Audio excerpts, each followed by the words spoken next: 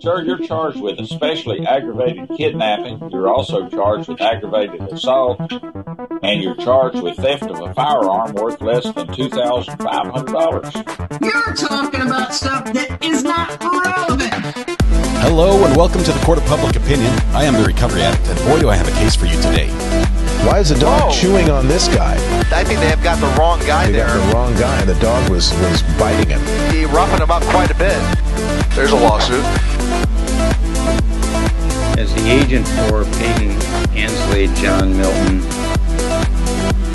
you are indicating to me that you're quite familiar with Peyton Ansley, John Milton, and that's basically you. Is that correct? I am the agent authorized to represent Peyton Ansley, John Milton, as written in all capital letters. All right, and you understand for my purposes, though that language doesn't make any sense. So No, I do not. I understand? Okay, well, I'm telling you that. And so I am, until you disabuse me of the motion, or the notion, I am inclined to believe that you are both the agent and the person. So. And it's I'm not a person, I am one of the people, thank you. Oh, there it is. Thank you. Not a person, I'm one of the people. Welcome to the Court of Public Opinion. I'm the Recovery Addict. Good morning. Good morning. Sorry I'm late. I was busy hand feeding my cat rotisserie chicken, because apparently that's how it eats now. So, wasn't the good pieces, though. It wasn't the good pieces rotisserie chicken. We saved that for my salad. Someone with more experience.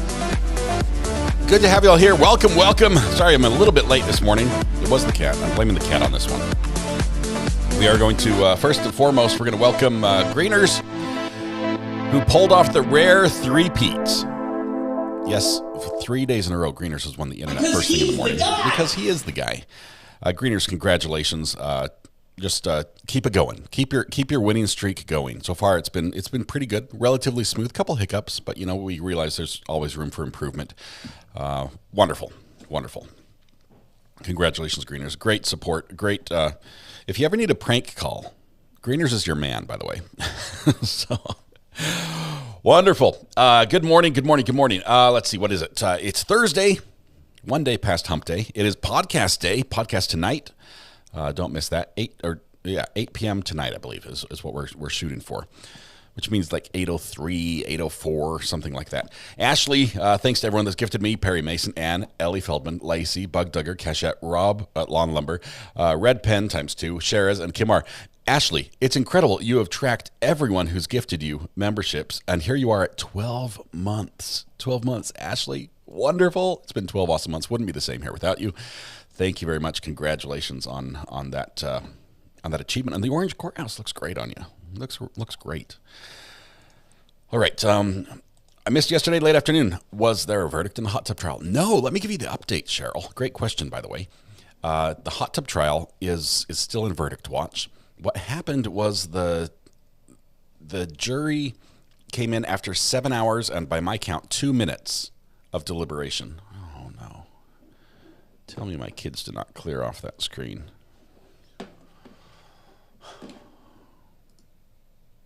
They did.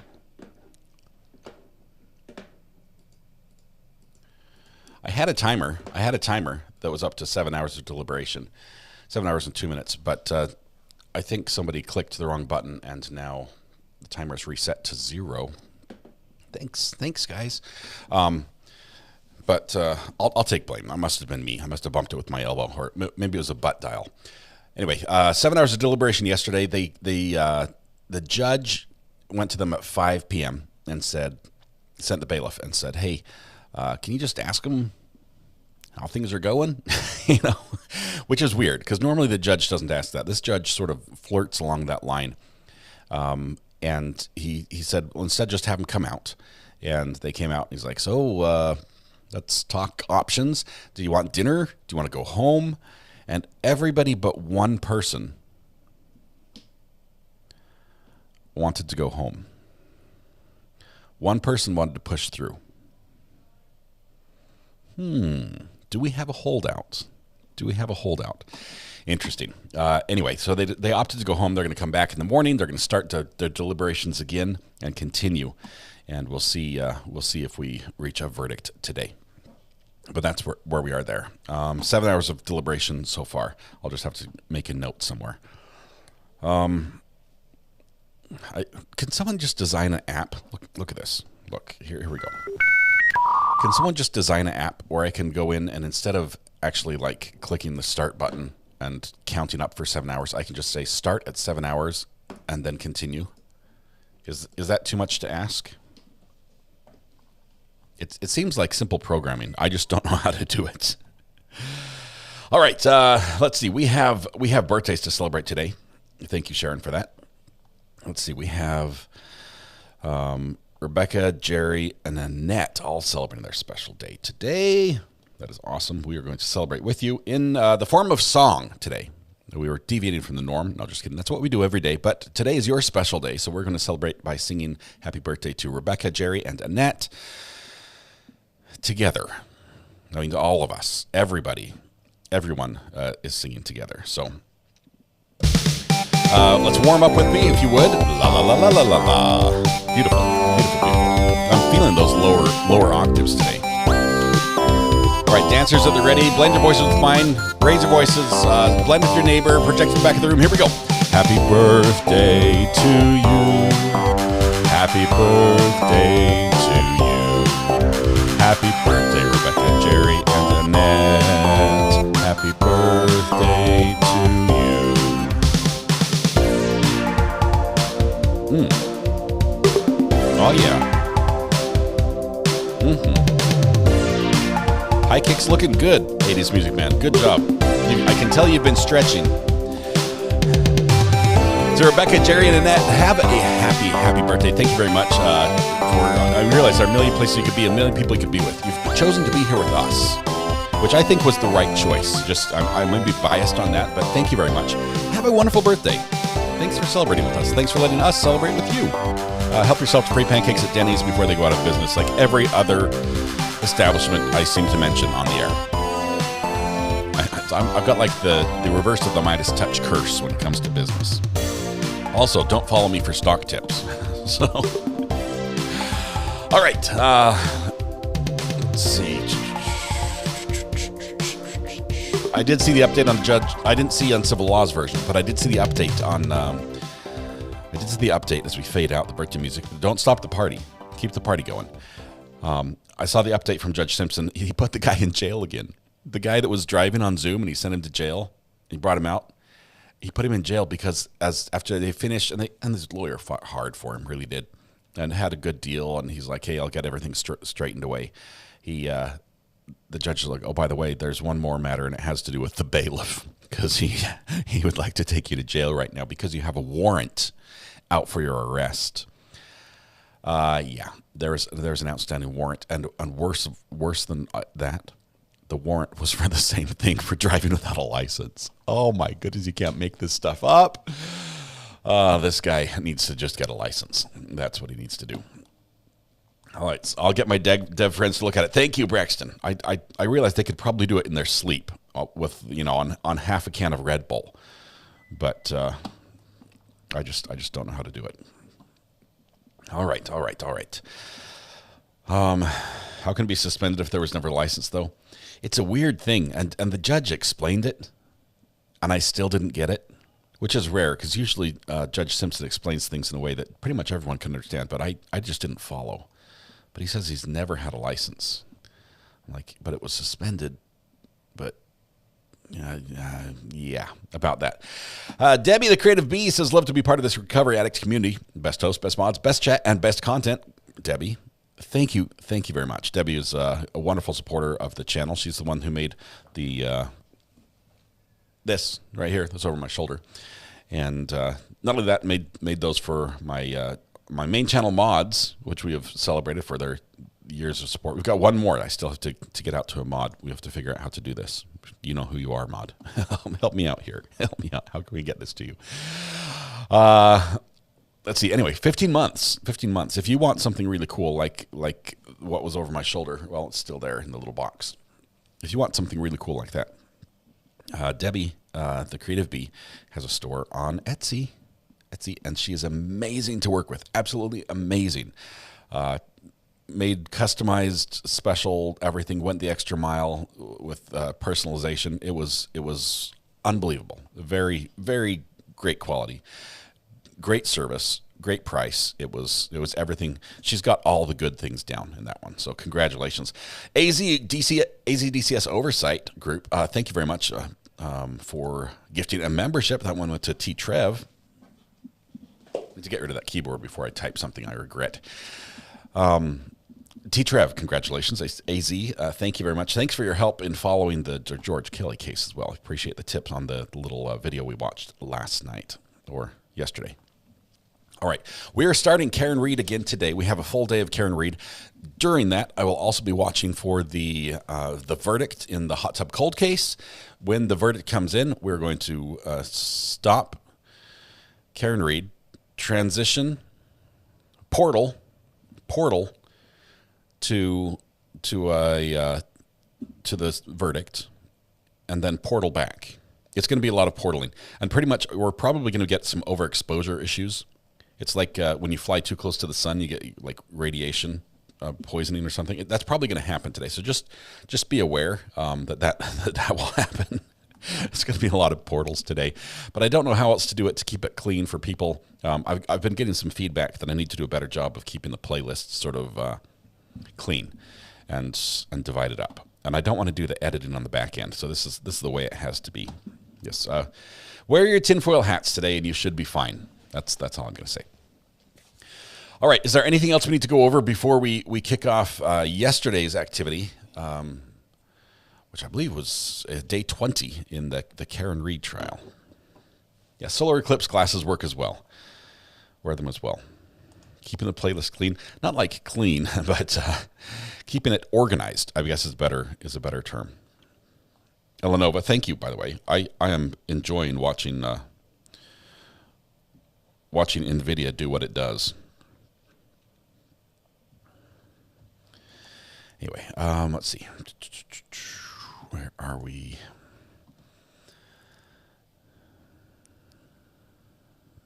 Rhonda says, a quick skim through your Etsy account, the Creative Bee. Cute stuff. I'll be back later to look at the whole shop. Wonderful. She does a good job. It's really good.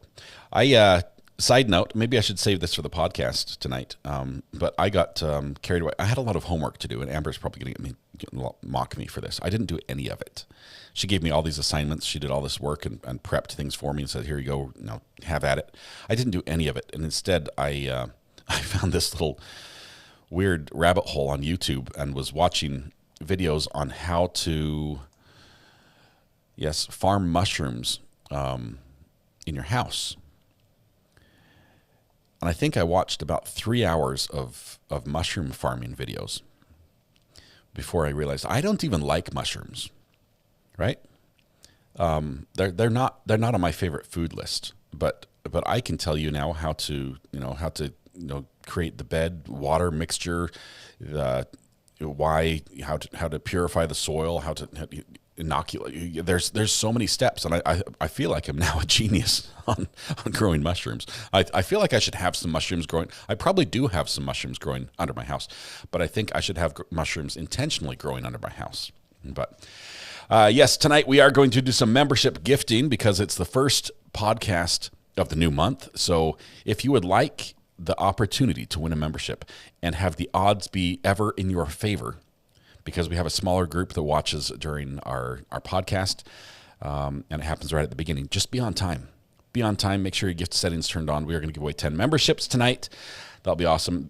Just to kick off the festivities. It will be a lot of fun. Kim R, member for 12 months, says, yay, I'm orange. You did it. Today is the day. Love it here. Thanks to my previous generous gifters. Kim, congratulations. Thank you very much. I know you've been counting down the minutes until that happened. That is just awesome. Were you in the wrong YouTube account? No, I was in the right YouTube account, which is funny because as soon as I share a YouTube video with you guys and we get the little pop-up screen for here's suggestions on what to watch next. It's going to be straight mushrooms. I tell you, it's going to be just like Seattle farmers market videos. That's all it's going to be. It's going to be great. Let's see. All right. Let's get going, shall we? I have nothing else to. Ashley's like, I lose my courthouse at 9:34 a.m. I'm going to use every last bit of it. If Ashley is spamming chat, that's why. We'll see if we can get you back in green shortly, maybe tonight. It's a holiday here in Sweden, and Angela has brought croissants filled with cheese. Thank you very much. That's appropriate. Let's kick off Karen Reed's trial for today. Let's get some audio. Are we good there? We're good here. Ready for 2. Turn that off. This one on. Reset that.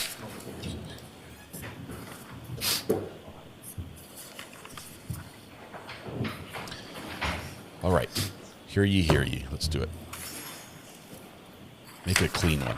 It was on camera and everything.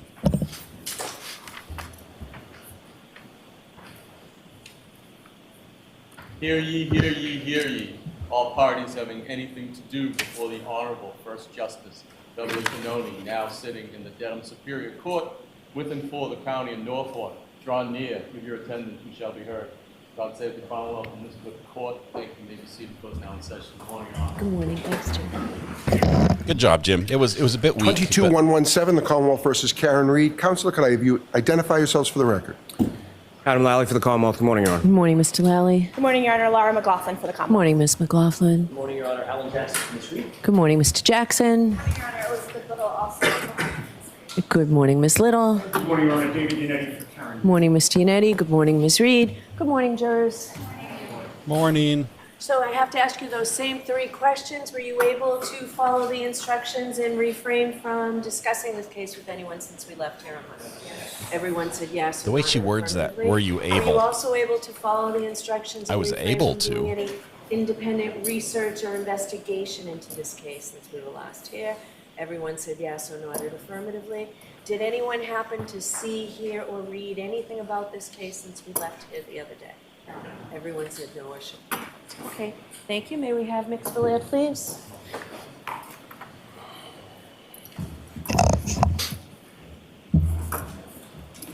Just watch your step again. Name, stand, and face the clerk.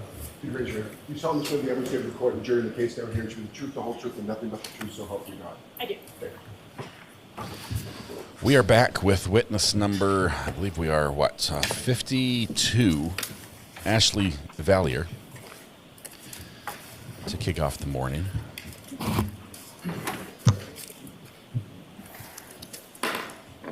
you spell your last name?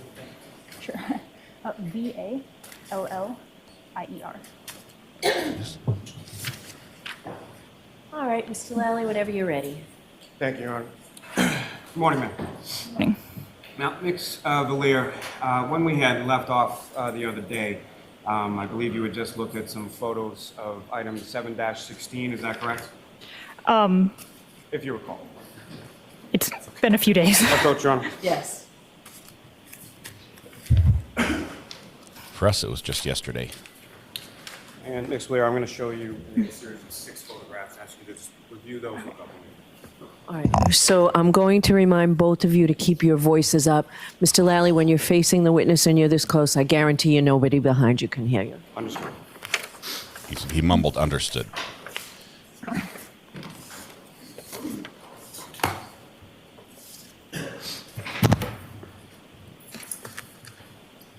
Hey, Ms. Valier, do you recognize what's in those photographs?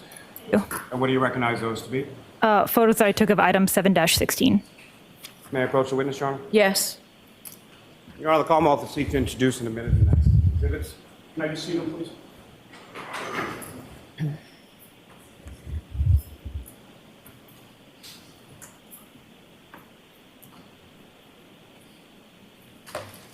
No objection.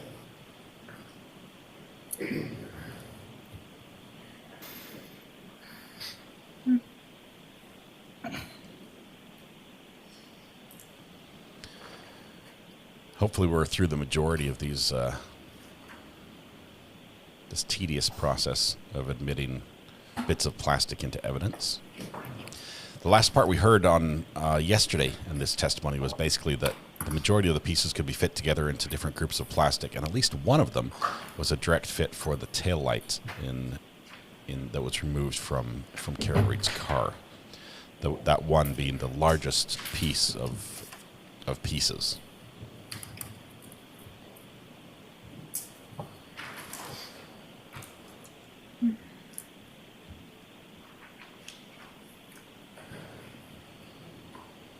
Your Honor, for the record, those are exhibits 332, 333, 369, 370, 371, and 372. Thank you. Yes, 332 and 333, which skipped over. Madam Court Reporter, can you keep your voice up for the rest of us? Thank you, Your Honor. With the court's permission, may I have those published for the jury? It's like making an IKEA furniture item. You know, you have lots of leftover pieces when you're done. 2059.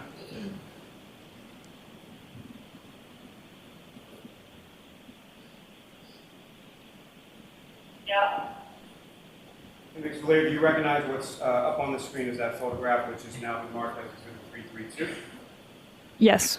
Is that one of the items from 7-16 next to a ruler with the measurements corresponding to that item? Yes. It's about 1 3/4 piece of taillight. And Ms. Gilman, if I could have photograph 2081.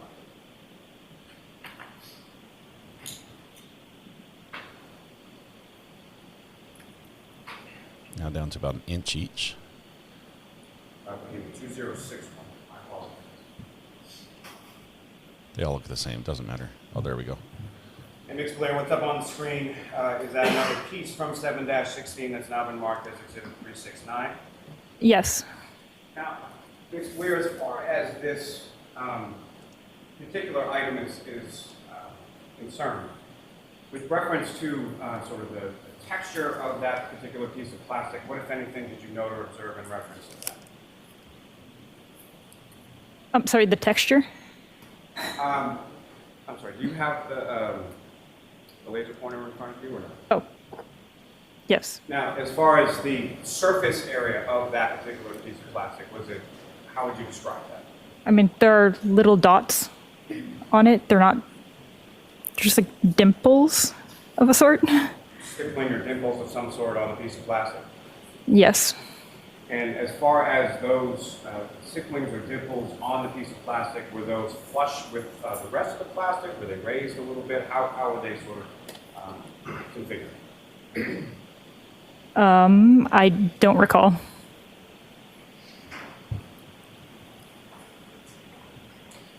And Ms. Gilman, if I could have photograph 20. That would be hearsay. Forgive me, Your Honor. And any statement outside of a court is a hearsay 064. statement. But unless it had an exception, like it was something that was. And again, Ms. Blair, what's up on the screen has now been marked as exhibit 371. Do you recognize that? I do. And that is another. Her dad, I don't think would come in, but Karen's could easily. From item 7-16. Is that correct? Correct. Thank you. Your Honor, may I approach the witness? Yes.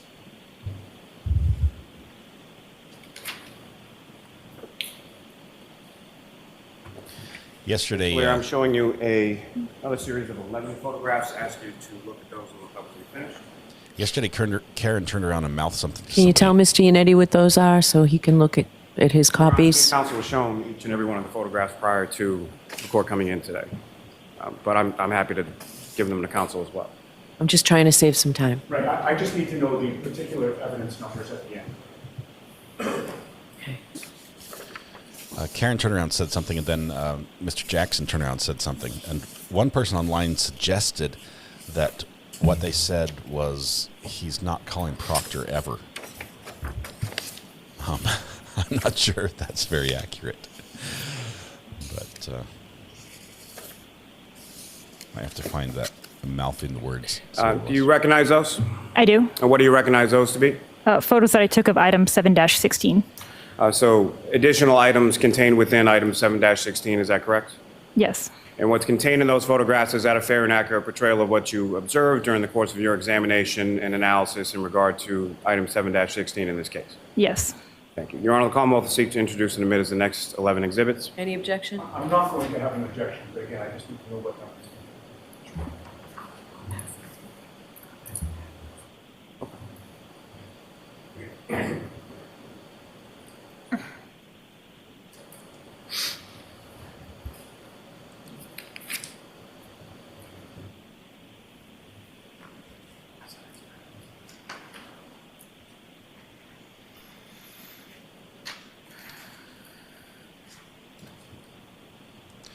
We still are waiting for the deliberation to continue in the Karen Swift murder trial.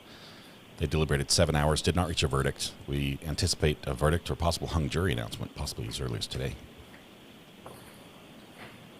Mm-hmm. So that's 373 through 380 for your. Thank you. And Your Honor, with the court's permission, if I could publish some of the photos from this packet for the jury. Okay.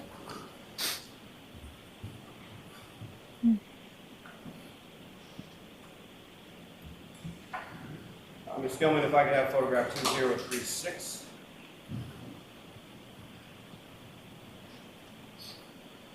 And Ms. Blair, do you recognize what's up on the screen as Exhibit 373? That was one of the photos I just looked at. And as far as the evidence bag containing items from 7-16, is that correct? Yes. And Ms. Gilman, if I could have 2039.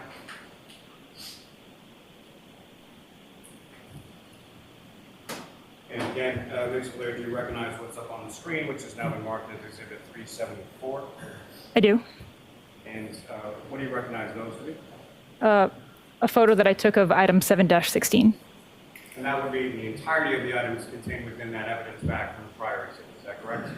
Yes. And Ms. Gilman, if I could have 2051.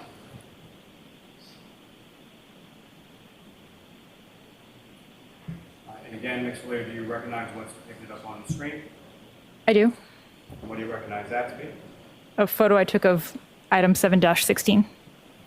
And in particular, one of the... Can you speak up a little, sir? Yeah. And a little Yes. slower? Thank you. In particular, one of the red plastic pieces from item 7-16, is that correct? Yes. And for the record, Your Honor, that's Exhibit 376. Okay. And Ms. Gilman, if I could have photograph 2053. And again, Ms. Blair, do you recognize what's up on the screen, which has now been marked as Exhibit 378? Just received word that Rex Heuermann, the suspected One of the Gilgo photos Beach that I took of serial item killer, 7-16. was just charged with 2 more deaths, the deaths of Jessica Taylor and Sandra Costilla.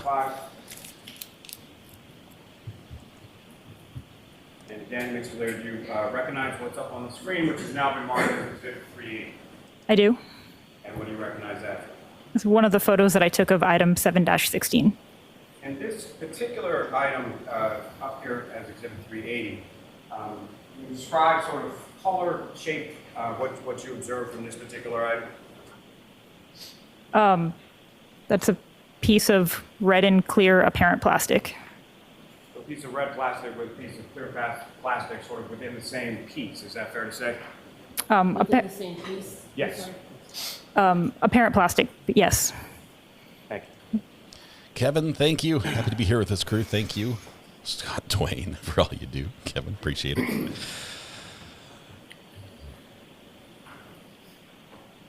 Now,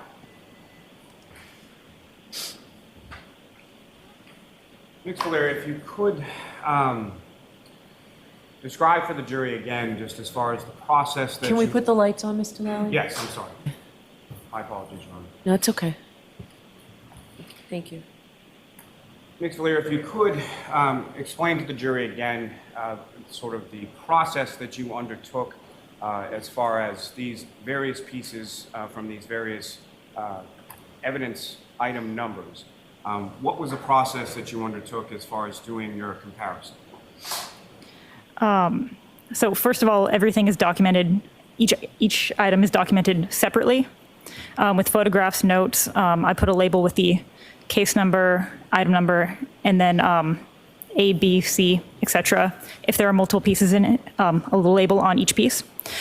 I look at the photos to see if there are any similarities, dissimilarities, to see if there are any potential pieces to compare. And then if I do think that there are pieces that could be compared, I'll open those items and keep them all separate, and then look at them in real time to see if it does actually look like they could be consistent before I bring them close together, and if it still looks like they are. they could be consistent, then I'll bring them together to see if there is an actual mechanical fit, and then I'll document that and look at it under the stereo zoom. And the Thank you, device Lenora. or the instrument that you're looking at, again, could you describe for the jury again what that is? So the stereo zoom is also called the stereo microscope. It's a microscope that is on a stand, so you can put larger pieces of evidence underneath it. Now, as I far as watched that that. initial It's sort crazy. of looking at things together, are you doing that, how are you sort of organizing that? Is that by item number, by color, or by something else? I did this by color because it seemed the easiest way to organize all of these pieces.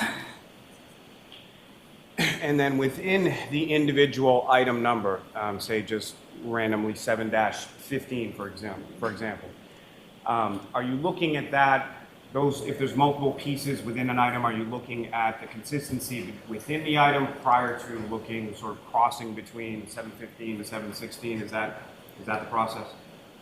Sorry, could you repeat the question?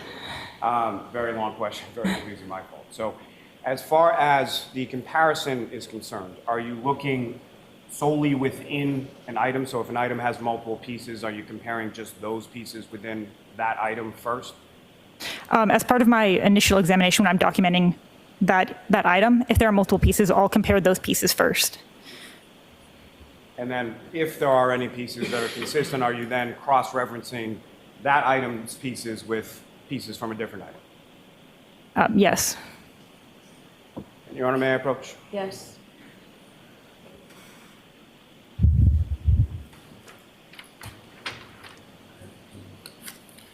Ma'am, I'm showing you another series of 19 photographs. Just ask you to review those and look up. You guys are hilarious. Ashley just lost her courthouse.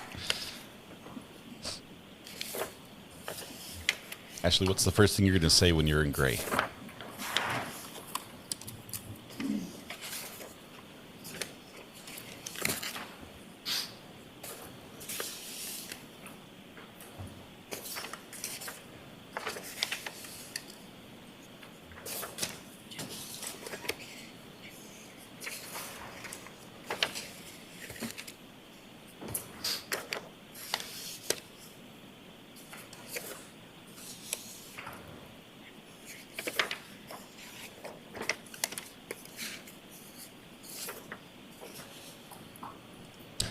Cold. Lenova just gifted 5 memberships. Thank you, Lenova. We're holding your space. We're holding your space. Maybe we can hit you tonight with one of the 10 memberships.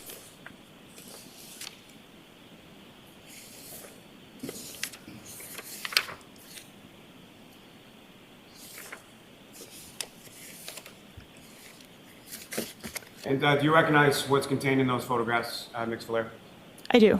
And what do you recognize them to be? These are photos from my case of either within the same item that had a mechanical fit that I'd then taped together, or of mechanical fits from between different items. May I approach, Your Honor? Yes. Commonwealth will seek to introduce in a minute as the next 19 exhibits. No objection, but have I seen those yet? Adam is being mean to Ashley. I was going to hand them to you after they were marked. I don't think we have slow mode on right now. We don't need it. Ashley, we're looking out for you. No slow mode right now. Adam was timed out for 10 seconds. Thank you, Amber. Adam, you're hilarious.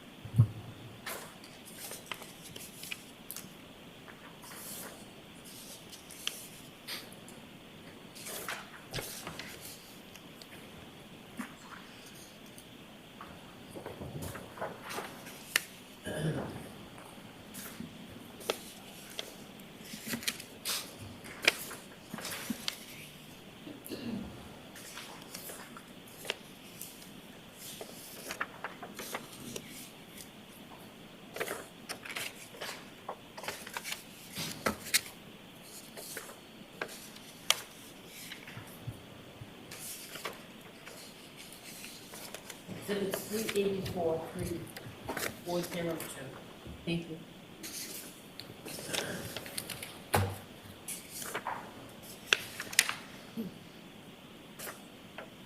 May I speak with counsel for 1 second?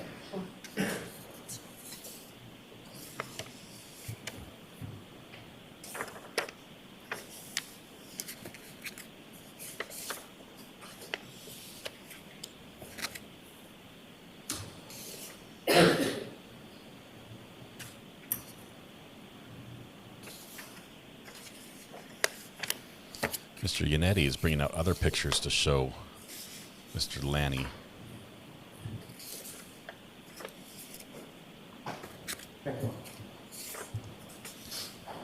Braxton, thank you for gifting a membership.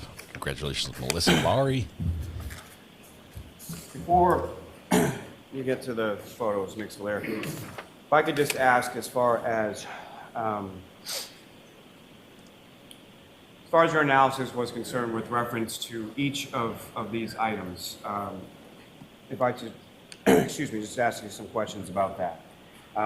Starting first with item 3-1, that was the passenger side taillight housing, is that correct? I believe so.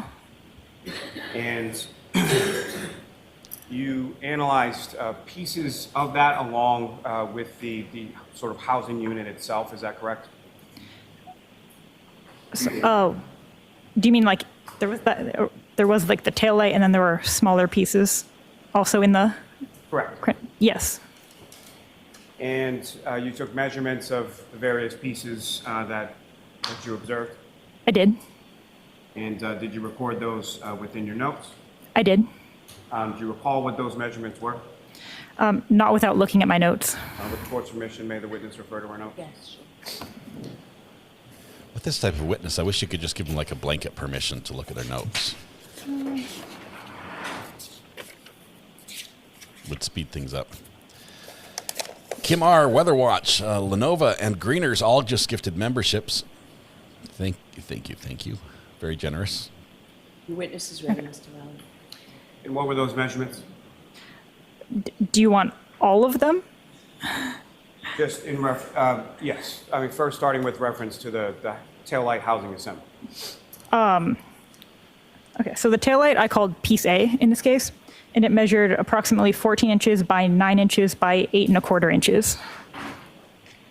And then which of the pieces that were contained within that sort of taillight evidence bag did you compare to the taillight housing itself? So there was a lot of like very, very small pieces that I took pictures of, but they were very, very small, so they were not suitable for comparison, so I didn't look at those.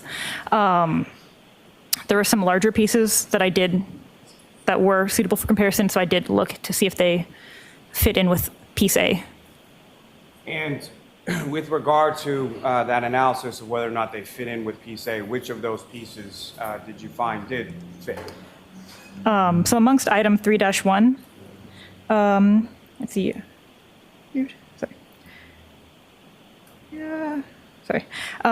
Piece A and piece B fit together mechanically, and then piece A and piece F fit together mechanically. F is in Frank. F is in Frank, yes. And it may be pretty apparent, but if you could, Mix Flair, just expound upon what you mean when you say they fit together mechanically. So when things break, they break in a like unique pattern. Like it's pretty different every time. So a mechanical fit is bringing two things with broken edges together to see if they were originally part of the same item. To see if they if the broken edges align, and if they do, then that's a mechanical fit. It's building a puzzle. Now, turning your attention puzzle. to item 7-5, you looked at those various pieces together as well, is that correct? I believe so.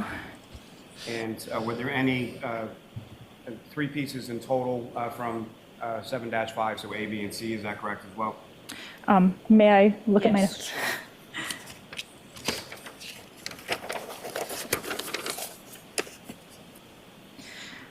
Yes. And what, if any, match did you find with within item 7-5? There were no mechanical fits amongst those 3 items, or 3 pieces of the item. And with reference to item 7-6, there were 2 pieces, A and B, within that. Is that correct? May I? Okay. Okay. Did you hear what she just said? The pieces didn't fit together. Yes. And were there any physical matches within those 2 pieces of item 7-6? No. Now, turning your attention to item 7-8, do you recall how many pieces were contained within that? If I may look at my...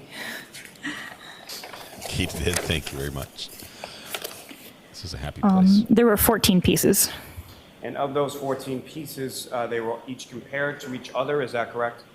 Correct. And what, if any, mechanical fit did you find between the pieces contained within 7-8?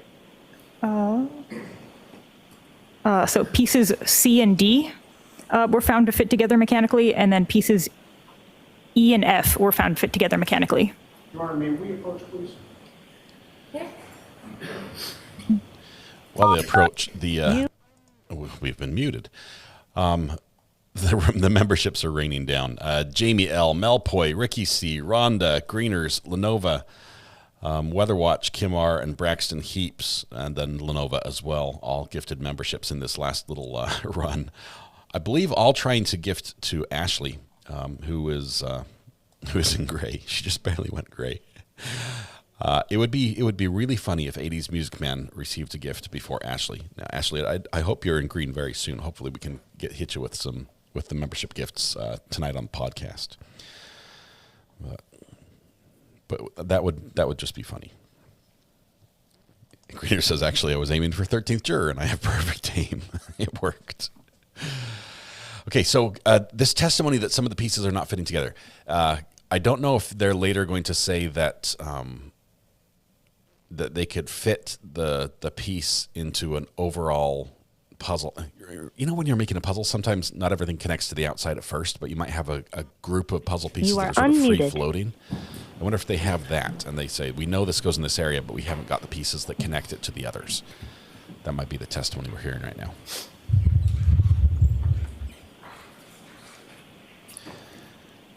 Danny Austin, thank you for gifting a membership as well. Nick Blair, turning your attention to item 7-9. You analyzed 3 pieces from that, is that correct? Go ahead. Okay. You know what, Mix Valair, you can just look the whole time. Thank you. Thank you. Sorry, could you repeat your question? How many pieces were contained again within item 7-9? 3 pieces. 7-9.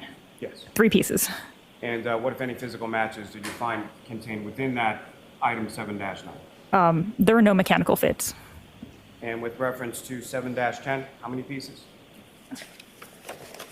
Teresa gifted us the membership. 1 piece. That went to Katie, did. And with reference to item 7-11, how many pieces contained within that? 6 pieces. We've got to be close to the 45 and what, if any, pieces. physical matches did you find contained within 7-11? There were none. In 7-11, how many different colors of pieces were contained within 7-11? There was black, red, and colorless apparent plastic. Now, with reference to item 7-12, how many pieces were contained within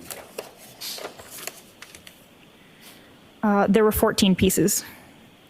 And of those pieces, again, how many different colors or how many different colors of pieces were within 7-12? They were all colorless. How many? From those, what, if any, mechanical fits did you observe or did you find within item 7-12? Okay. So there were 3. Do you want me to say all the pieces that fit together? Please. Okay. So pieces B, C, D, F, and K all fit together. Pieces E and I fit together. And pieces M and N fit together. Now, turning your attention to item 7-13, how many pieces were contained within item 7-13? 3 pieces. And how many different colors of items were contained within 7-13? It was red and black apparent plastic. What, if any, physical matches did you find within item 7-13? There were none. Turning your attention to item 7-14, how many pieces were contained within that? There was one piece. And what color was that one piece? It was colorless. And turning your attention to item 7-15, how many pieces were contained within that? There were 8 pieces. And as far as those 8 pieces, how many items were of different color? What color were they? They were red and colorless apparent plastic. And of those 8 pieces, what, if any, mechanical fits did you find within that? So piece F and piece H were found to fit together. And turning your attention to item 7-16, how many pieces were contained within 7-16? There were 7 pieces. And of those 7 pieces, what, if any, differences in color were the 7 pieces within 7-16? It was red and colorless apparent plastic. And of those pieces, what, if any, mechanical fits did you find within 7-16? So pieces A, C, and D fit together mechanically. Now, with reference to those pieces, once you did those inspection from or analysis from the individual items, what, if anything, did you do with those individual items with reference to the taillight housing? So before even comparing it to the taillight,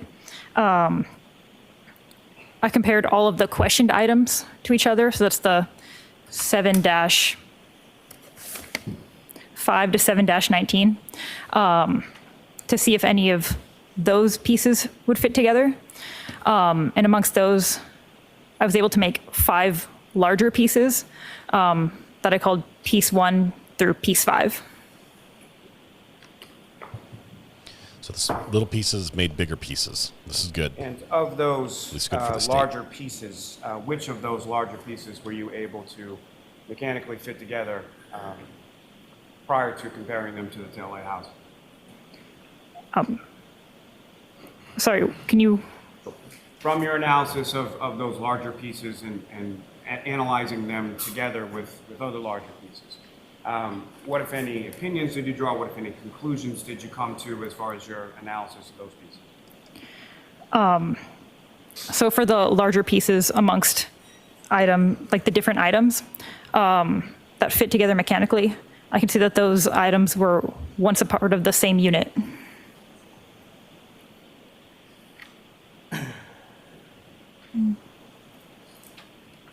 And so I guess what I'm asking, Ms. Valier, is with reference to, say, item 7-6 or 7-5, were the items in and of themselves, which of those items were you, if any, were you able to find mechanically fit with each other?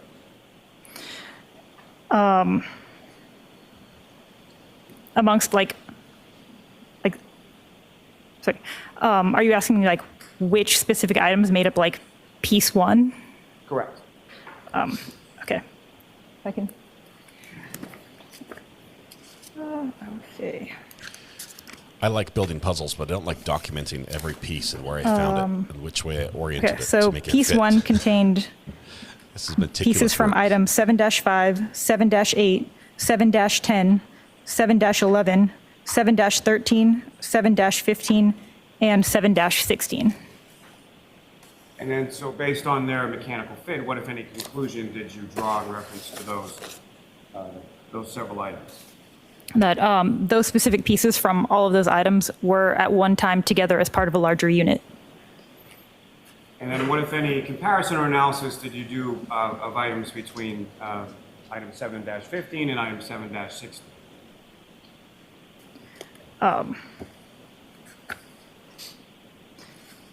So pieces from item 7-15 and 7-16 were part of piece 1. I could look through my notes and see if they're a part of any of the other pieces that I fit together.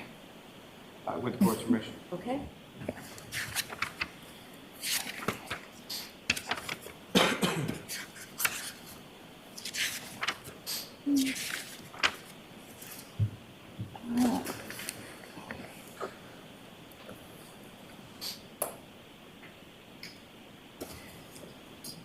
Okay, so piece 2 consisted of pieces from item 7-15 and 7-16.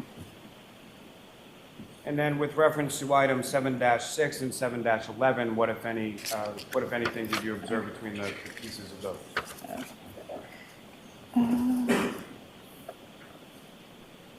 Okay. So piece 3 consisted of pieces from item 7-6 and 7-11. And similar to what you had described before with 7, 15, and 16, as far as them mechanically fitting together, and now I'm talking about 7-6 and 7-11, what, if any, conclusions did you draw in regard to that?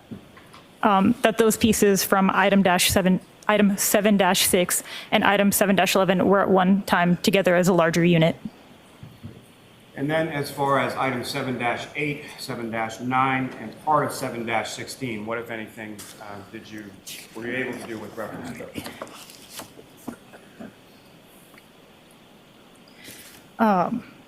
So piece number 4 consisted of pieces from item 7-8, 7-9, and 7-16. Can I make a little prediction here? Fitting those pieces together, again, what, if any, conclusions did you come to in reference to those items 7, 7-8, 7-9, and 7-16? That those pieces from item 7-8, 7-9, and 7-16 were at one time together as a larger unit. In the next couple of years, this witness's job will be taken over by a computer. In reference to item 7-12 and 7-14, what, if any, because they're so much better at doing this matching work than humans are. Pieces from those items?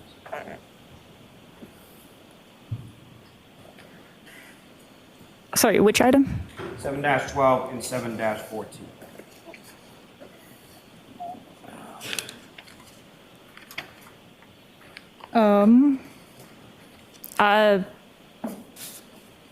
I have item 7-11 and 7-12 that fit together for piece number 5. And Your Honor, with what's now been marked as exhibits 384 through 402, if I could ask to publish some of those to the jury. Yes. Ms. Gilman, if I could have photograph 2069.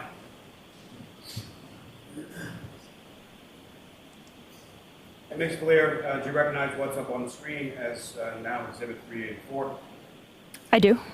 And what are we looking at here? Within item 7-16, those are pieces that were mechanically fit together. It's a big chunk of taillight. And Ms. Gilman, if I could have 2096.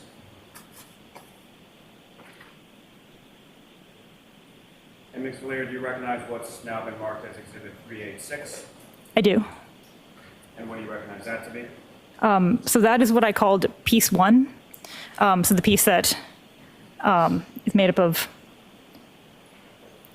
apparent plastic pieces from many of the different items. And Ms. Gilman, if I could ask you to just zoom in a little onto the middle of that photograph. What exhibit number is this, Mr. Lally? Yes, Your Honor, this is 386. And from sort of this zoomed in version of 386, Ms. Blair, are you able to now see some of the stickers or the evidence stickers that you would put labeling each of these pieces? Yes. And if you could, just using the laser pointer, draw the jury's attention to where those would be within this photograph. So these labels right here are the labels that I put on each piece individually when I initially examine it. So all of the little white labels. And Ms. Gilman, if I could have 2097. Ms. Blair, do you recognize what's up on the screen and what has now been marked as exhibit 387? I do. What do you recognize that to be? That's still piece 1. It's just from a different angle.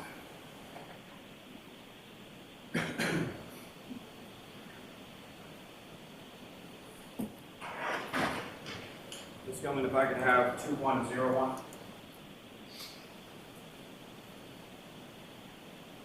And Ms. Blair, you recognize what's up on the screen now that has been marked as exhibit 390? I do. What are we looking at here?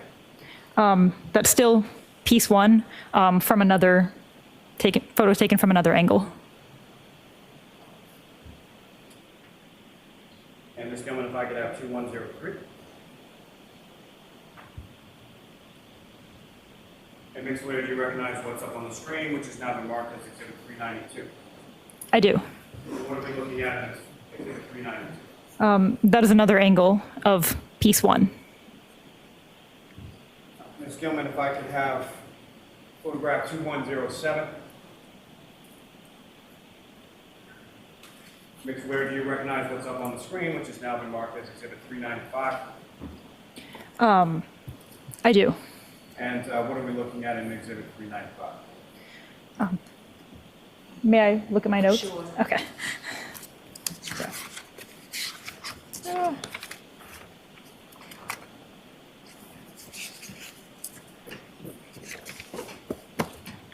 Okay. So that is piece 2. And Ms. Gilman, if I could add 2110. Ms. Gilman, if you could just zoom in a little bit on the stickers on this photograph. And Ms. Blair, do you recognize what's up on the screen, which has now been marked as Exhibit 398? I do. There's a lot of What do Scotch you tape. recognize that? That is piece 3. And Ms. Gilman, if I could have photograph 2111. And Ms. Gilman, if you could zoom into the stickers. Thank you. Ms. Valier, do you recognize what's up on the screen, which has now been marked as Exhibit 399? I do. And what do you recognize that to be? That is piece 4.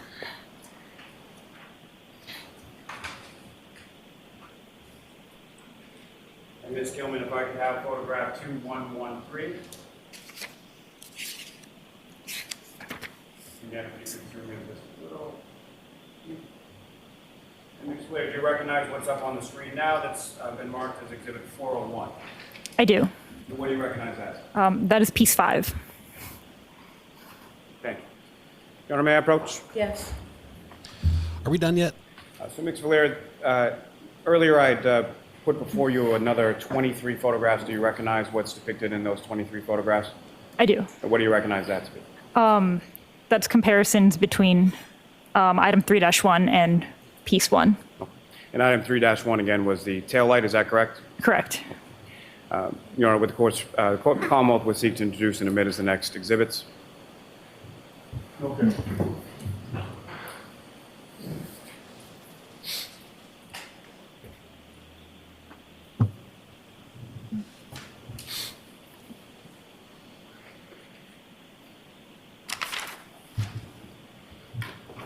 Thank you, Britta.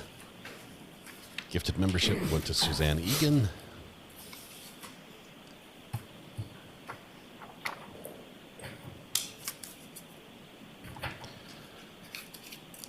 Are we to cross yet? I think cross will be relatively brief for this witness. I anticipate questions like, can you tell when it was broken?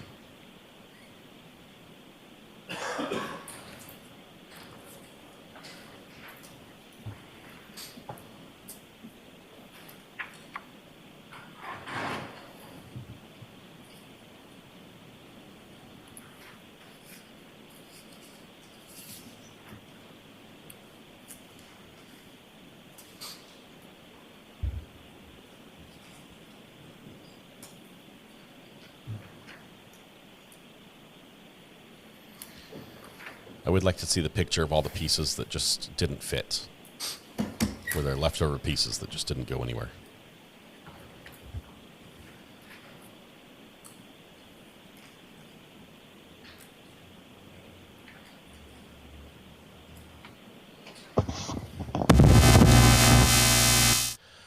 What in the world?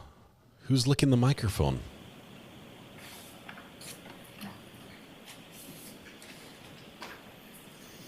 That was terrible.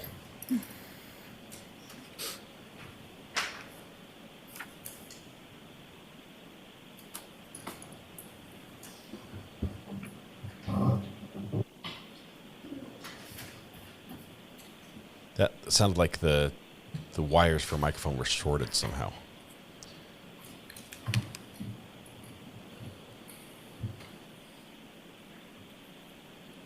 We're slowly panning around the room trying to see who's going to talk next.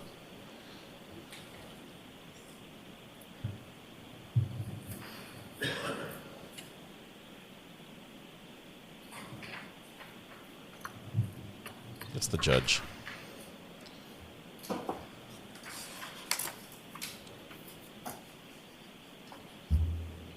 Exhibits 403. Nope.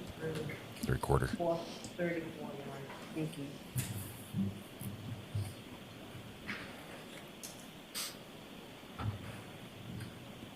Thank you. Your Honor, with the court's permission, if I may publish some of these photographs for the jury. Yes. I find it hard to believe there are pictures of taillight we have not seen yet. Ms. Gilman, if I could have photograph 2156.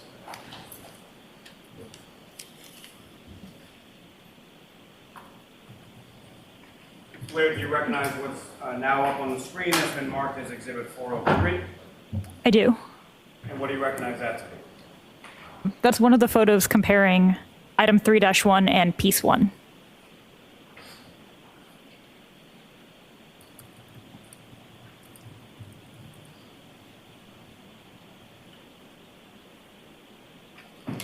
Ms. Gilman, if I could have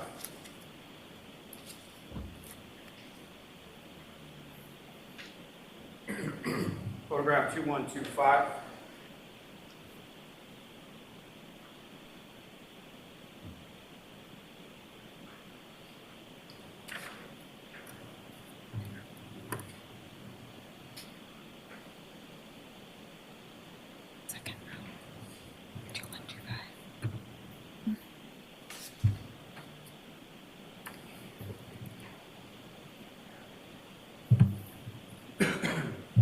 And Ms. Blair, do you recognize what's up on the screen, which has now been marked as Exhibit 411?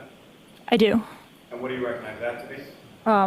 That's the contents of item 3-1. And that's prior to you. At what stage of this analysis or comparison process is that? So that's when I initially looked at item 3-1. Thank you. Sorry, if I may have a moment. Yes.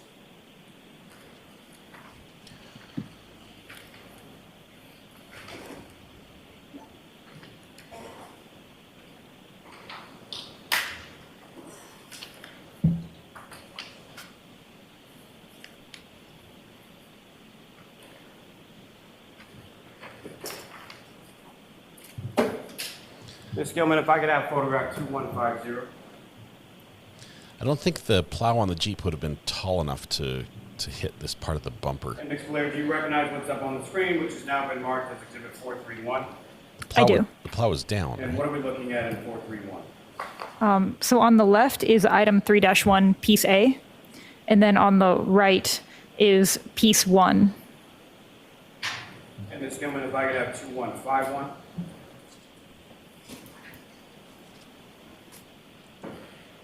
And Ms. Blair, do you recognize what's up on the screen, which has now been marked as Exhibit 432?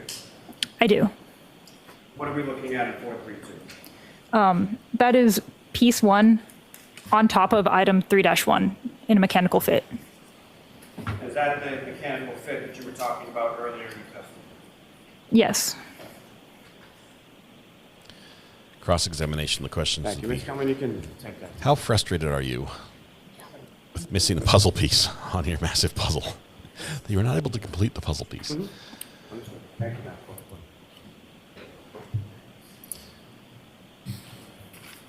you. Ms. Blair, in reference to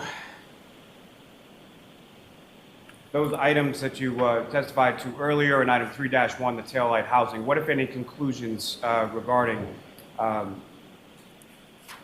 those items as far as a physical match? What, if any, conclusions did you come to? That item 3-1 and the pieces that make up piece 1 were at one time together as a larger unit. Thank you very much. I have no further questions. May we approach Ron? This is not a witness you're going to be impeaching as far as testimony goes. This is very much physical evidence. This is puzzle pieces fitting together and in a way that is very unique, right? The only thing you can do is introduce some doubt here as far as the defense team goes and say, you might ask questions. Does it appear that there were multiple impact points? Can you see? Did any of your analysis of these indicate that these were may have been broken in a sally port as opposed to on a street? I don't know. These questions will be overruled or objected to, but there's not really a ton else you can do. The pieces fit. Greeners gifted a membership. Went to Sushi Addict. Thank you very much, Greeners.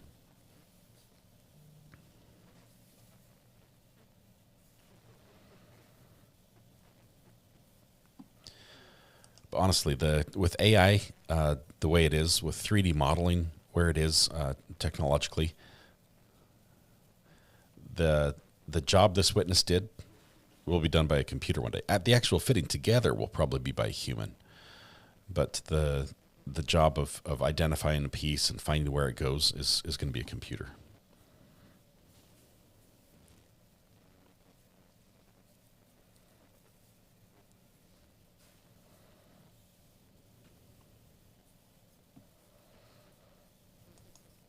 I think his body broke the tailgate and he was thrown into the plow.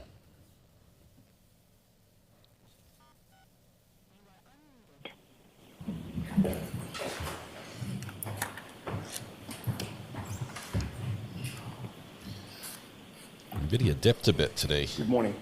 Good morning. A couple percent. You have testified that when evidence comes into the crime lab, it's given crime lab evidence or item numbers, correct? It's given a case number, and then each piece of evidence gets its own individual item number. Okay, and if you just keep your voice up, because we want to make sure that the last jurors here can hear you. Consistent with that policy, the evidence that your lab received in this case was also given those item numbers, correct? Correct. So I'd like to ask you about one particular item number in this case, 7-18.18. Would you agree with me, and feel free to check your records, but would you agree with me that that was the item number given to, quote, debris from orange t-shirt and gray long sleeve shirt, end quote? You can go ahead. Okay. And again, it's 7-18.18.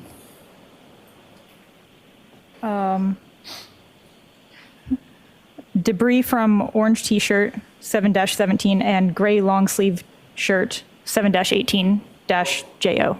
Terrific. Item 7-18.18 did not include the orange t-shirt itself, correct? No.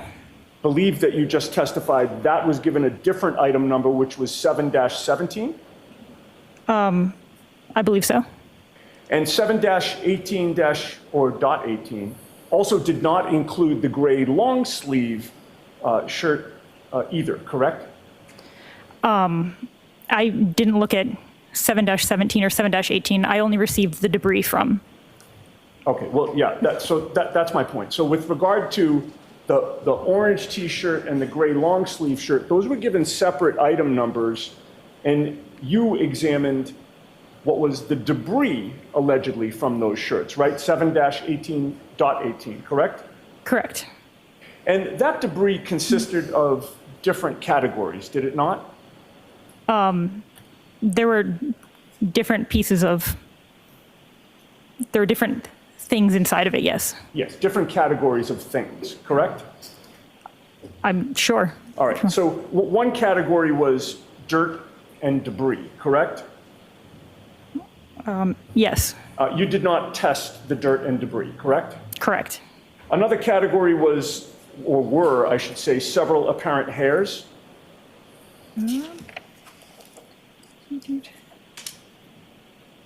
Yes. And you did not test those hairs, correct? Correct. And another category, I believe you've already testified to, consisted of several pieces of red apparent plastic and one piece of clear apparent plastic that measured 1/8 of an inch by 1/16 of an inch. Is that accurate? Okay, so there were several pieces of red apparent plastic and then one piece of clear apparent plastic measuring approximately 1/8 of an inch by 1/16 of an inch. Yes. Okay. And I apologize for continually reminding you, but I'm just mindful that everybody needs to hear you. So to the best you can, if you can just keep your voice up, I'll try to do the same. So when those several pieces of apparent red plastic and one piece of apparent clear plastic came into your possession, those pieces were obviously not embedded in either shirt when you examined them, correct? I don't know. I didn't examine the shirt. Well, so to my question, the pieces that you saw were not embedded in a shirt when you examined them, correct? Correct. And again, that's because you never took possession of any shirt in this case, correct? Correct. The pieces were loose and they were not embedded in anything, correct? The pieces were, well, I examined the debris from the shirt. I don't know what the person who packaged it did to collect that. Okay. And so it goes without saying that you never saw those pieces on either the orange shirt or the gray long sleeve shirt, correct? I did not. And you obviously had no control over how the evidence was handled before it came into your possession, correct? We have a chain of custody in the laboratory, but I did not follow the evidence as it went through the chain. Okay, and we'll talk about the chain of custody in a minute.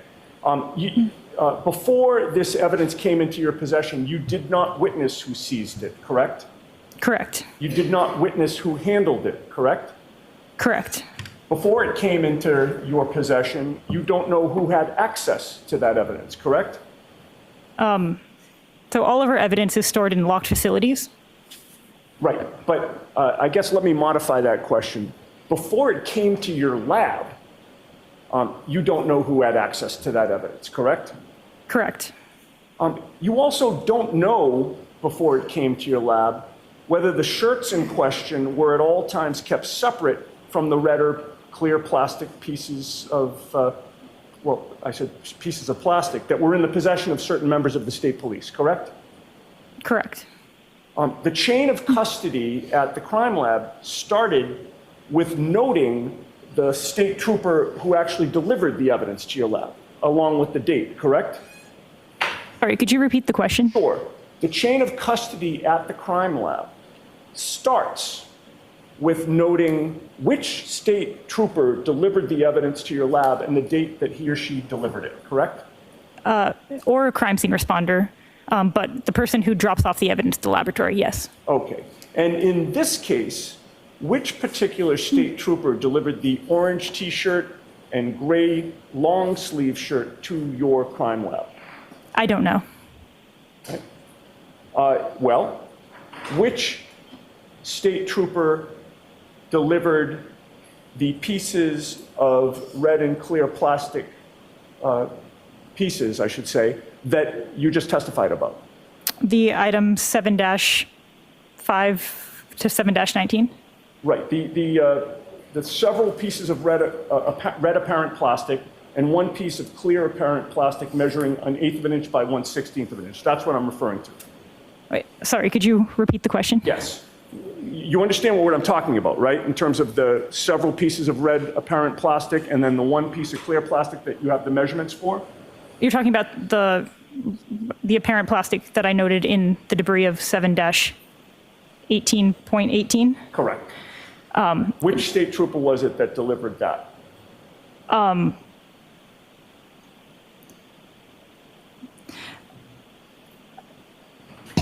Do you know? Sorry, that's like that's an odd question. I'm sorry, I don't know if you want her to repeat it, Ms. Giannetti. Go ahead. You have to repeat that, please. So evidence is submitted to... what you just said that he missed. Oh, I said that's kind of an odd question. Oh, not for me. So... Do you have a record of that? A record of what? A record of which state trooper delivered that debris to the lab. So it wouldn't be delivered as like debris. It would be delivered as the individual piece of clothing, which then got assigned item 7-18, I believe. And then as someone analyzes it, each offshoot of that piece of evidence gets a 7-18 point something. She's avoiding the question. So the debris collected from that shirt is 7-18.18. Okay, all right. Listen, when those several, actually, let me strike that.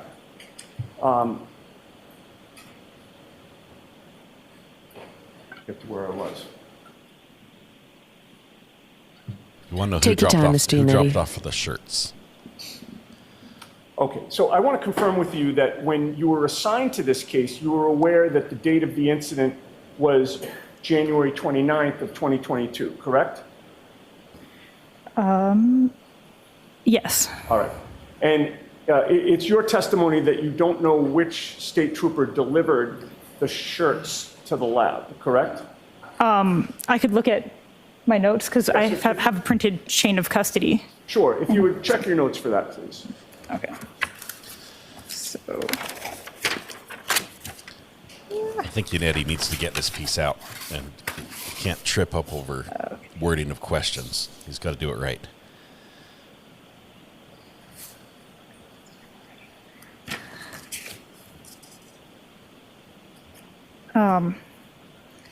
Okay, so submission 7, which is everything that's item 7- in this case, was submitted by Trooper Michael Proctor. Boom! I believe. Oh, that was the answer to my last question. Thank you. How long after January 29th of 2022, according to your records, did Michael Proctor deliver that clothing to the crime lab?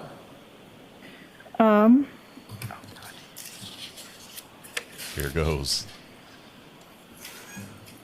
It was delivered on March 14th, 2022. Okay, so about 6 weeks or so after January 29th, is that accurate? Sure. Given that your lab received this evidence on March 14th of 2022, you can't testify to the chain of custody of the clothing or the pieces of plastic prior to March 14th of 2022, correct? Correct. And except for the tail light housing that was seized by Maureen Hartnett, except for that, your chain of custody at the lab for the 2 shirts plus the pieces of plastic in 7-18.18, that began on March 14th of 2022, correct? Correct. So between January 29th of 2022 and March 14th of 2022, you do not know what Michael Proctor did or didn't do with the orange t-shirt and gray long sleeve shirt, correct? Objection. I'll allow it. I don't know. 6 weeks. Okay. Now, I'd like to discuss with you, if I might, wasn't Proctor conflicted Michael off this? Proctor's submissions of the pieces of plastic that you've testified about. Your lab received from Michael Proctor several different evidence bags containing red, clear, and black pieces of plastic, correct? Correct. Some of those evidence bags contain relatively small pieces of plastic in them, correct? Correct. And some of those evidence bags contained larger pieces, right? Correct. The evidence bags that you received listed the dates of recovery of those pieces of plastic, did they not? I believe so. And the evidence bags that you received also listed the officer who recovered the plastic pieces, right? I believe so. And again, when you receive those evidence bags, whatever numbers are on them, your lab assigns them your item number, correct? Correct. So I'd like to ask you first about item number 7-8. Do you have a record of that?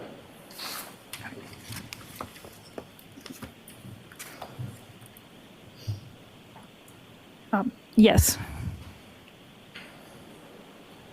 Now, that evidence bag, item number 7-8, contained multiple pieces of red, black, and clear pieces of plastic, correct?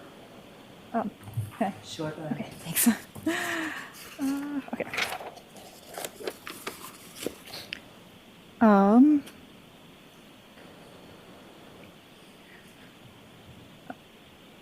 Contained 14 pieces of red, black, colorless, and silver-colored apparent plastic, yes.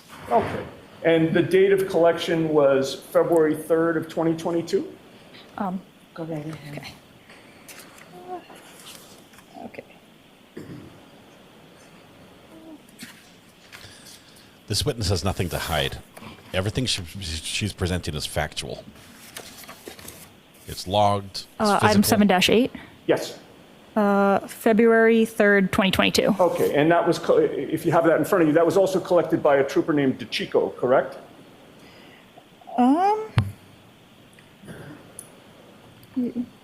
Oh, yes, correct. If I may approach, Your Honor? Yes. Lenova, thank you very much. So I show you a photograph. Can you identify what that is? Yes. What is that? That is the handwritten label on item 7-8. That would have been the evidence bag that your lab received and gave item number 7-8 to it, correct? Correct. And that appears to be an exact, photograph. I don't think of the there's an actual bag. objection to it, so we Yeah, can just that's put true. it in. Okay. May I offer that, Your Honor? Sure.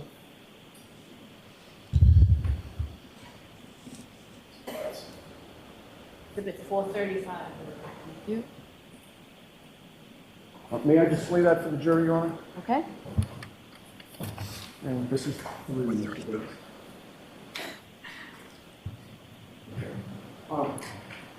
that is what I just showed you on the screen, correct?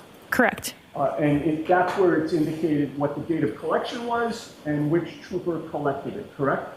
Correct.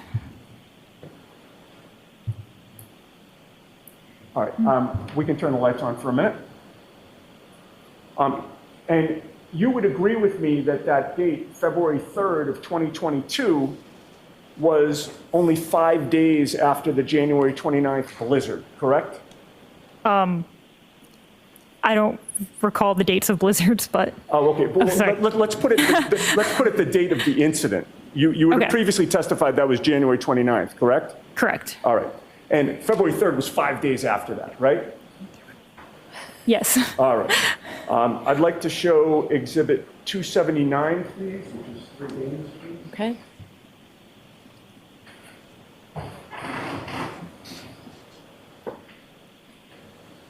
Now, Exhibit 279, which is displayed on the screen now, this is one of the photos taken of some of the contents of item 7-8, is it not? That's the entirety of the contents of item 7-8. Okay. You would agree with me that those were the pieces that were inside that evidence bag labeled February 3rd as the date of recovery 5 days after January 29th, correct? Correct. Okay. And you see that there are some relatively small pieces that were allegedly found on February 3rd, correct? Correct. All right. Now, Very small pieces. Your Honor, I'm continually showing photographs. We can turn the lights on and off, whatever the court's preference is. You can just tell the court officer when you want the lights turned. Okay, all right. So they get turned on for like a question or two, and then I turn them back off. But However you want to do it. that's fine. All right, February so 3rd, I'd like they to found contrast tiny some of pieces. those pieces with some of the pieces that were found days and weeks later by Michael Proctor. And I'd like to start first with item 7-13. This is, I'd like to display Exhibit 343, which, Mr. Bates, is item 5.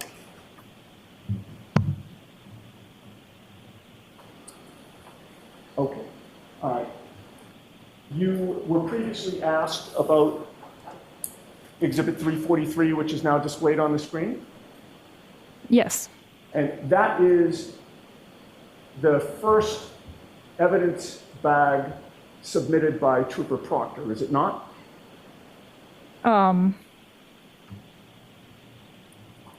So in mine, sorry. And you know what, let me rephrase that. He submitted evidence bags all at one time, correct? Yes. All on 314. So when I said the first evidence bag, I meant the earliest date of collection. I should have asked it that way. February 8th of 2022? You're going to make her go Sure, and I compare don't against everything? know all of the dates that each item was collected on. Okay, but in any case, those, according to the evidence bag that you received, the contents of that bag, which were, again, pieces of plastic, correct? Pieces of apparent plastic. Pieces of apparent plastic. Those were found 5 days after the pieces that you previously testified were found by DeChico, right, on February 3rd? Correct. All right. And February 8th was now 10 days after January 29th, correct? Correct.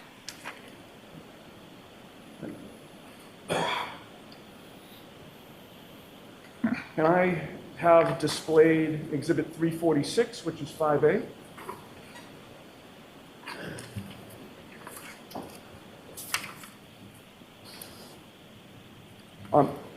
Okay, looking at Exhibit 346, you will agree with me that this particular piece found on February 8th by Trooper Proctor was quite a bit larger than many of the plastic pieces that had been found by Trooper DeChico 5 days earlier on February 3rd, correct? I mean, there were a variety of sizes of pieces on the other one, but that is a large piece. What is that? Approximately 4-ish inches? 4 or 5 inches. Right, but my point is, Exhibit 346, what's displayed, that plastic piece, is quite a bit bigger than the small pieces that were contained in DeChico's collection, correct? Then some of those pieces, yes. Okay. Now I'd like to move on to item 7-15, and if I could show Exhibit 352, please, which is item 8, Mr. Bates.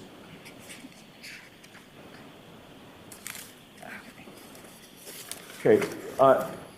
Item 7-15, the evidence bag that supports that lists the law enforcement officer who recovered the plastic pieces as Trooper Michael Proctor, correct? Correct. And the date of recovery of those pieces was February 11th of 2022, correct? Correct. And again, hearkening back to DeChico's evidence bag from February 3rd, this is now 8 days later that these pieces are found, correct? Correct. And it's now almost 2 weeks that these pieces are found after January 29th, right? 13 days? Correct. All right, if I could show Exhibit 355, which is 8A, Mr. Bates. You would agree with me that this particular piece found by Trooper Proctor on February 11th is also quite a bit larger than those small pieces that were contained in Trooper DeChico's evidence collection, correct, on February 3rd? Correct. All right. I'd like to move on to item 7-16, which is number 9, Mr. Bates. What exhibit number is this, Mr. Chairman? And this has not yet been introduced, so I'm about to introduce it. And in fact, why don't I do that first? Okay. Before we show it to the jury. Sure. Okay, so And there's no objection to this, Mr. Lally? No, Your Honor. Okay. I'll just have the witness identify it and then offer it. There's- Do you recognize what that photo depicts that I've handed to you? Mr. do. Lally What is can't it? object to The handwritten evidence label from labels. item 7-16. Okay.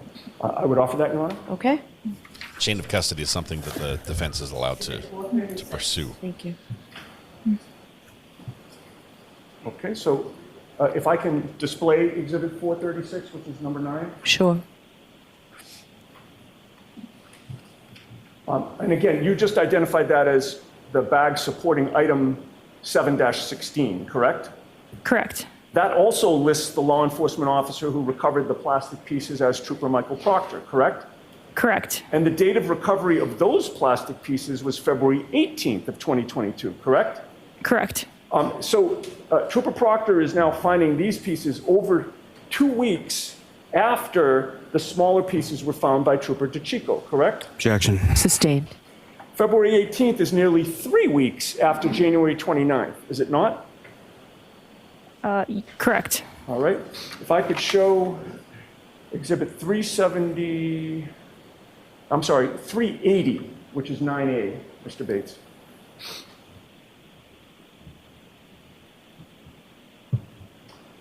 You would agree with me that this particular piece found by Trooper Proctor on February 18th is also quite a bit larger than those smaller plastic pieces found by Trooper DeChico on February 3rd, correct? Correct. This one appears to be about 11 centimeters long, approximately. From 1.5 Sure. to 12.5. All right. If I could show Exhibit 376, which is 9B, Mr. Bates.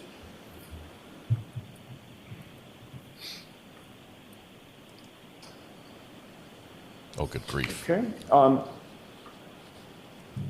And you would agree with me that this particular piece found by Trooper Proctor on February 18th is also quite a bit larger than those smaller plastic pieces found by Trooper DeChico back on February 3rd, correct?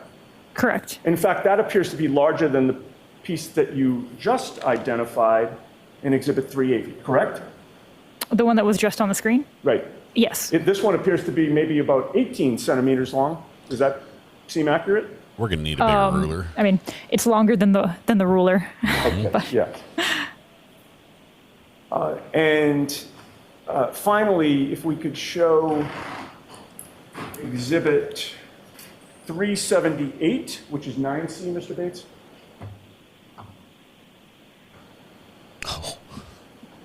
You would agree with me that this particular piece found by Trooper Proctor on February 18th is even larger than the last one that we just saw, correct? It appears so. In length, yes. Okay. This appears to be about 19 centimeters long. I mean, longer than the ruler that's up there.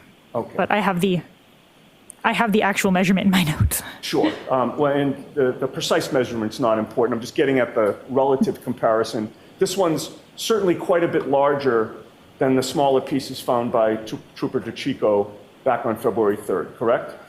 Correct. This larger piece of red plastic, like the previous two that you just identified, were all found on February 18th, about 3 weeks after January 29th, correct, according to your records? Correct. And regarding these last three evidence bags, labeled item number 713, 715, and 716 in February of 2022, from February 8th to the 18th. Those were all plastic pieces collected by Michael Proctor, correct? Correct. And in addition to collecting those pieces... We turn the lights on, Ms. Giannetti? Yes, I'm sorry. Okay. And we can take that down, please? Yes. In addition to collecting those plastic pieces on all those different days, Michael Proctor was also the person to hand deliver those last three evidence bags, all on March 14th of 2022, correct? Correct. And you do not know what Michael Proctor did or didn't do with those evidence bags of pieces of taillight prior to March 14th of 2022 when your lab received them, correct? Objection. I'm going to sustain it. We've already asked that. All right. Now, the taillight of that Lexus sits in the housing of the Lexus, the taillight housing, such that part of the taillight faces the rear of the car and part of the taillight loops around and faces the passenger's side of the car, correct? Sure. Right, because it's on the corner. Sure, yeah. You'd agree with me that once you received the final pieces of taillight from Michael Proctor on March 14th, or once your lab received that, you were then able to piece together a majority of the taillight, correct?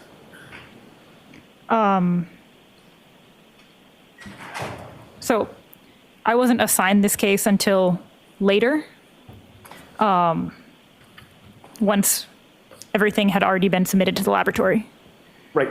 So it was true that after Michael Proctor submitted these pieces of taillight on March 14th, it was after that you were able to do the reconstruction that you testified about, correct? Correct.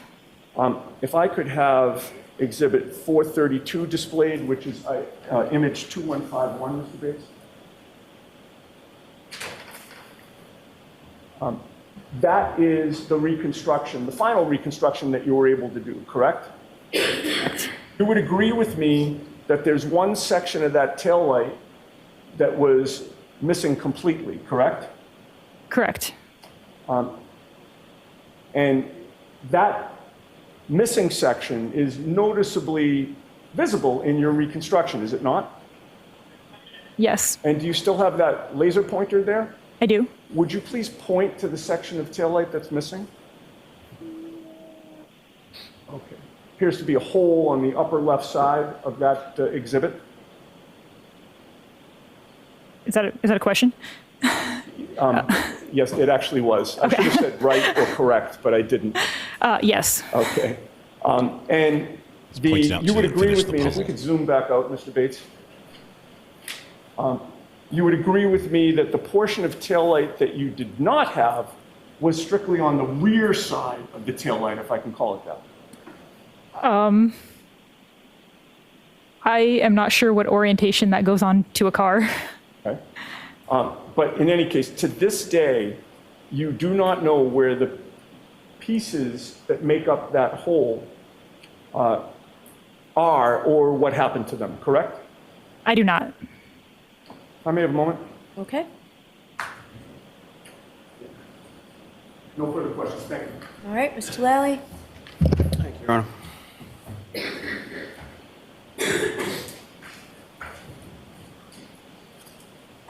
Now, Mixed Valera, in reference to items 7-17 and 18, the orange T-shirt and the gray sweatshirt, fair to say you never actually physically saw those items, correct? The clothing? No, I did not. Now, the debris that was provided, are you familiar with how that process or who got those debris items from those clothing items? I can look at my notes and tell you who submitted it or who transferred it to our unit. If you could. Okay.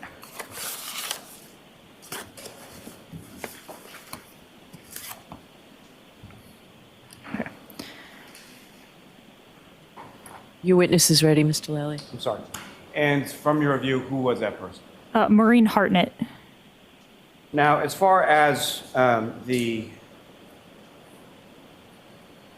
1/8 of an inch by a 1/16 of an inch red and clear apparent plastic pieces that you observed within that debris, that was mixed in with other debris as far as dirt, fibers, things of that nature. Is that correct? Yes. And the 1/8 of an inch by 1/16 of an inch pieces that were contained within that debris, is that something that you observed visually or microscopically or both? So visually, I take overall pictures of the debris, and then I'll look through the stereo zoom to see if there's any anything that looks different, and then I'll take a picture of that. So that is what I did. I looked through the stereo zoom. Now, as far as the collection of evidence, fair to say you don't know who was a trooper, who was there when they were collected, how many troopers were there when it was collected, anything to do with that, fair to say? Yes. And as far as the pieces that you testified to, as far as fitting them mechanically together, all of those pieces then fit mechanically onto the taillight housing taken from the defendant's vehicle, correct? Correct. Nothing further. Okay. Nothing on that. All right, Mix Valera, you are all set. Thank you very much.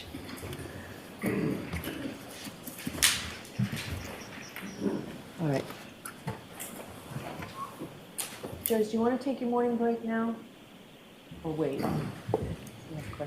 Yeah, people are saying yes, so we'll take the morning break now. All rise for the court, please.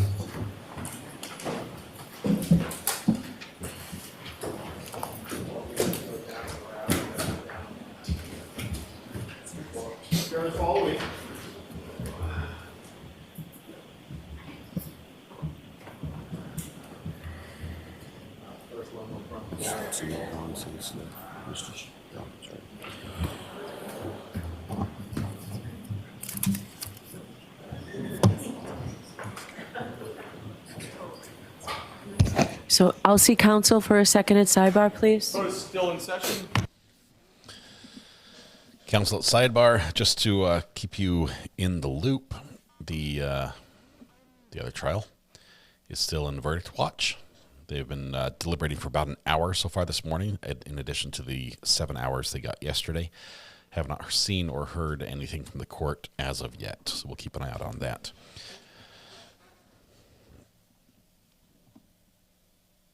Oh, Jill, hopefully you get feeling better.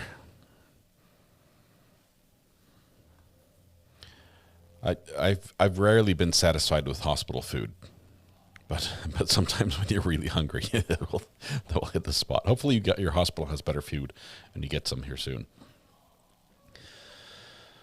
All right, let's see. Thal's here giving out tackle hugs. Watch out.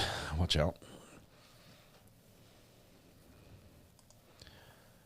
Interesting testimony from this witness who was all factual, right? This is all physical. This is physical evidence for the majority. A little bit of the timestamp stuff at the end is going to be, I think, critical going forward. That was laying foundation for, first of all, for doubt that we have the situation where we have evidence collected by Trooper Proctor in the days or weeks after the incident, and then 6 weeks later, it's sent to the state crime lab. That seems like a long gap.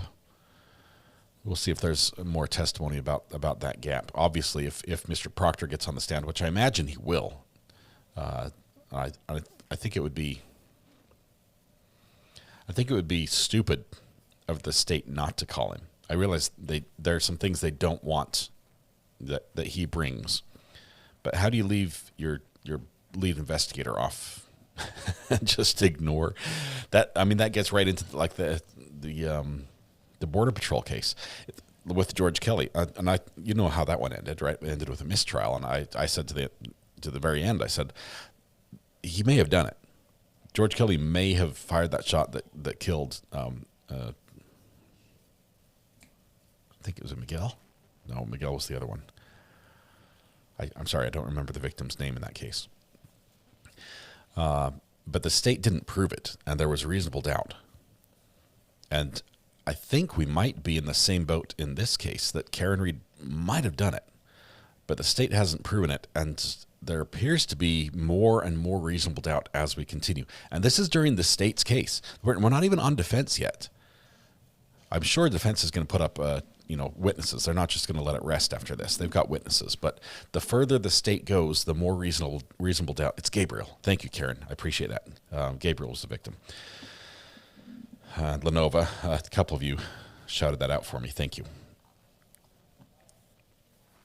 But that's where I stand. I think the last evidence, the taillight evidence, obviously that's good evidence, right? This links Karen to the crime scene. If only there wasn't a huge question mark over the collection of it. Looks like the sidebar's ongoing. Attorneys come back for reinforcements for some images or papers.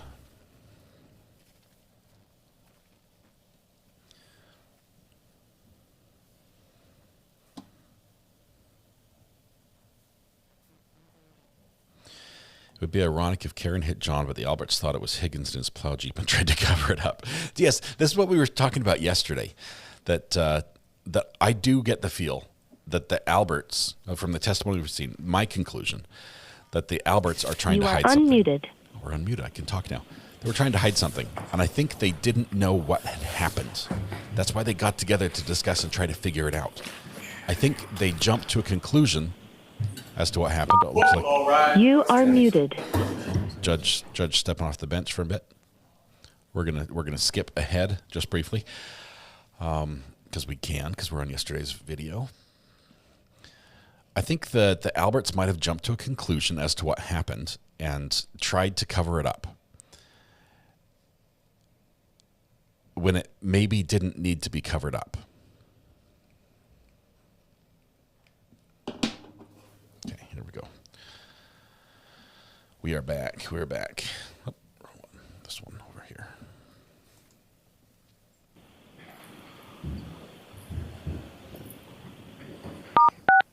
You are unmuted. There could have been an altercation. I think Chloe was involved, possibly as the hero, trying to drag John to other humans who could help him because he was injured.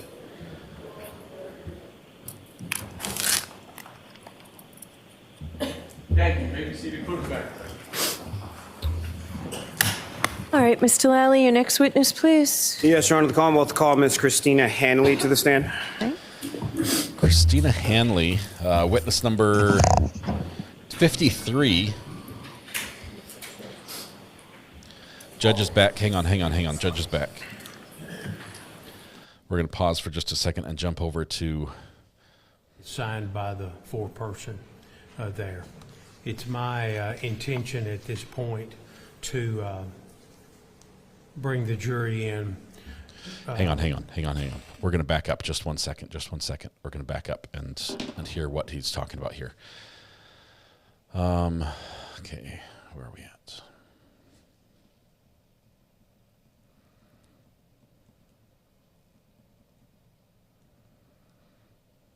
Okay, here we go. We're back. Please be seated.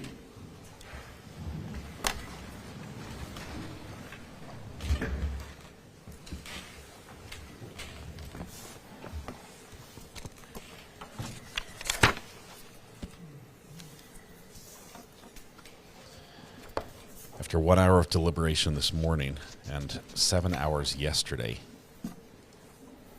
jury has sent something to the judge, which he's reviewing.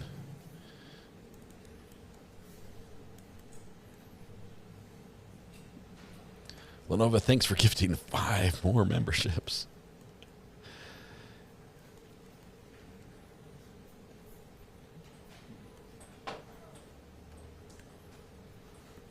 We're not aware what the document is yet. Counsel, I've received a note from the jury. I'm just going to read the note to you. Judge, we have a hung jury, and it's signed by the foreperson there. It's my intention at this point to bring the jury in. Give them the Allen charge? Ask the foreperson about that and see what the reaction is. I'm going to reread the instruction on their duty to reach a verdict and how they do that concluding instruction there, and then let them deliberate further at this time. Any thoughts, Mr. Goodman? No, Your Honor. Okay. Any thoughts, Mr. Taylor? No, Your Honor. Okay. So the judge is going to bring the jury in. Hung jury. When they come in, would you ask the foreperson to bring the instructions back? It was just 12% of us that went for, and it was not me, that went for a hung jury in the poll when we did the poll. Thank you, Karina, for recalling that. But we did sort of get the feel there might be a hung jury when everyone agreed to go home last night except for one. That shows there was a little bit of division in the ranks. I'm not sure if we're going to hear what the numbers are if there's one holdout.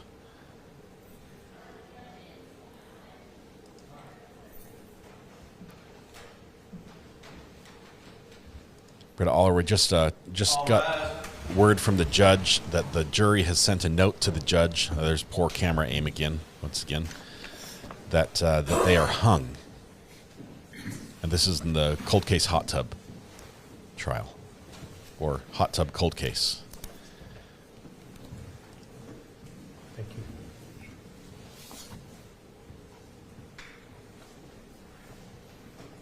you. Okay, let's be seated. Good morning to all of you, by the way. It's the first time I've seen most of you today. Is everybody feeling all right this morning? I mean, I just want to make sure. I have the note from the foreperson, and I understand that you all do not yet have an agreement in the matter. I want to tell you a couple of things. First, day before yesterday, when I gave you the concluding charges or the lengthy jury instructions, we call them charges sometimes.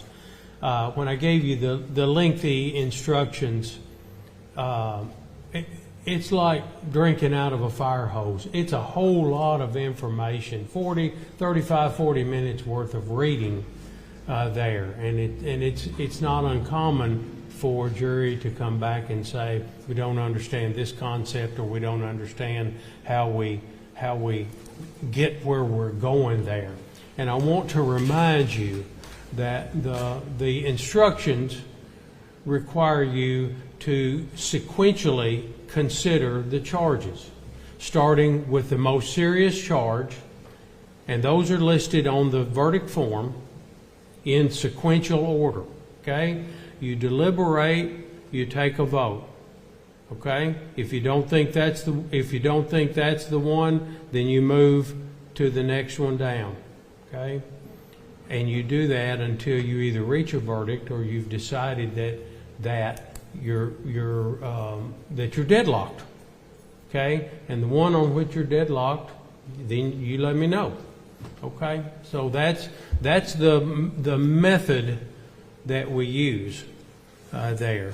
What I'm going to do is I'm going to reread one of the instructions, and I'm going to ask you to go back, give it a try. Okay? That's what I want you to do.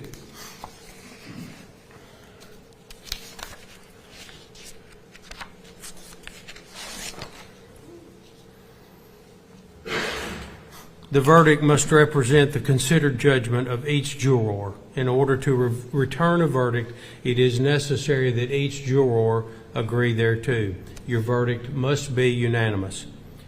It is your duty as jurors to consult with one another and to deliberate with a view to reaching an agreement, if you can do so without violence to individual judgment. Each of you must decide the case for yourself, but do so only after an impartial consideration of the evidence with your fellow jurors.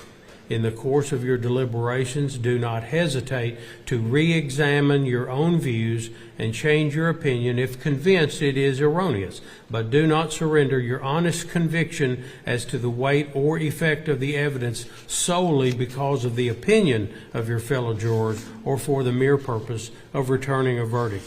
You can have no prejudice or sympathy or allow anything but the law and the evidence to have any influence upon your verdict. You must render your verdict with absolute fairness and impartiality as you think justice and truth dictate. What I'm going to do is hand the jury instructions back to the foreperson and ask that you all go back in view of the comments I've made and this particular instruction as well. And I'm not emphasizing one instruction over any other. The law, as I told you in these instructions, no one instruction is more important than the others. They're to be read and followed in harmony with each other. But in view of the comments and the instructions, go back and deliberate further for me. All right? All right.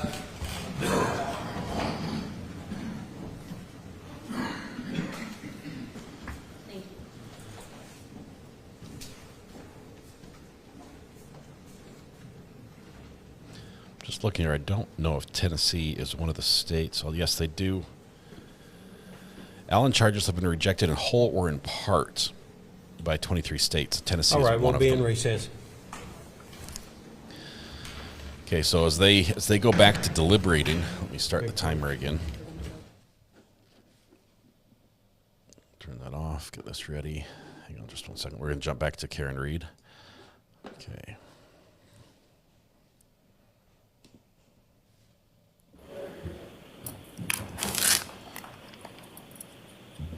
Thank you. Maybe see the quarterback.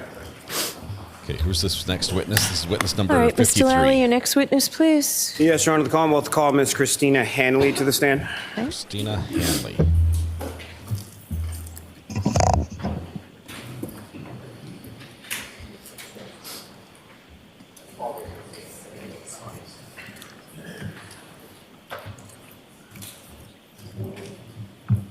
Step right up there. Just watch your step for me. If you solemnly swear the evidence given to the court and jury before the hearing should the truth, the whole truth, and nothing but the truth, so help you God. Thank you. You can take the stand. It's on the lowest setting. It's on the lowest setting. The mic doesn't get any quieter. This is it.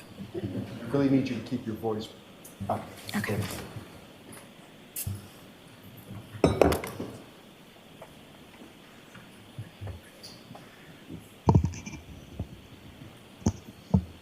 All right. Whenever you're ready, Mr. Lally. Thank you, Your Honor. Good morning, ma'am. Good morning. Could you please state your name and spell your last name for the jury? Sure, it's Christina Hanley. Hanley is spelled Hanley. And what do you do for work, ma'am? I am a forensic scientist at the Massachusetts State Police Crime Laboratory. And how long have you been at the Massachusetts State Police Crime Laboratory? I have been there for approximately 16 years. Now, ma'am, if I could ask you just a little bit about your educational background, starting with where did you go and what, if any, degree did you receive regard to your undergraduate? Sure. I have a Bachelor of Science in Chemistry with a concentration in Forensics from Merrimack College. And then after receiving those degrees from Merrimack, where did you go from there? I began working at the Massachusetts State Police Crime Lab in 2008. And from your work there in 2008, what did you do next? So I began as a chemist 1 in the drug identification unit. Once I completed my training in there, I was promoted to a chemist 2. In 2009, I transferred into the trace unit as a chemist 2, which is the equivalent of a forensic scientist 2 currently. And in 2017, I was promoted to a forensic scientist 3 in the trace arson and explosives unit. And if you could describe for the jury sort of the difference between a forensic scientist or a chemist 1, forensic scientist 2, forensic scientist 3 within your lab.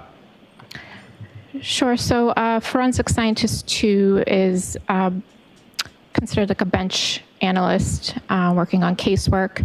Hey, Ms. Hanley, I'm going to ask you to keep your voice up really loud, okay?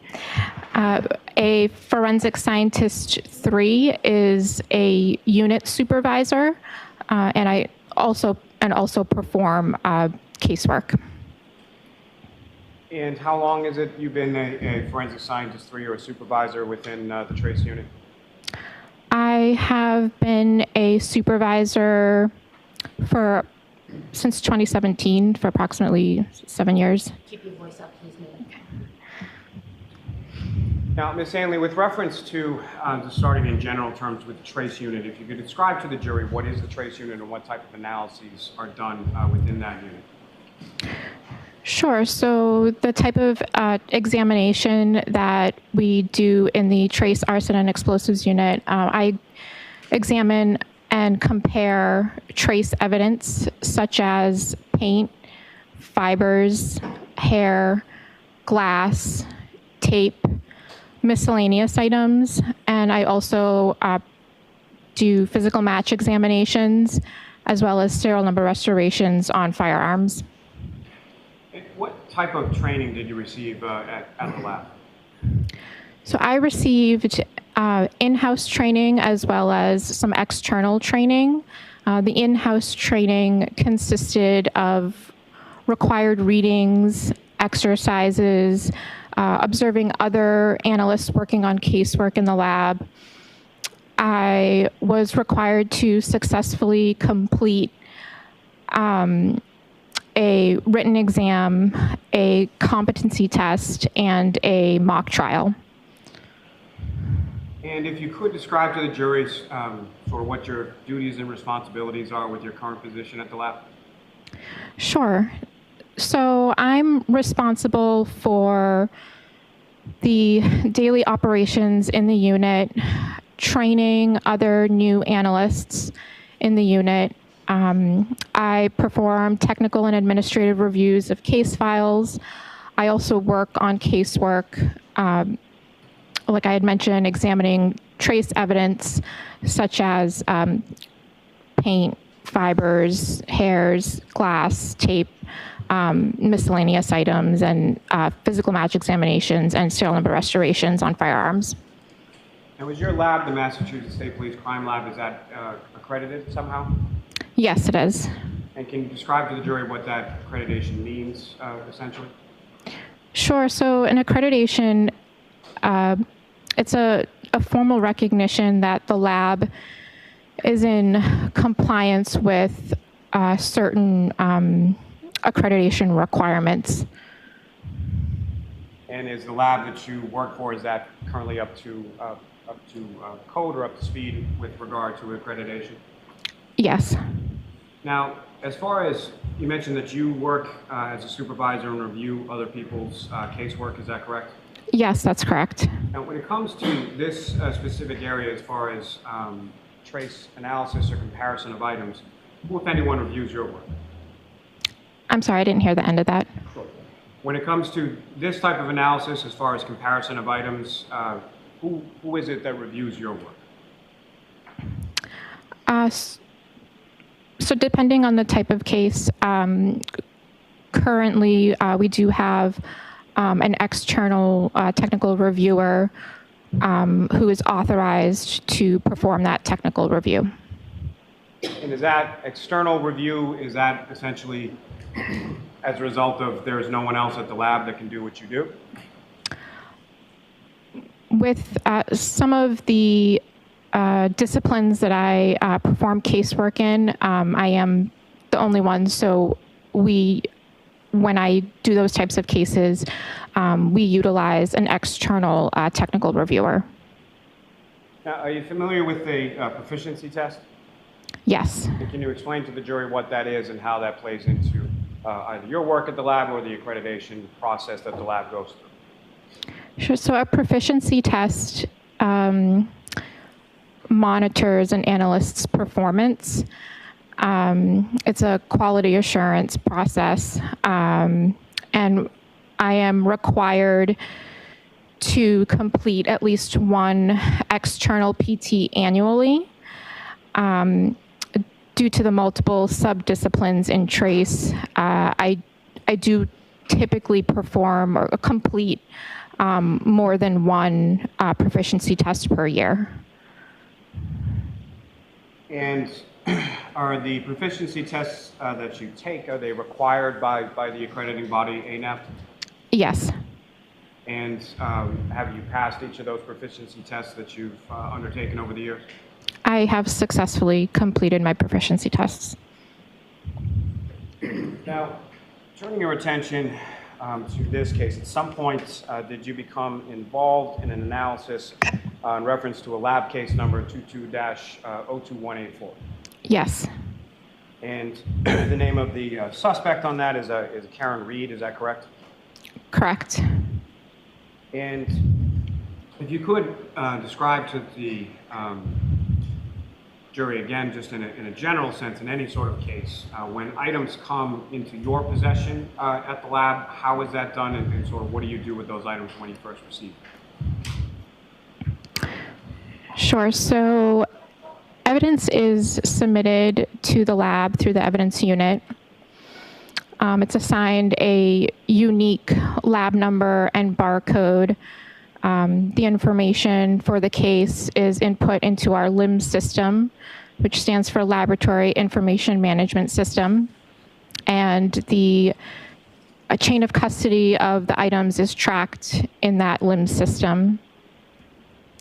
When I take an item into my custody, I then document it with photos and notes, and then I proceed with sampling and microscopic examination and instrumental analysis. Now, specifically when it comes to you mentioned you have a variety of sort of subdisciplines or different types of testing or casework that you do, is that correct? Yes. Specifically as it applies to an analysis or an examination of items of glass. What, if any, experience or what types of cases would it be that you've looked at those types of items in the past? So I have examined glass numerous times from a variety of different types of cases. For example, a hit and run or a B&E.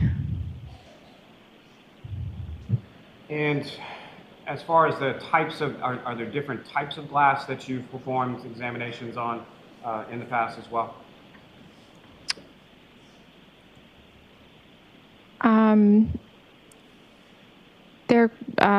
Yes, I mean, there could be a variety of type of glass that I could come across for examination. And with respect to examination of glass, what are some of the steps, or what is the process, or what, if any, instrumentality are you using to conduct your examination? Sure. So when I examine an item that is glass, I document it with photos and notes, making general observations of appearance, color. I examine a portion microscopically and observe certain optical properties. And then I will also check to see if it fluoresces under UV light. And I also will sample it for analytical analysis using a GRIM, which stands for Glass Refractive Index Measurement. If you could explain to the jury the GRIM device, how does that work? Sure. So it measures the refractive index. Refractive index. Your sample is placed into an oil of a known refractive index, and that then gets placed onto a hot stage of the microscope of the GRIM instrument. And it goes through a process of cooling and heating, and it looks for the match point temperature. And from that match point temperature, we're able to determine the refractive index of the glass sample. Now, as far as that determination of the refractive index of a glass sample, how is that? Is that something that you're viewing, and how are you viewing it? What are you viewing? It's viewed through the software that the GRIM instrument uses. And how does that appear as far as visually when you're looking at it? So it essentially, you watch the cooling and heating process of this sample, like I had mentioned, and it determines the match point temperatures, and it takes an average, and it then calculates the refractive index for the sample. Now, is there another device that you utilize in the lab called an FTIR? Yes. And can you explain, first of all, what that term stands for? Sure. It stands for Fourier Transform Infrared Spectrometer. Sorry.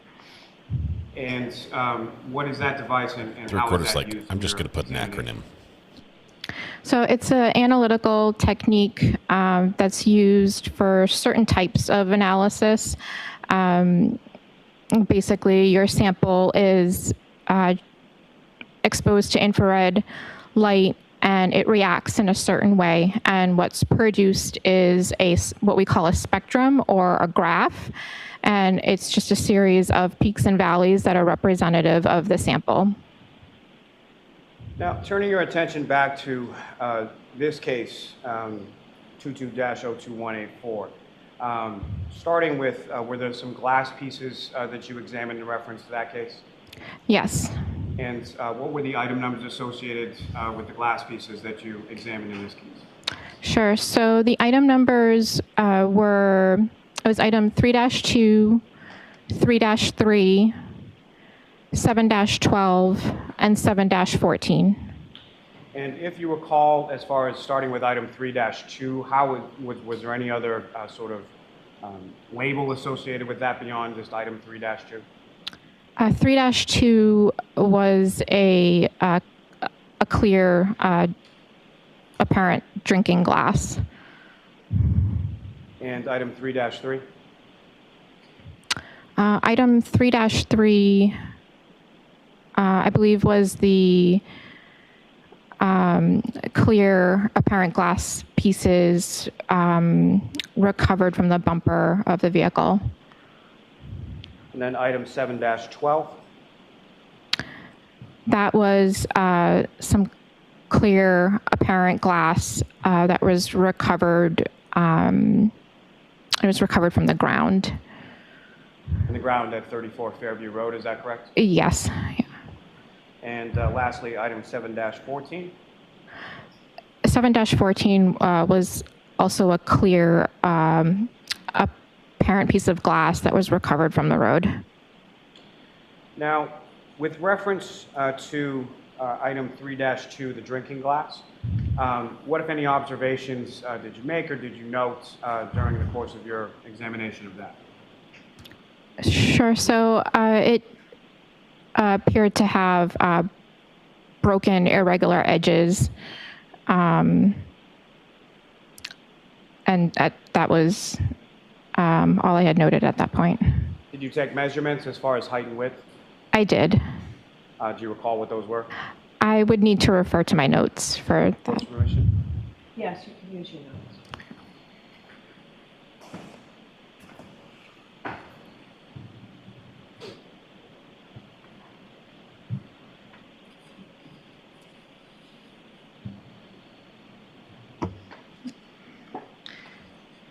So the diameter of the bottom of the drinking glass was 2 3/4 inches.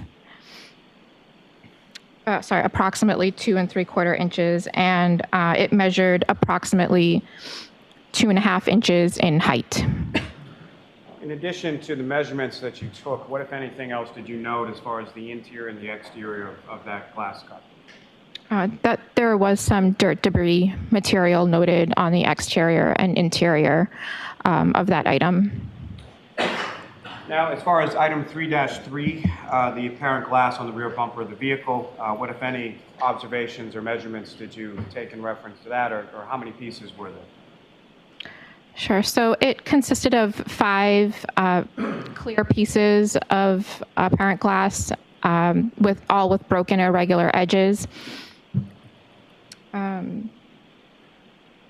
The largest piece measured approximately 7/8 of an inch by 5/16 of an inch, and the smallest piece measured approximately 3/16 of an inch by 1/8 of an inch. Now, within those 5 pieces in items 3-3, were they then given each of those pieces respectively an additional label or marker? Yes. And was that an alphabetical one, essentially A through E? Yes, I labeled them A through E. Now, with regard to piece E from item 3-3, what, if anything, in addition did you do with regard to that piece? So what I labeled as piece E, I also used the Grimm instrument for analytical instrumentation. Now, with regard to item 7-12, or the 14 pieces of glass and clear plastic, what, if anything, did you observe in your initial observations or initial examination of those pieces individually?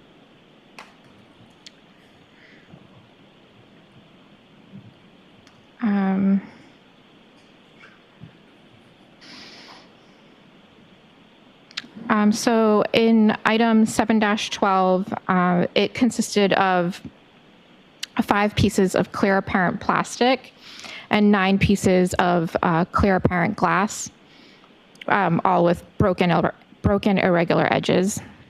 Now, specific to the 9 pieces of broken glass, what, if any, examination did you do of them initially? So the 9 pieces of apparent glass were examined microscopically. Now, lastly, with regard to item 7-14, the pieces of glass recovered from 34 Fairview Road, what, if anything, did you note during your initial examination of them, and observations did you make in regard to that? We're going to pause. We're going to pause for just a second. We've got the judge back in the Swift trial just for a minute. I imagine it's not. I imagine it's not a verdict. Let's say that. Give me just 1 second here.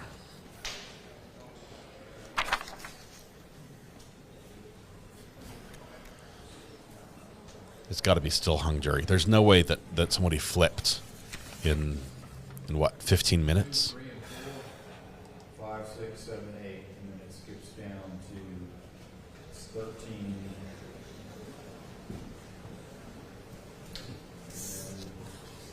15, 16, 17, 18, and 19. 19 was the last one. Prosecution's all there. Looks like the defendant is. Yes, sir. Okay, I was going to say. Is it? Oh, that's a bailiff. Never mind. Thank you.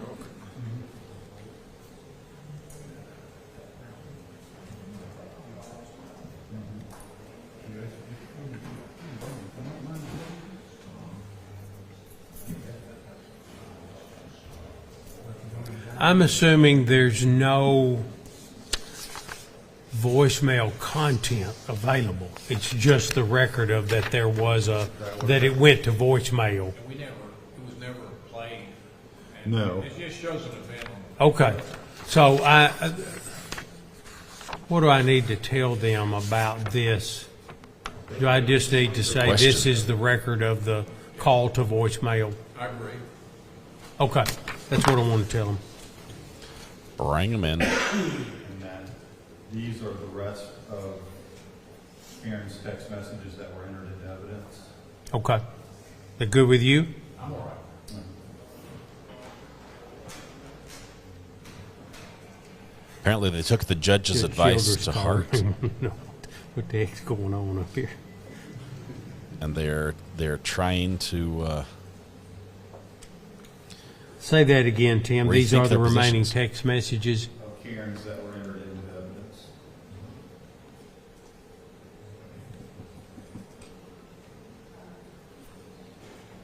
I like that.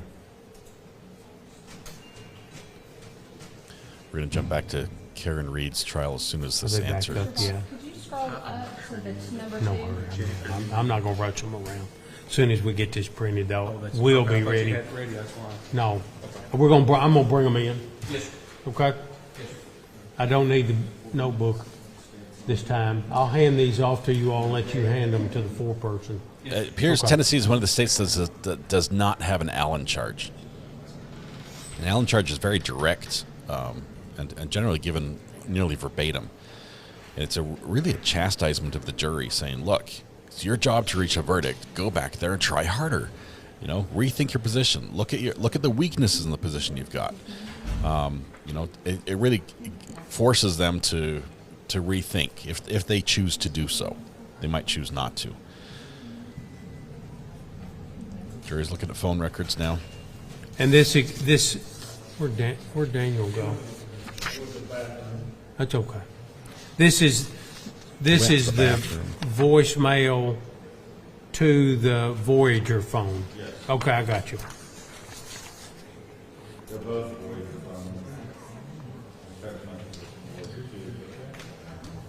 It gets a little confusing watching 2 court cases the same day, but this one's live, and we're a little bit, we're 24 hours behind on Karen Reed, so trying not to fall behind. Apparently, the docket, if you don't follow the docket on Twitter, it's another great account that primarily chases the paper side of trials. And one of the trials we're looking at in discussions with media and with the court for access to is the one that's beginning right now, which is the Wade Wilson trial.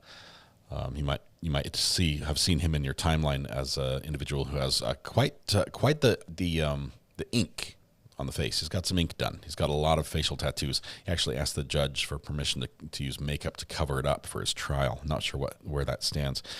But the docket just tweeted out, said, the redacted 280-page probable cause affidavit for Wade Wilson will set you back $275. Body camera video, $3,750.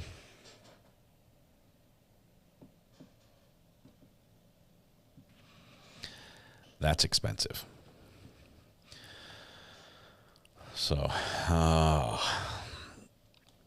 we'll see. First 5 pages are free.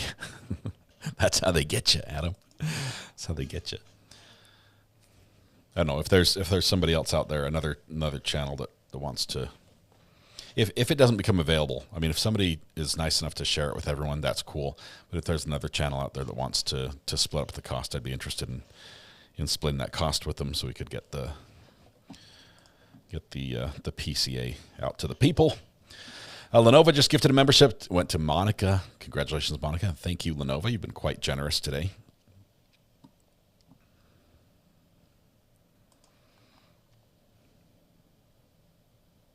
That's a lot.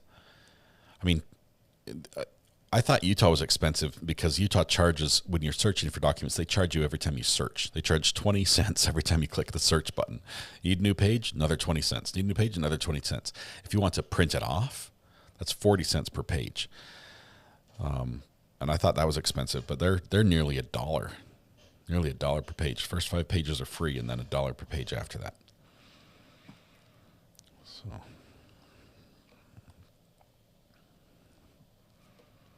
it's $275 for the 280-page PCA. And most of that, I don't know how much of the PCA actually has good information. And sometimes it has, I would venture a guess that a lot of those pages are nearly blank. They're like this page intentionally blank just to increase revenue for the county. Body camera footage over 3K. Yeah. Lenovo, did your washing machine? Did my hot tip fix your washing machine?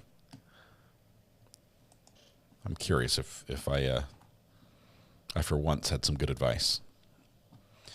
Grizzly White, hey, I'd be down for that if she's. I mean, I don't want to buy it and have everyone buy it at the same time, and then the court make a ton of money, because they will do that. They'll charge everybody the same price, even though they've only had to do the work one time, and that's frustrating. We sort of. You know what we need to do? We need to form a pool, a media pool of a new media pool, where we can get together and say, "Hey, this is coming up. This is what the costs are. If everyone who contributes gets access." That's it. We're waiting for the jury to be brought back in. They have a question. Might take a minute.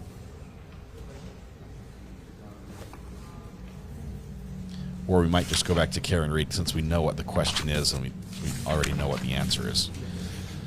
We're ready to jump back to Karen Reed. You tell me if you want to hear the answer given to the jury. The question was about some voicemails and what it was, specifically where the voicemails came from, and it was voicemails on the Voyager phone. And this is from Karen Swift. Let's listen. Big pardon? I think the only way we could appropriately label those is the remaining text messages that were entered into evidence. Yeah, under which exhibit? 3? No, that was 34. 34? Gotcha, okay. Then we're going to staple these together.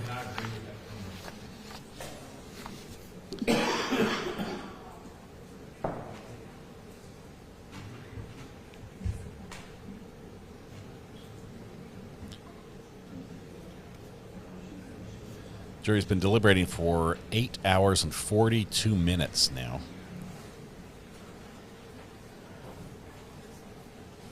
Gentleman who just walked through the gate there is taking a seat. Is the Attorney General. and there's been a lot of speculation. Actually, was raised in court. What I've done is said excerpt from Exhibit 34, parentheses, remaining text messages entered into evidence, close parentheses.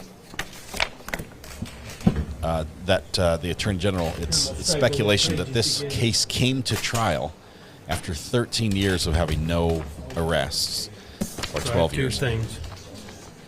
It came to trial because of the political race. Are we ready to seeking bring the re-election, jury in? and possibly an opponent sort of chastising him on this and saying, why have you not done anything? We've got murderers out there, and you're not prosecuting them. There has been no real break in the case. There was no new evidence that came to light. They literally just took 12 years to arrest him and bring it to trial. True Crime Document Media Pool. I like the name, Texas Nana. So the... No, all rise. I did it. All right, so here comes the jury. We're going to be back with Karen Reed here in just a minute. They just, I guess the initial feel was they didn't have enough evidence to convict. And with the hung jury, that was, there's the daughter, I think, right? No. Oh, yes. I think a daughter and son. You changed sheets on me. Let's be seated. I know you're messing with me. Ladies and gentlemen, thank you for the question, and I want to go. I'm going to tell you what it is so that we're all on the same page. That question: would like to see all text messages from Karen's cell phone. And then the second sentence was anything to show the Voyager cell phone message at 9:55 a.m. Yesterday, when you asked to look at Exhibit 3, my response was there's a lot of data on there, and the response was that you wanted to see text files for Karen Swift and David Swift conversations. So that's why you got what you got then. So what I have for you are additional excerpts from Exhibit 34, which are the remaining text messages which were entered into evidence during the course of the trial there. And for the second part of your question, there is an excerpt from Exhibit 34, and that's what was also what was entered into evidence there. So I'm going to let you have these documents there, which seems to be everything responsive to your question. Okay? And with that, we'll let you all head on back into the jury room. Thank you. All right. That was it. So deliberation continues. They barely were in here for a minute. The defendant wasn't even here. Where's David Swift?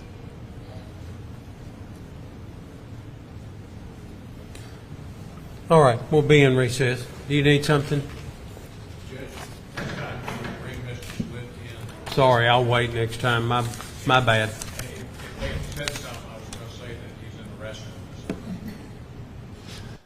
He's getting his crutches. All right, so that will go back on verdict watch, and we're going to continue in the Karen Reed trial. Sure. So item 7-14 consisted of one clear piece of apparent glass with broken irregular edges. We can just pick up where we left off, and I don't think we've missed anything. I paused. Now, as far as the microscopic appearance, so when you're putting something under the microscope and you're looking at what kind of things are you looking for? What kind of characteristics are you looking for when you're examining something microscopically?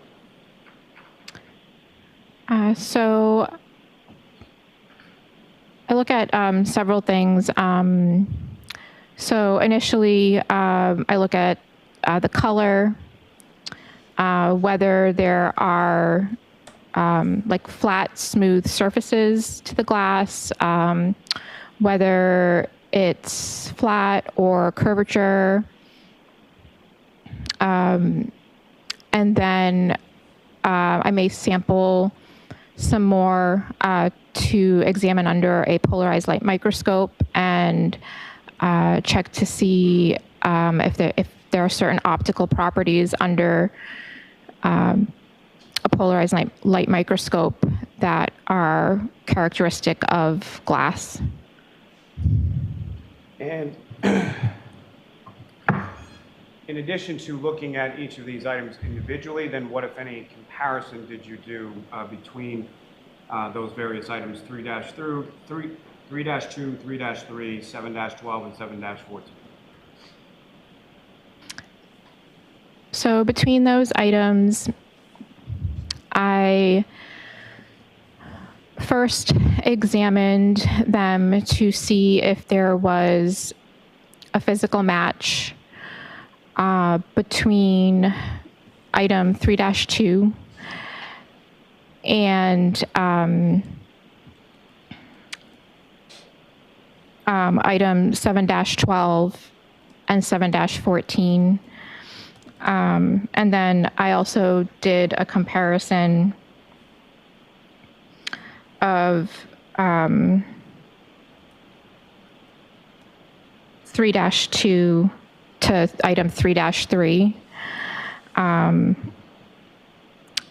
And then I also compared item 3-3 to 7-14 for possible physical match. And in addition, I also sampled some pieces for use for examination on the Grimm instrument. Let me ask you. Every time she says Grimm instrument, I think of Brothers Grimm. Just as far as classification goes, Makes your job much more exciting. The terms as far as a class characteristic versus an individual characteristic? Yes. Can you explain what those terms mean and how they relate to each other within your specific forensic field? Sure. So a class characteristic is when a material can be associated with a group of items that share characteristics. Like, for example, fibers or tape. An individual characteristic is when a material can be associated with a single source, for example, a physical match. Now, with reference to your analysis between items 3-2 and 7-12, what, if any, conclusions were you able to draw from your examination or comparison of those items? Sure. So, right, there are several items that I'll just have to refer to my conclusion, if that's okay, on my report. Yes, you can go ahead and look at your notes. Yes. So item 3-2 was found to have a physical match with 6 of the pieces of clear apparent glass from 7-12. But there was no physical match with the 3 other pieces from 7-12. Based on that physical match that you determined, what, if any, conclusions can you come to with regard to those items that were physical match? Sure. So item 3-2 and the 6 pieces from 7-12 were at one time together as one unit. So then item 3-2 and all 9 pieces from item 7-12 were examined microscopically. However, there was no physical match found with the piece of clear glass from 7-14.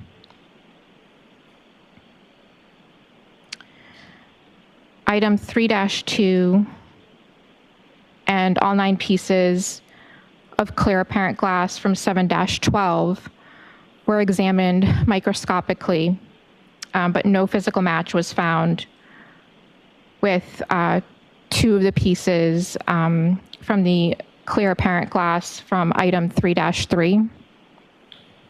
Now, with reference to item 3-3 and item 7-14, what, if any, comparison examination were you able to do in reference to that?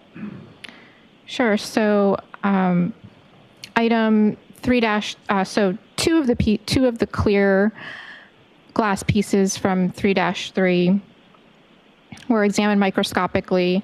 No physical match was found with the piece of clear glass from item 7-14.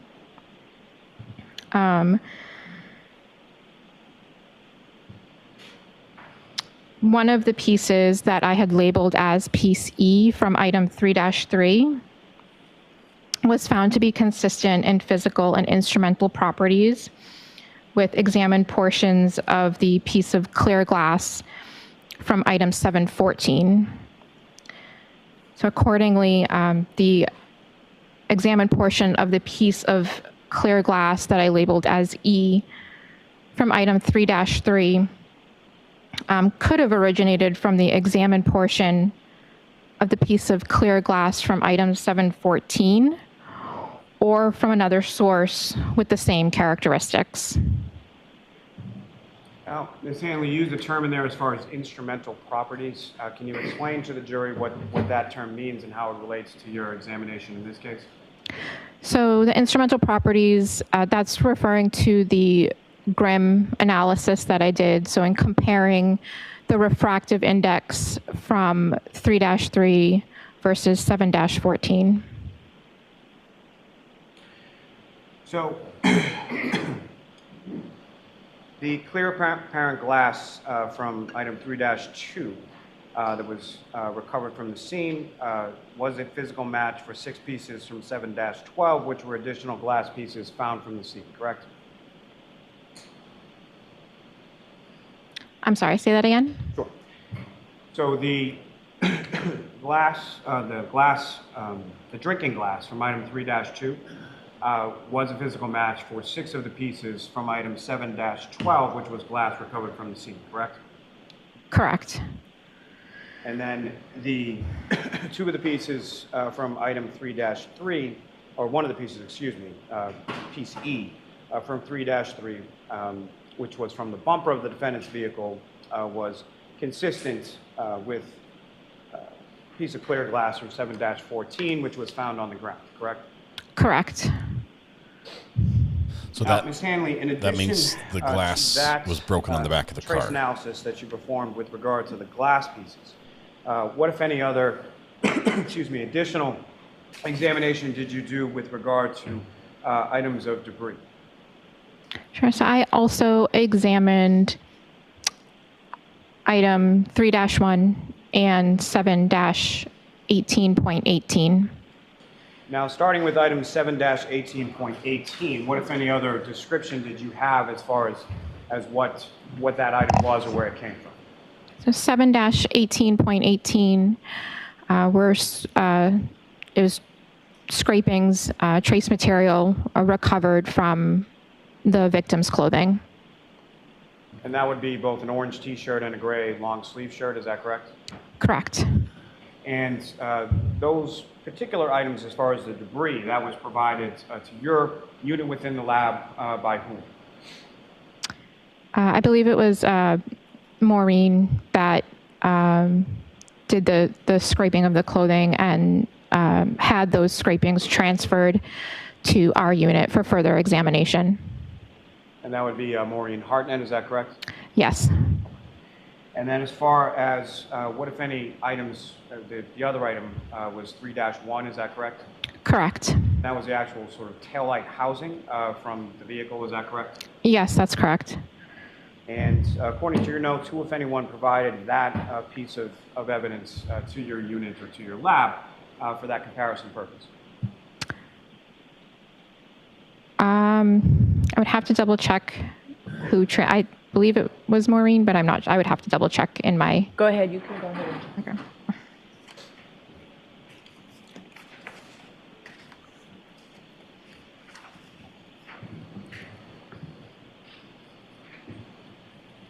Oh, okay. I'm sorry. It was Trooper Christopher Moore that had that item delivered to the lab.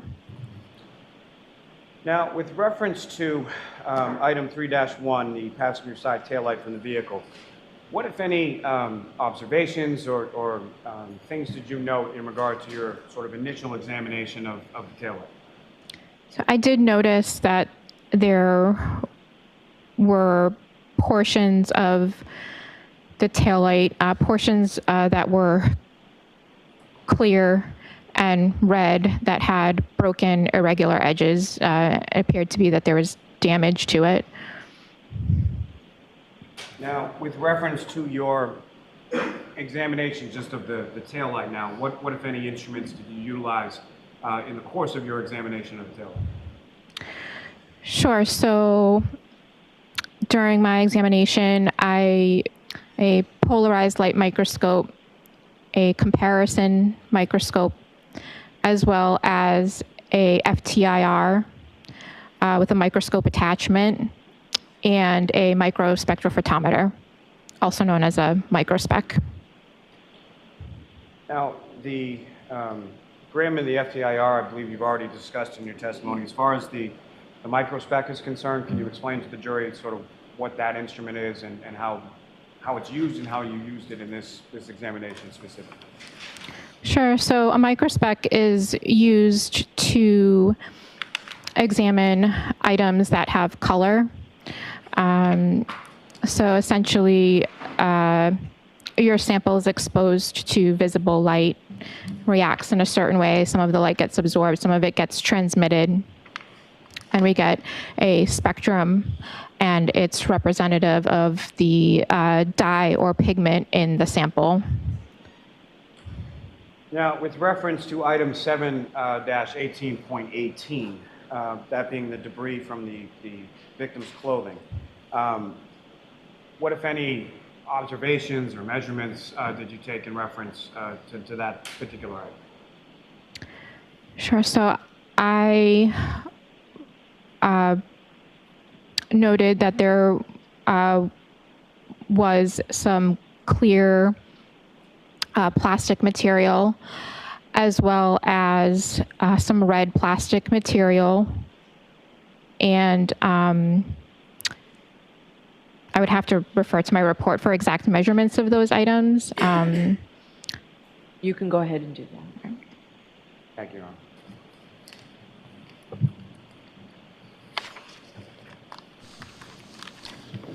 The judge is preempting the request to let her So view. the piece of clear plastic measured approximately 1/8 of an inch by 1/16 of an inch.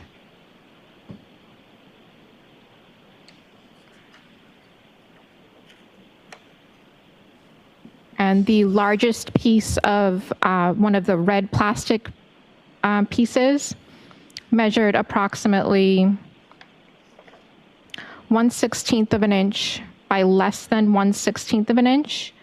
And the smallest piece from that measured approximately less than 1/16 of an inch by less than 1/16 of an inch. As far as measurements go, as far as your examination, as far as the lab is concerned, is 1/16 of an inch sort of the bottom row as far as measurements go? Yes. So if something is less than that, it's just sort of noted as less than 1/16 of an inch, is that correct? Yes.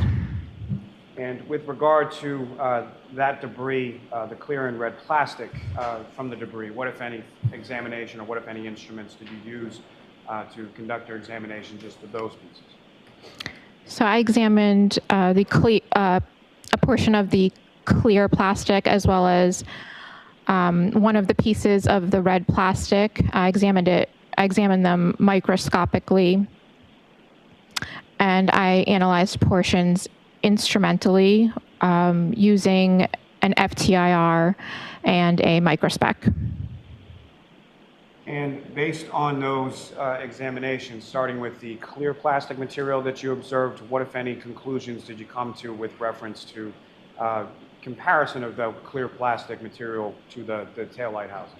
So the clear plastic from item 7-18.18 was found to be consistent in color and instrumental properties with the examined portion of the clear plastic from the taillight. So accordingly, the clear plastic from 7-18.18 could have originated from the clear plastic from item 3-1 taillight or from another source with the same characteristics. Now, similarly, with from your examination of the red pieces of plastic in the taillight versus the red pieces of plastic contained within the debris, what, if any, conclusion were you able to come from your examination of the comparison of those items? Sure. So the examined portions of the red plastic from item 7-18.18 was found to be consistent in color, microscopic appearance, instrumental properties with the examined portions of the red plastic from the taillight, item 3-1. So accordingly, the red plastic from 7-18.18 could have originated from the red plastic from item 3-1, the taillight, or from another source with the same characteristics. Thank you. May I have one moment, Charlie? Yes.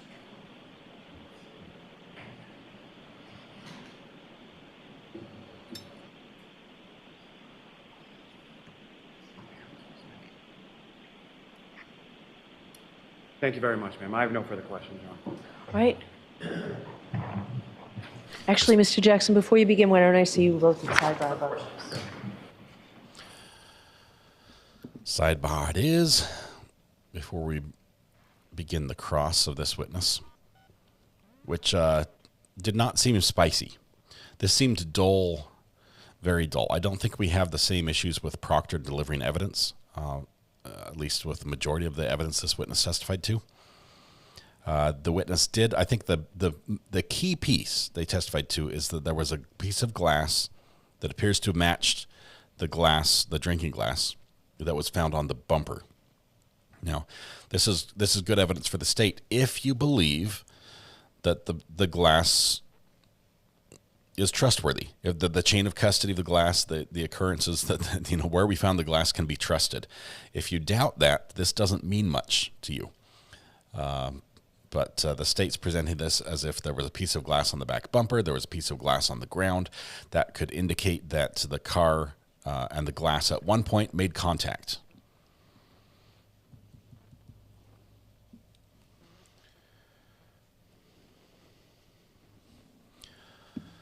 Meanwhile, I'm using AI to generate a company logo because I don't like the one I've got for my Top Mark Media.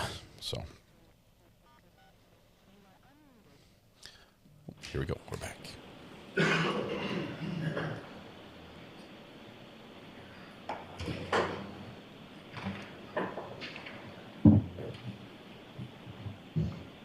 Actually, Jim, I guess I'll take it back.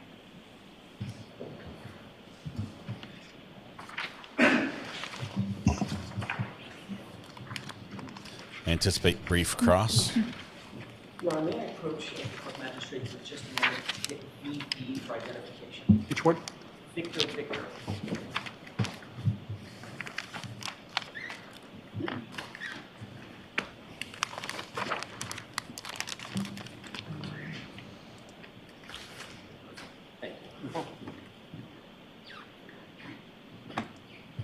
May I inquire? Yes. Thank you. Good morning, Ms.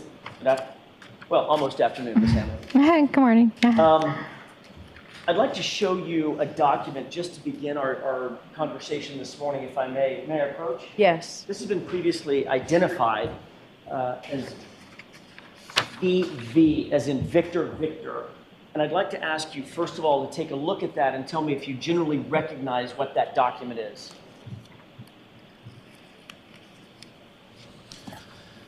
Victor.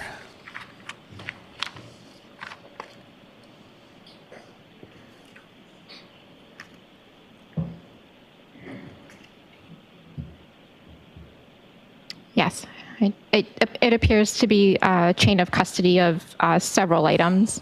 Okay, and is that a chain of custody document reflective of the crime lab's case number in this case?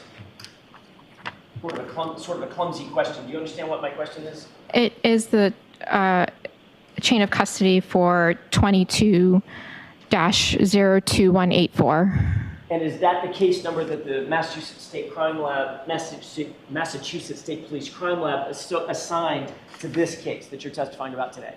Yes, that's correct. And you've seen reports like this before, correct? Yes. They're routinely used in the crime lab to track evidence and maintain chain of custody, at least at the crime lab. Is that right? That's correct. And the information contained in the report is entered at or near the time of the event that's memorialized? Yes. Okay. And it's relied on generally by the crime lab as a business record, correct? As a record of the events memorialized? Yes, it's a record of the chain of custody of items within the lab. Okay, and my question is it relied on by the lab for truth and accuracy, as best you can maintain it, to track items of evidence within the lab? Yes, it does track items. And the information contained in the report is presumed by you and other supervisors at the lab to be accurate. Is that right? Yes. Your Honor, I would move for the admission of VV as an exhibit. Objection. We'll see that, and we'll see you at the sidebar. Back to the sidebar where your positions are still warm from the last sidebar. Drinks will be refilled. Continue. There's an objection. All right, so apparently we do have some chain of custody issues. I thought that the way Lally presented this with the signatures of who delivered it to the crime lab would indicate that there was not, I'll call this a Proctor problem on this, but possibly it did go through him as well. So let's see.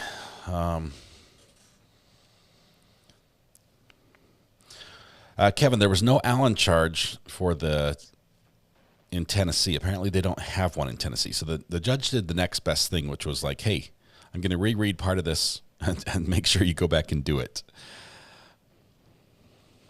Let's see. Bug Duggar.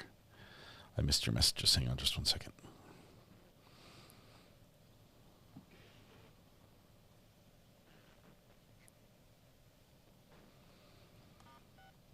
Are unmuted. And I'm sorry, Your Honor, my request at sidebar is reserved. Yes. Thank you. May I inquire? Yes.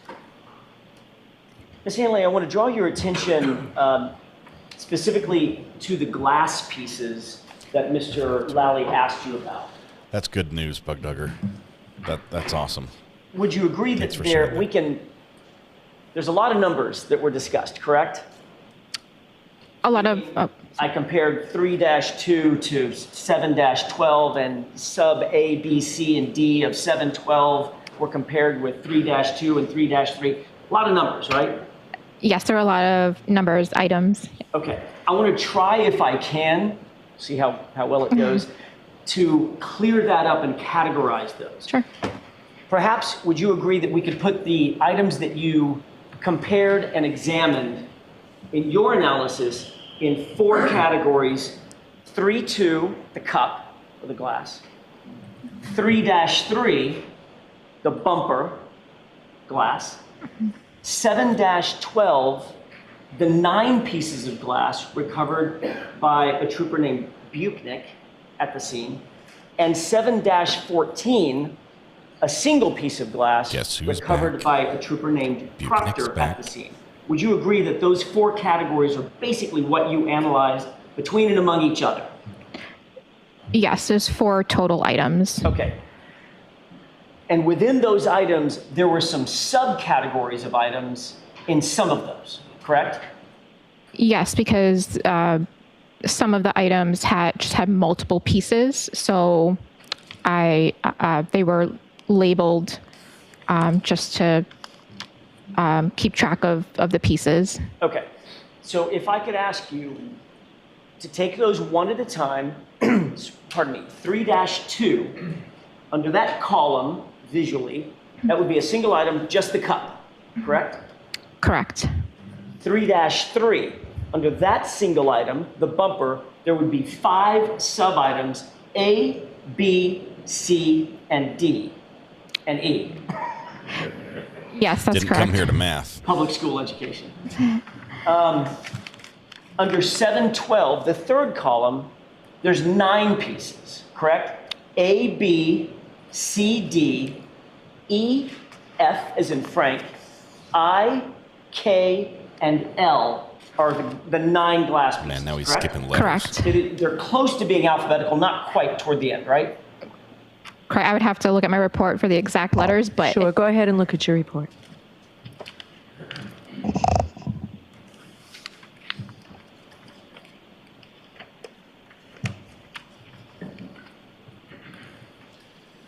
I get the sense the judge is trying to speed things up, which means she's looked at her calendar and she's looked at the remaining witnesses. so the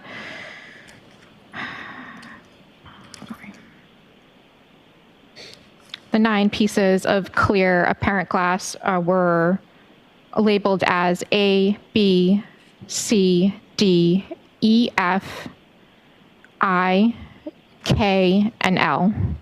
Okay.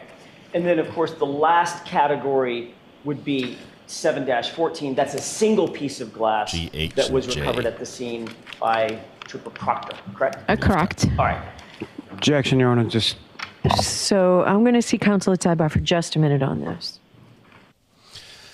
Your Honor, he skipped J, H, and G. And I object because I think everything should be alphabetical. If we're going to do numerical for all the exhibits, we need to do alphabetical as well. Don't leave things out.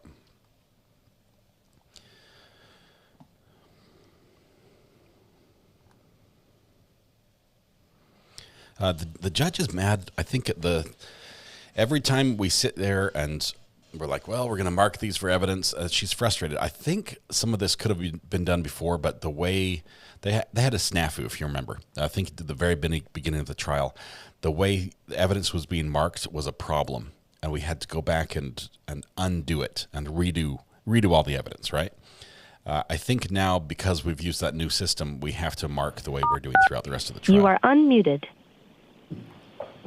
May I, Your Honor? Yes. All right. So the last category we were talking about, 7-14, that was a single piece of glass, correct? That's correct. Okay. First of all, I'm going to ask you to take your comparisons one at a time, if I can. You compared the cup in 3-2 to the 9 pieces recovered at the scene. A, B, C, D, E, F, I, K, and L, correct? H, J,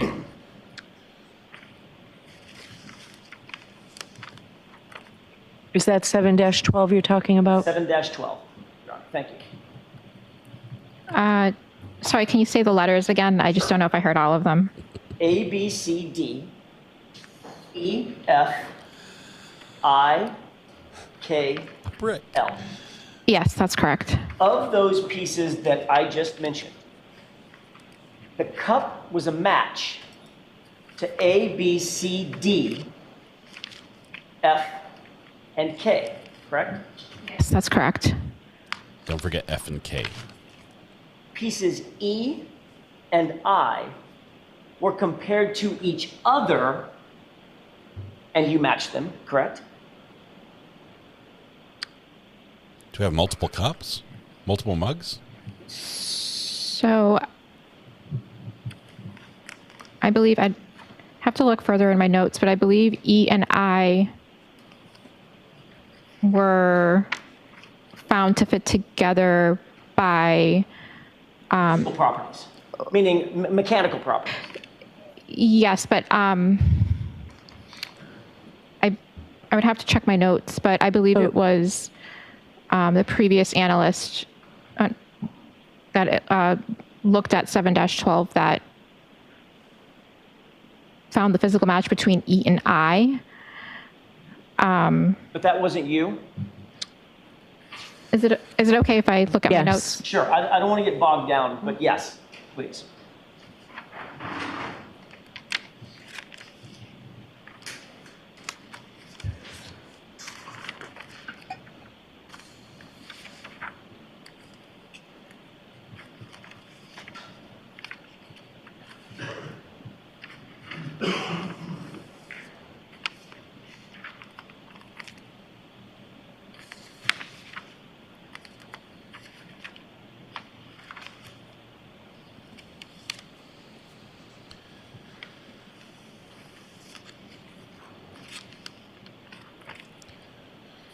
Yes, Ivy, this judge does not allow speaking objections.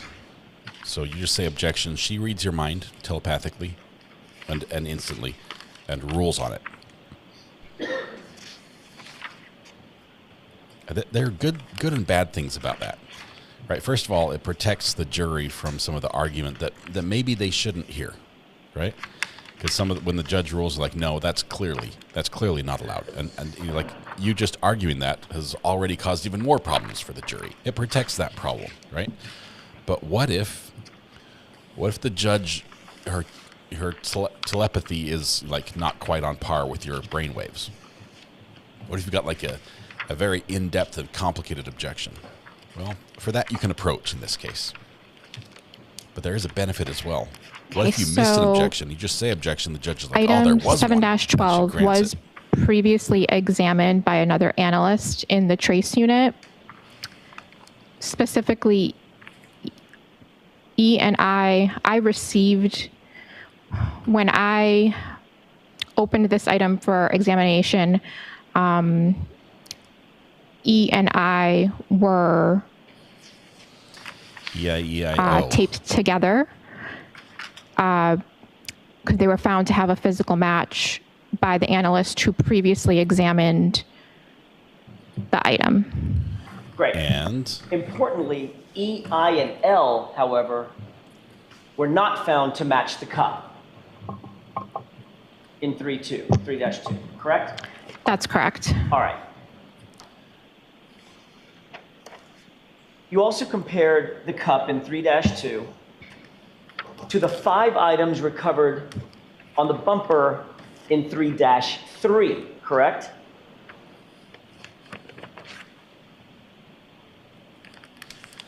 Bug Duggar, thank you very much. Prayers for you and your hubby. I'm sorry, say that again? Hoping for the best.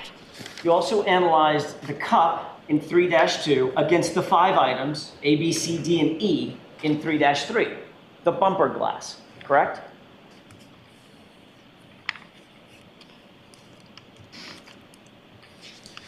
Okay, so if they have glass that's from different objects, that's not good. Are you insinuating that he had 2 glasses? I did examine. Thank you, Red Pen. I compared item 3-2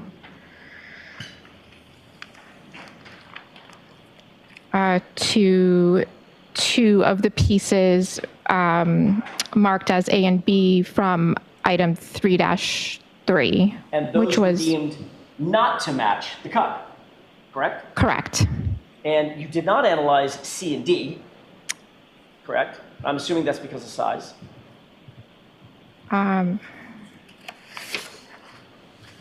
Yes, I and O mix with binary, 1 and 0.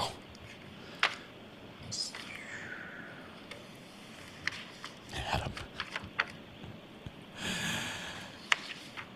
So the rest of the items were not used for physical match examination due to size and condition. So as you sit here, none of the items on the bumper were deemed to match the cup, correct? Correct. All right. Wow. So you did end up analyzing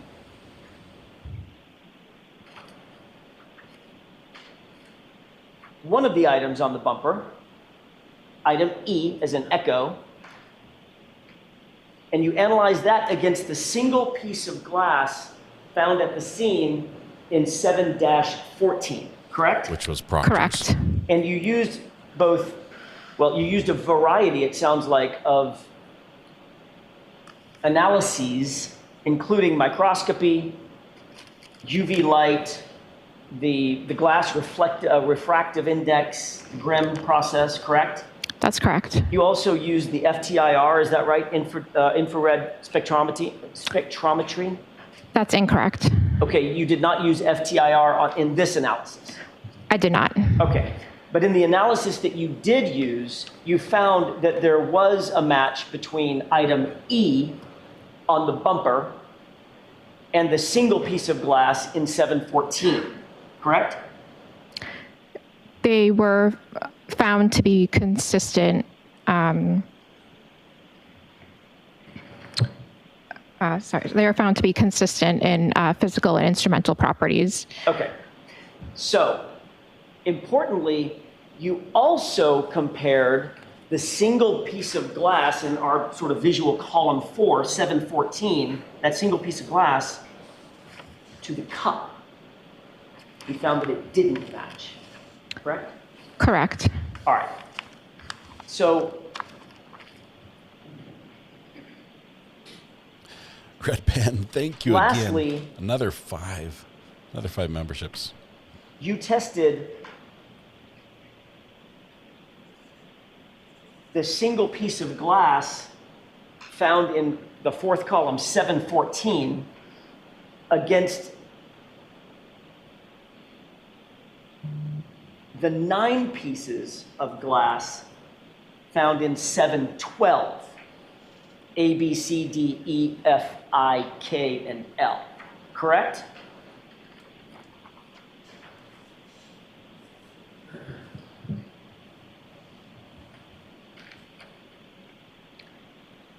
I did compare item 714 to item 3-2 and the 9 pieces in item 7-12. So another way to put that would be you analyze column 4 against column 3 now, correct?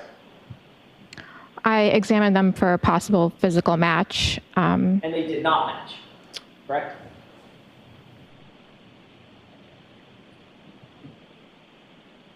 There was no physical match to item 714. Okay. Your Honor, may I approach briefly? Okay.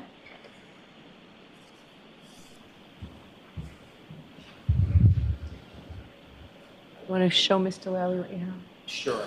This testimony is so technical that she has to read off her report. May I approach the clerk magistrate and ask if he's got WW by chance? Red Pen gives another 5. Ashley's typing in the middle, trying to get noticed by the take a look at that document. algorithm, but it's not working. Just glance it over for a second. Tonight, Ashley, we'll get you tonight. And let me know when you've had an opportunity to study that.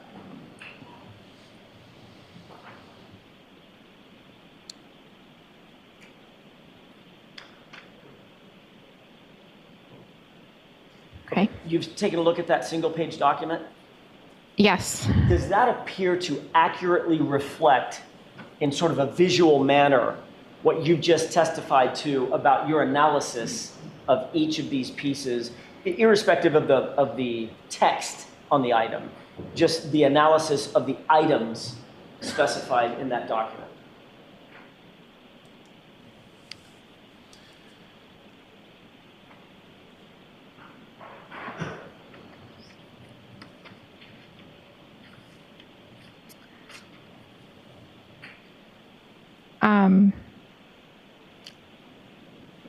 I'm not quite sure what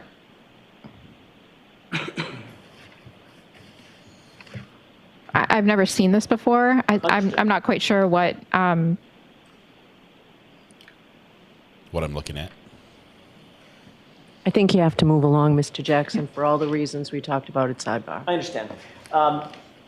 My question is a relatively simple one. Is this and if you don't understand something on the document, just say so. is this a visual representation, an accurate visual representation of what you just testified to in terms of what matched and what didn't match? Where the green matches, the circle with the red through it doesn't match. I would need to go through my conclusion and compare to confirm. Fair enough. It is accurate to say, we'll use a cheat sheet for a second. It is accurate to say that the cup was not found to match any items that were found on the bumper. That's correct, correct? That is correct. Okay. That's big. Also, it's That's fair to huge. say that the piece recovered under 714, the single piece of glass recovered under 714, does not match either the cup, nor does that piece match any of the 9 pieces in 712, correct? And you can look at your notes if that's easier for you. We just want the right answer, Mr. Jackson, right? Of course. So take your time with your notes if that's easier for you. So her notes are written out in long form, confusing technical terms. Mr. Jackson has made a Cliff Notes version out of clip art. I'm sorry, can you just repeat the last question that you asked for? The single piece of glass under 714 neither matches the cup, nor does it match any of the 9 pieces found in 712. In other words, it stands alone. The cup stands alone, just like the cheese.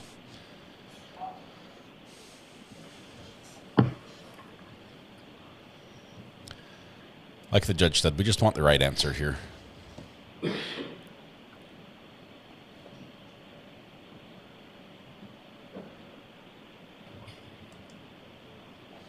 It must be frustrating for the witness. Just like, look, I've got years of work poured into this report and an experience, and you've gone and drawn a clip That's art correct. So flow chart.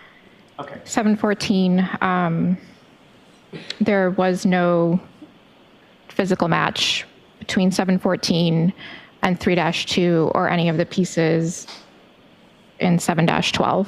Thank you for that.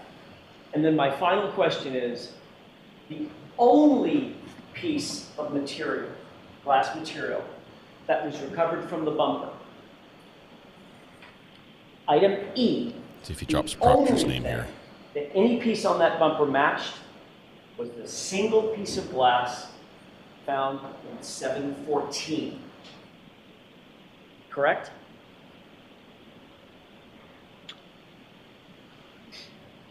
So piece E from item 3-3 was the piece that I examined microscopically and instrumentally.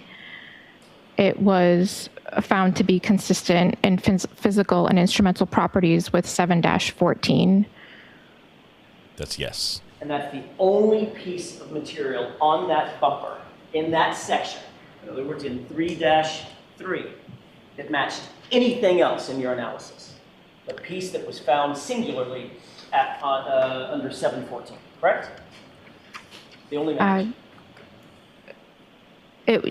Yes, it was found to be consistent. Thanks.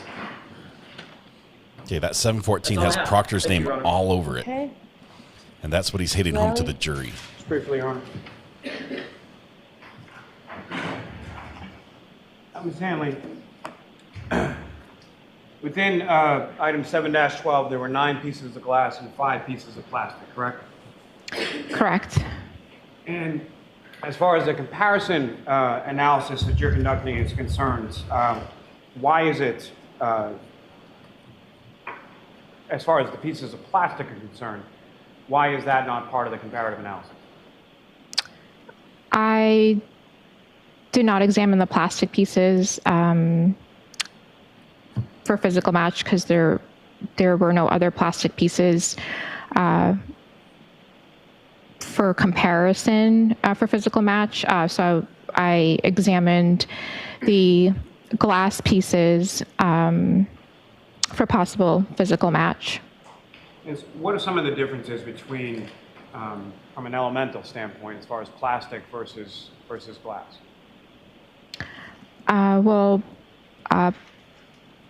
Plastic is it's a type of polymer. A different type of analysis would be conducted if I was examining plastic versus glass. Something like a plastic, something that we refer to as anisotropic, or glass is isotropic. So they are different types of material. Now, as far as characteristically speaking, from plastic and/or glass, what are some of the commonalities of those items as they're found in general? Objection. Beyond the scope? Yes. Sustained. Ooh. Now, the rare clarification on again, the objection. From the drinking glass that was recovered on scene, that was a match for 6 of the pieces of glass that were found on the roadway or on the ground at 34 Fairview Road, correct? Brandy, welcome. I believe it was 6. I just would have to confirm in my Go ahead report. and you can go ahead and look at your notes. We're a day behind y'all, so we're still trying to get through the taillights and bits of glass. Yes, it was 6 pieces from 7-12.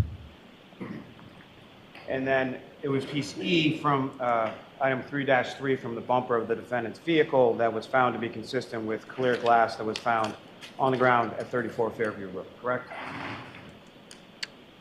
Yes, that's correct. Nothing further.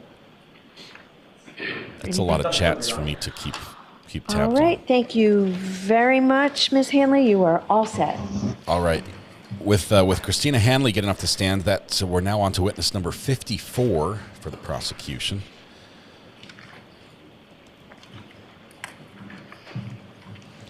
Nope, that was a bit tedious to get through some of that. A couple little mic drop moments. Can you give me that? The glass on the bumper not matching the glass on the ground. That's a big one. Yeah, that's good. Thank you. That's a big one. Your next witness, Mr. Lally? Your Honor, may we approach? Okay. I think this is like sidebar number 7 for the day. Okay. Let me keep a note here so I don't lose where we're at.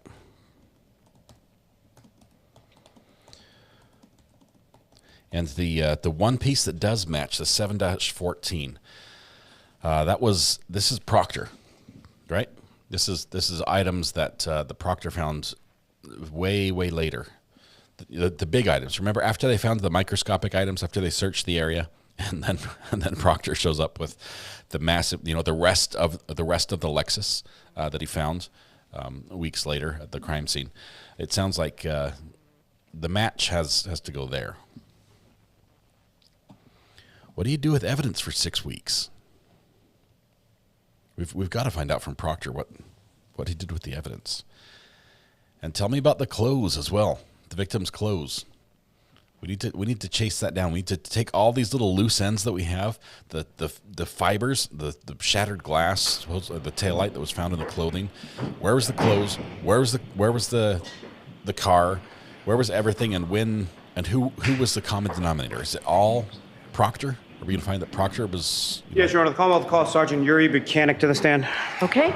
Buchanan is back. And I do have that envelope, Mr. Lally. I have it.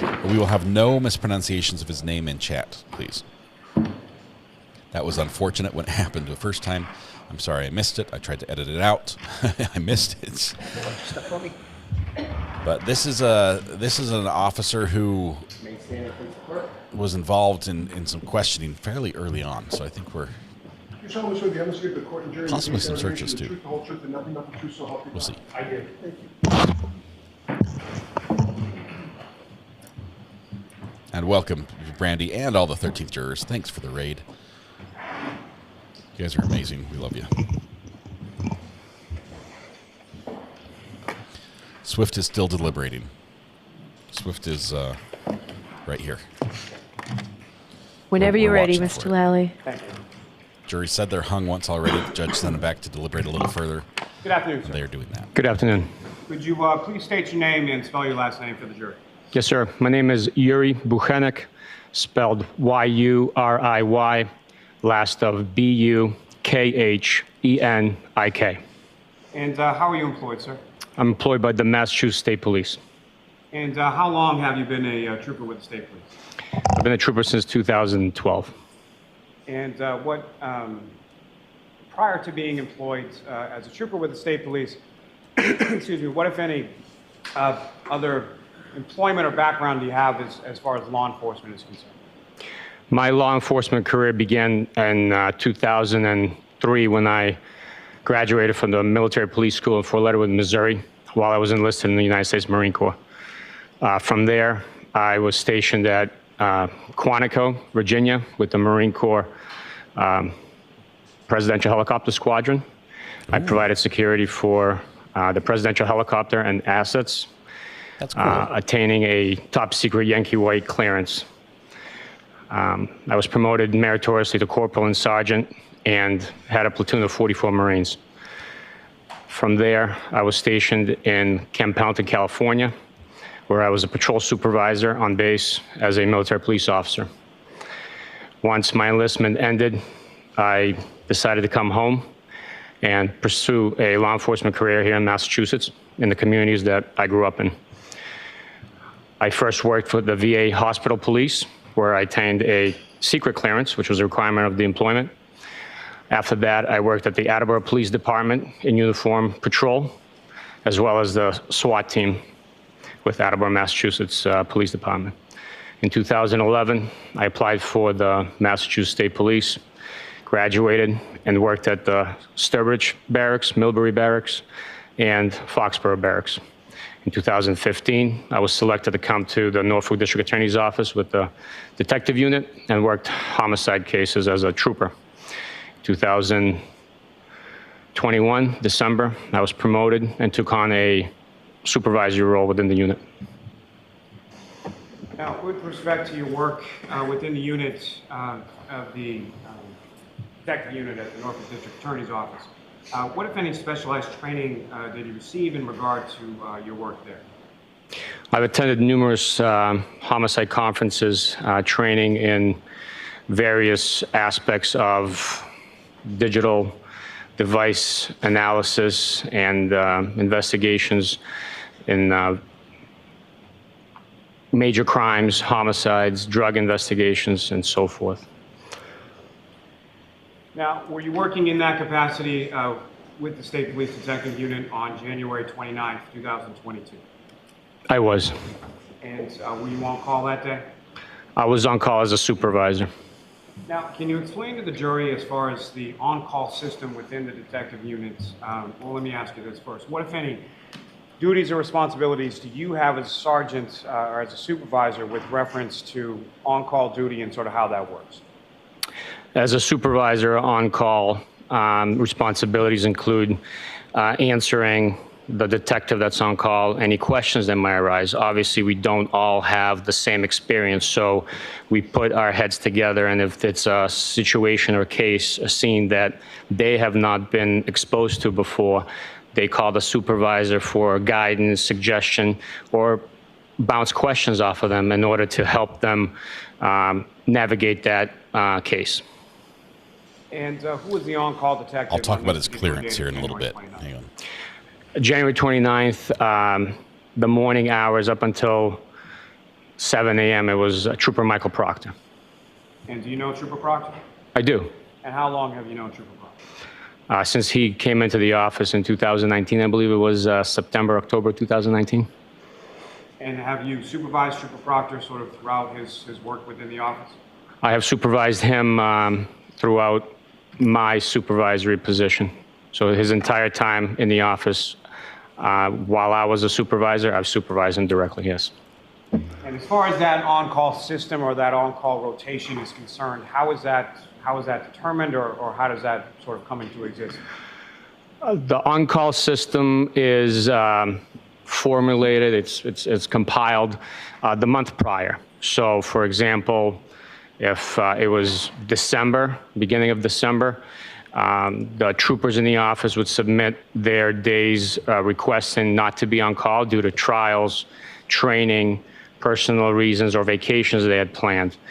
Those days are submitted in the beginning of the month, and then if it's in the beginning of December, for example, the on-call schedule for January is then compiled a month in advance, really. So these are generated well in advance of whatever specific date a trooper is on call, correct? That's correct.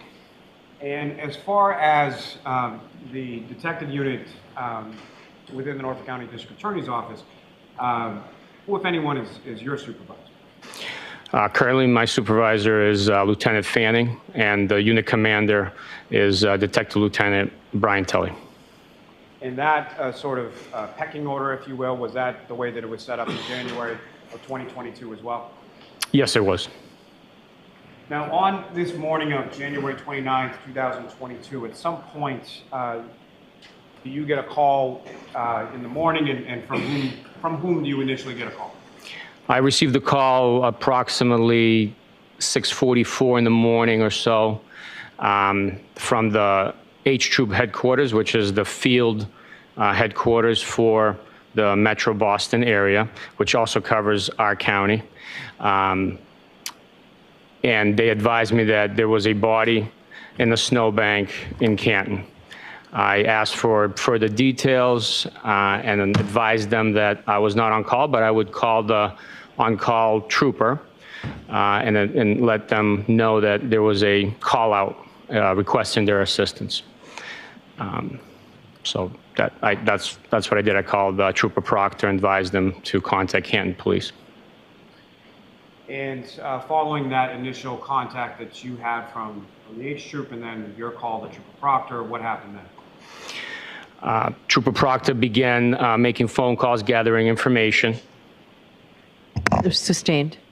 Next question. What was the next thing that happened as far as your involvement was concerned? I was advised of the circumstances under which the body was located and what was transpiring. And I told Trooper Proctor that I would start shoveling out during the blizzard and then proceed to meet him in Canton to begin our investigation. And where was it that you and Trooper Proctor first met up on that particular morning? We met at the Canton Police Department. And do you recall approximately what time it was that you arrived at the Canton Police Department? It was approximately 9:15. Due to the amount of snow that was on the ground, the time that it took me to shovel out the main roads, actually no roads were plowed at the time during my track. So I decided to drive my personal truck to Canton Police Department because it was a four-wheel drive and meet Trooper Proctor there. Now, as far as your personal truck versus you have a work vehicle as well? That's correct. And you mentioned that the truck is four-wheel drive. What is the difference between your personal truck and its capabilities in weather versus the work vehicle? Well, at the time, there was approximately 10, 15 inches of snow that had accumulated already. My work vehicle is a sedan, low to the ground, low clearance, front-wheel drive. It would not be able to navigate the road conditions at the time. My four-wheel drive vehicle is higher clearance from the roadway and was able to navigate the conditions at the time. And sir, when you arrived, so at approximately 8:22 in the morning or so, where is it that you were at that point in time, if you know? At 8:22, I would say I was still blowing the snow out of my driveway, clearing the path for my truck to leave the driveway. With a leaf blower. And when you arrived at the Canton Police Station, you mentioned that you met Trooper Proctor there. Do you recall who arrived first? Trooper Proctor was in the parking lot in his vehicle, and I pulled in, backed in next to his, and we walked in together into the police department, I believe.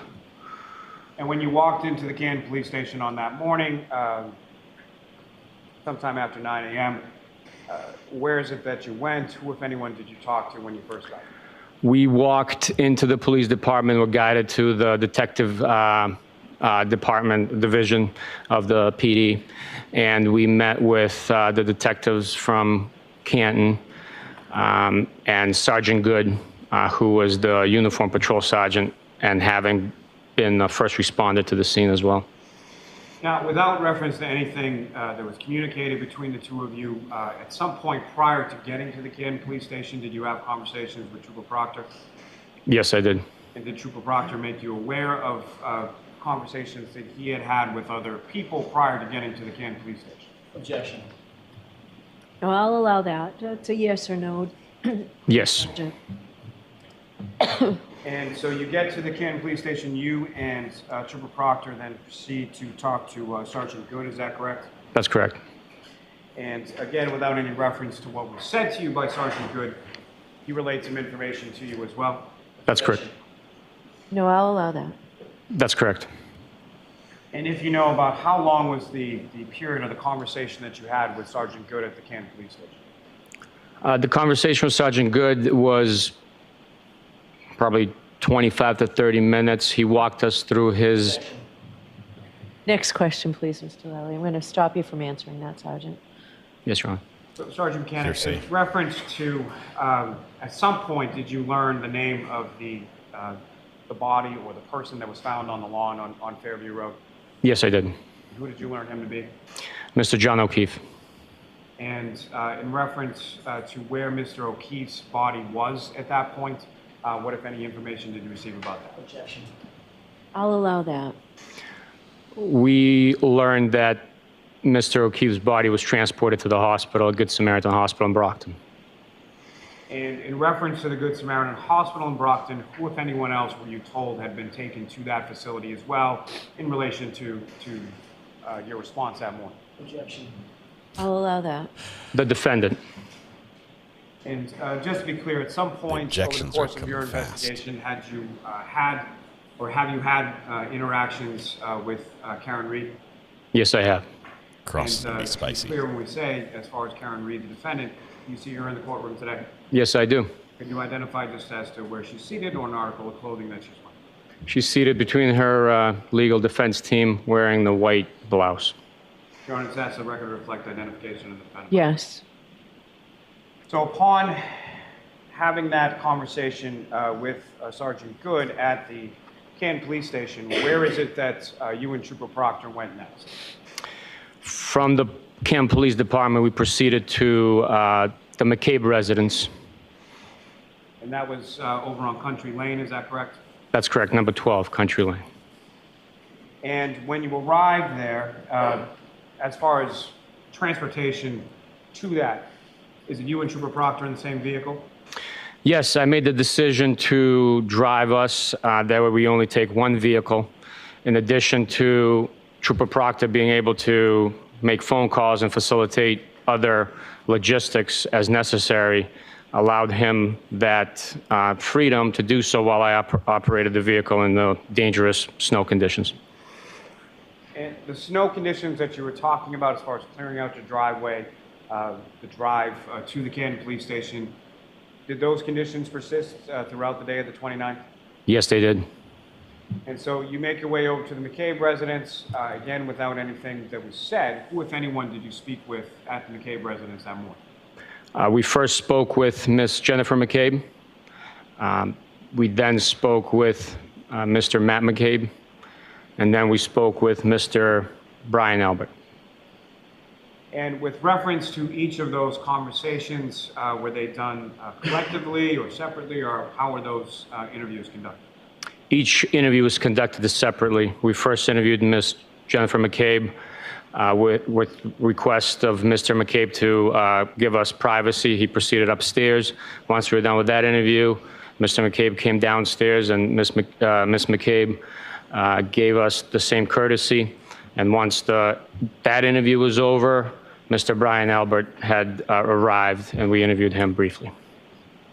Is that sort of the typical process of how at least your unit conducts interviews with respect to civilians? Yes, with cooperating civilians, we typically advise them they were going to be, we schedule an interview, we proceed to their location of convenience and separate them and get their version of recollection of events that we are inquiring about.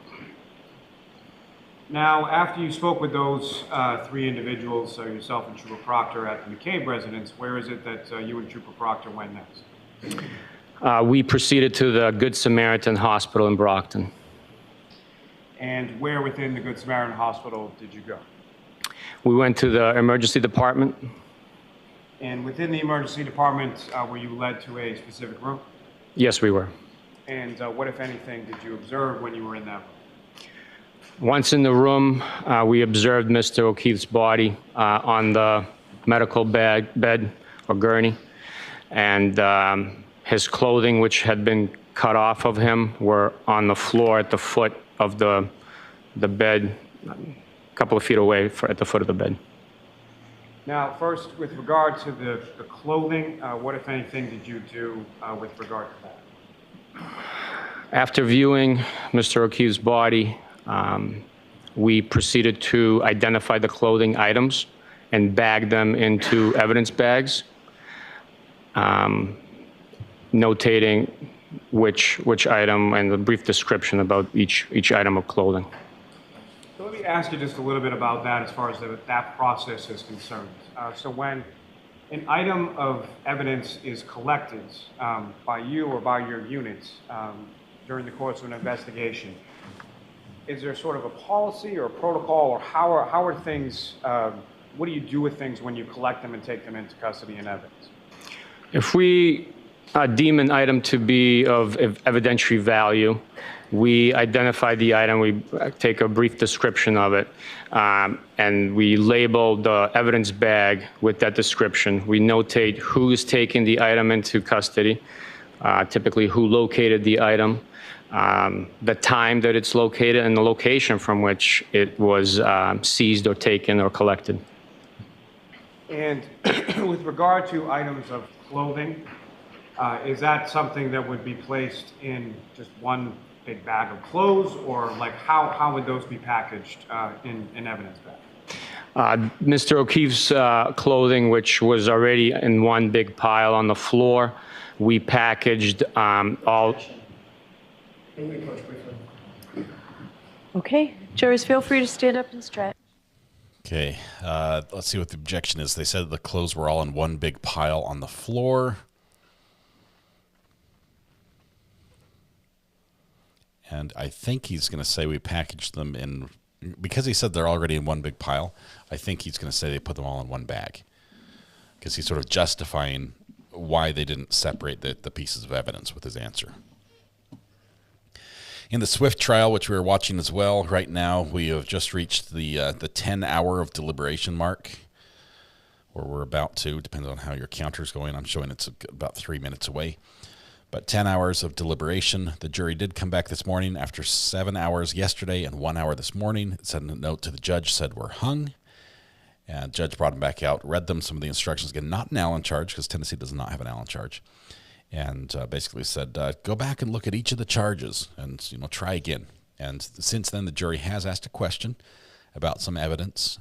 Then they've received their answer. And they've continued to deliberate. So we'll see what happens there in the hot tub cold case trial.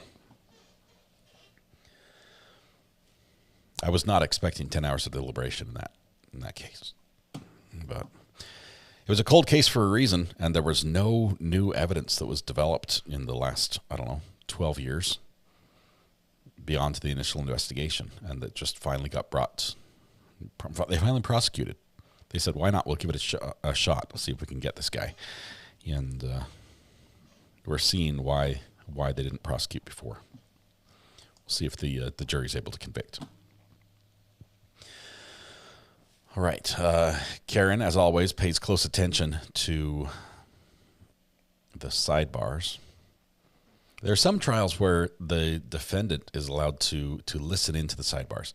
We've seen them put on headphones before.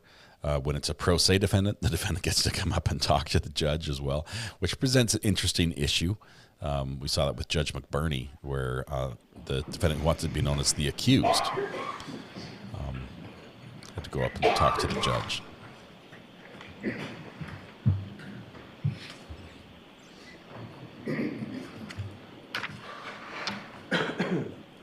And so, I'm sorry, Sergeant Buchanan, when you come into the hospital room where Mr. O'Keefe's body was, there's clothing items that are on the floor, is that correct? That's correct.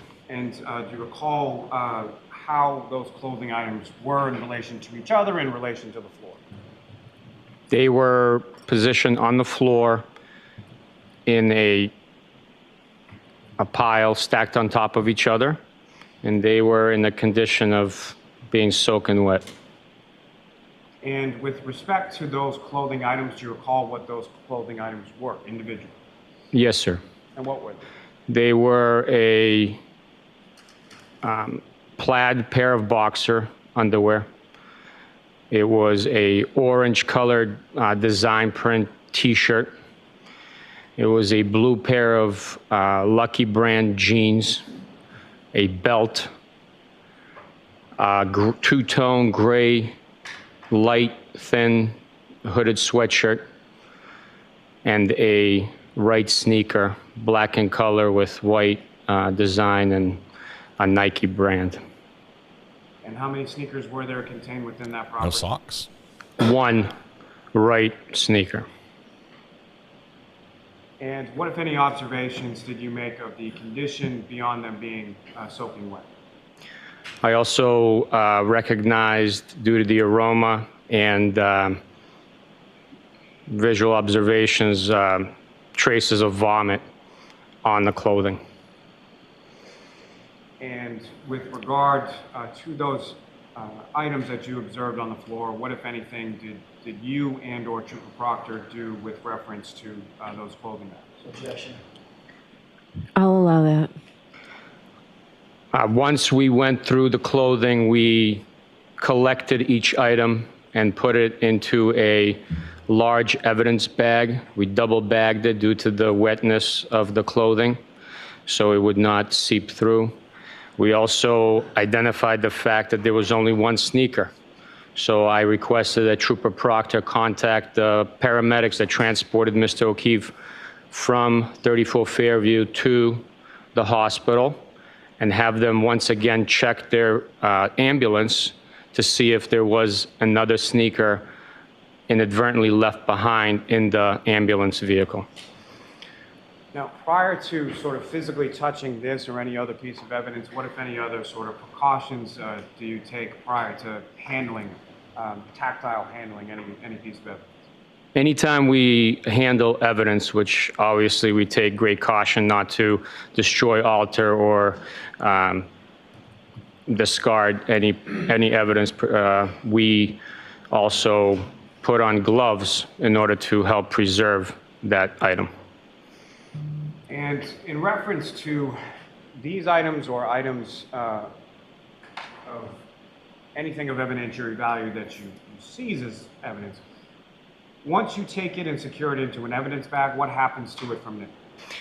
Once it's secure in the evidence bag, it is sealed and logged into our evidence storage facility at the office. And then, as necessary, it is signed out, shipped off for processing, review, or court proceedings. And as far as that sealing is concerned, how are bags or boxes of items of evidentiary value, how are they sealed? Once the bag is... I'll allow it. I'll allow it. Thank you, Your Honor. Once the bag is sealed, it's utilized. We utilize tape, typically red or yellow tape. Once it's secured, we initial and date the tape on the edge. That procedure helps identify the time and date it was sealed and by who with the initials. And then once that bag or box is sealed, if that bag or box is subsequently opened at a later time, what, if any, notation or what, if any, recordation of that is made? Anytime a piece of evidence is signed out for review, it's logged in the tracking system. In addition, anytime a piece of evidence is open, with a container being a bag or a box is open and the tape is cut, it is then resealed, reinitialed, and dated by the trooper or an individual who's signing that evidence out and then returning it. As far as the evidence bag or box is concerned, when it's been opened, is that something that is noticeable based on the sealing and resealing of that particular receptacle? Yes, sir. It is definitely noticeable, and it's noted in the systems. Now, with regard to, you mentioned or made some mention earlier in the testimony in regard to evidence storage facilities at your office. Yes. Can you describe what those are and who, if anyone, has access to those evidence storage areas? Within our office, we have 2 troopers that are designated as evidence officers. Those individuals have access to the secure rooms designated strictly for evidence storage. Those rooms are inventoried and kept under not just lock and key, but also digital access control and alarm systems. They are the only ones that have access to those facilities, in addition to our unit commander. But I'll tell you that our unit commander does not access that room without the evidence officers. I myself, even as a supervisor, do not have access to that room. You don't have access to that evidence room, is that correct? That's correct. Is Trooper Proctor, is he one of those evidence officers? Did he have access to that room? He does not. As far as at the time in January of 2022, who were the troopers within your office who did have access to that? In January 2022, that would be Trooper Jeff Kakowski and Trooper David DeChico. And that would be in addition to Lieutenant Tully, is that correct? Detective Lieutenant Tully, I believe, has access to it, but I cannot speak to that. I just believe that he does, as a unit commander, to facilitate any next assignment. Now, with reference Is he one of the 2? Any items that you were physically present for that were taken into custody or taken into evidence, including that clothing from the hospital on January 29th and any other items throughout the course of this investigation, when they were taped and sealed, what happened with each of those items once they were taken back to your office? Objection. I'll allow it. Each item that was sealed, it was processed in, it was logged in, and then it was stored. After processing, it was stored in the evidence room. Now, returning back to the Good Samaritan Hospital, within that hospital room, you made mention that you secured items and that you made observations of Mr. O'Keefe, is that correct? That's correct. And can you describe for the jury, as far as Mr. O'Keefe's body, what were those observations that you made? Mr. O'Keefe's body was laying on his back. The observations I made were of bruising to the eyelids of his face. Based on my experience and having cases with head trauma, I can tell you that during subdural hematoma, Yeah, I'll sustain the objection. You can build a foundation if you can, Mr. Lally. This is outside his scope. Over the course of your work with this unit in particular, if you know about how many homicide or let me step into it this way. As far as your work within this unit, as far as it's concerned, what, if any, jurisdiction does the State Police Detective Unit of the District Attorney's Office have with reference to not only homicide, but death investigations within Norfolk County? by statute, Chapter 38, Section 4, each county, the District Attorney's Office is provided jurisdiction over all death investigations. As a result, the law enforcement entities that are assigned to that Norfolk or that district attorney perform the investigations. In Norfolk County, those individuals are members of the Massachusetts State Police assigned to the State Police Detective Unit within our office. And so as far as death investigations, what exactly or what type of investigations would that encompass? Death investigations that we have jurisdiction over are all unattended deaths. Unattended death means that a physician, a doctor, is not overseeing the individual that passes. Those deaths would be suicides, homicides, overdose-type deaths, natural deaths, accidental deaths, and so forth. Any type of death that is not overseen by a doctor at a medical facility or in a hospice-type situation. So as a result of your assignment to this unit and that sort of exclusivity of jurisdiction over unattended deaths within Norfolk County, if you know approximately how many death investigations have you been a part of over the course of your work with the State Police Detective Unit? Excuse me. Over the last 9 years, I would venture to say it's over 500 death investigations that I was a part of. And Sergeant, over the course of your involvement within those investigations, if you know, how many of those investigations involved some indication or some type of head trauma? Scores of investigations that involved some sort of head trauma. Still trying to lay the foundation for that previous testimony that was objected to. In those cases that have involved scores of head trauma, have you been privy to information as far as medical findings, autopsy reports, things of that nature in relation to those prior investigations? Yes, sir, I have been. Now, with regard to your observations of Mr. O'Keefe, with regard to his eyelids, what if any observations did you make, and what if any, well, let me start just with physical observations. What if any physical observations did you make of Mr. O'Keefe's face and body in general? His face, I observed the swelling and the discoloration being produced through the blood pooling in the eyelids. Yep, so just your observation, so the swelling and discoloration. Move to strike. I'll strike the remainder of what you've said. I also observed a cut to his nostril and an eyelid, which was very small in size, which would have been produced by a... Objection. Yeah, so we'll leave it at that. Next question, Mr. Lally. He can't stop. Based on your training and experience, what if any conclusions or what if any opinions that you have in regard to the swelling around the eyes? Objection. Yeah, I'll see you at sidebar here.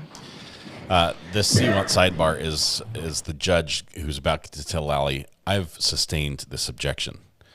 Asking the question a different way is not going to get around the objection. He is not a medical expert. He cannot testify that the swelling around his eyes was caused by the what was it? The subdural hematoma. Yeah, might have been. I'm not saying that wasn't what caused it. Okay, it could also be from possibly from getting in a fight, getting punched in the eye. But you can't testify to that. You're a police officer, not a medical examiner or a doctor.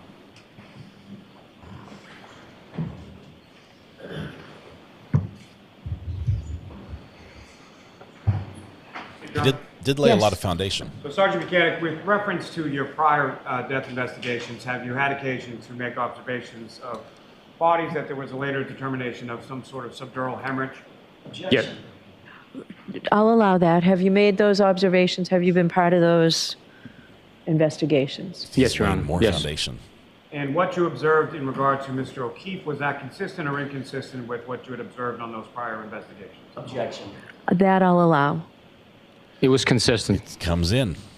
Now, in addition to the injuries that you observed to Mr. O'Keefe's face, what, if any, injuries did you observe to his extremities? His extremities produced abrasions to his upper forearm and lower bicep area on his right arm. And just as you use that term, I'm not asking for any sort of medical definition, but as far as you use that term abrasions, what do you understand that term to be?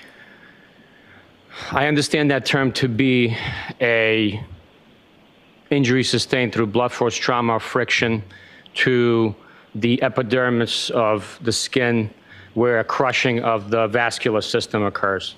and produces that type of sign on the skin. But the doctor's going all in And from here. your observation of the injuries to Mr. O'Keefe's arm, which arm was this again? It was his right arm. Next, he's And going to as far sign as the your death observation certificate. of those injuries to his right arm, what if any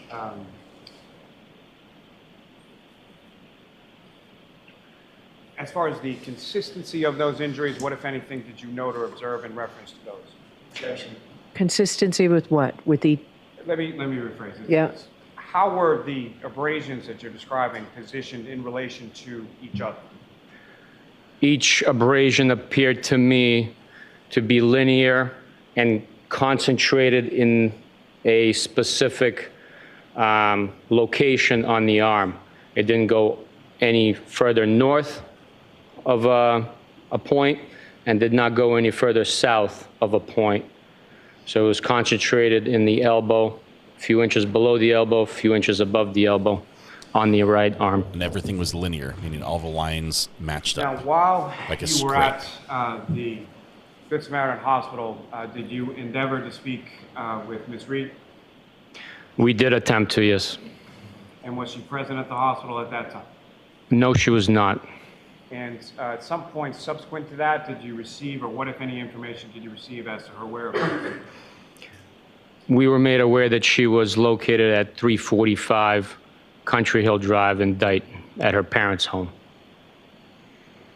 And where did you go from the Good Samaritan Hospital once you left from there? We proceeded to that location. Now, sir, with reference to the items of clothing that you recovered from the Good Samaritan of Mr. O'Keefe's, do you have those items of clothing with you here today in court? Yes, I do. He brought the Your evidence. Honor, with the court's permission, I would ask that the witness be allowed to retrieve those items and display those items. okay, are they in the courtroom? I believe so, yes. Okay, yes, May I approach? yes. Everything else has been pictures up to this point, but now we have evidence, physical evidence coming in. Glove up, peeps. Doctors in the house. It seems like a cop out where he's testifying beyond his area of training and expertise, and to get around it, they use testimony that says, "Oh, I've seen this before. I don't know, and before it was this, so this is the same." How many items are we talking about? 4, Your Honor. Okay. Jurors, if we go a little past 1, my intention would be to still just take a half-hour lunch today and come back. So I'd rather just go through this if we could. Sergeant, Yes. presenting you with this item, do you recognize that? Yes, I do. And what do you recognize that to be? The sweatshirt from the hospital room where Mr. O'Keefe was located. And, Your Honor, the call will seek to introduce and admit that as the next exhibit. Okay, any objection, Mr. Jackson? Sort of need to see what's in the bag before I can object, but on So, principle, no. okay. All right, so you've received photos of all of this, right? I assume what's in the bag is what's been photographed, but until I see it, I won't know. All right, so let's go ahead and open it. With the court's permission? Yes. Pass the scissors. The same scissors we use to cut apart the labels. Because this evidence bag is bagged and taped. It's already been photographed. So this would have been bagged and taped after the photographing. Just tear it open, like Christmas.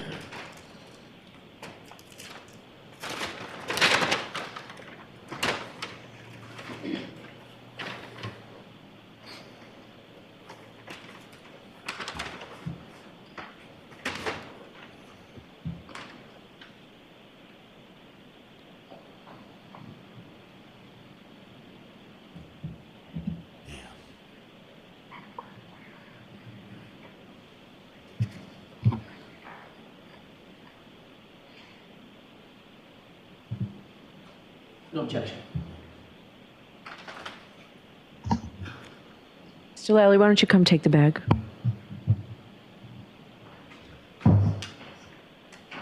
Yes. Put it back in the bag? It's in evidence, and we'll put that back in the bag.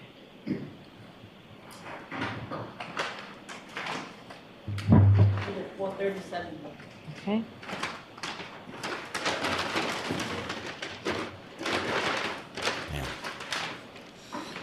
This is hard. Imagine the family. This is terrible.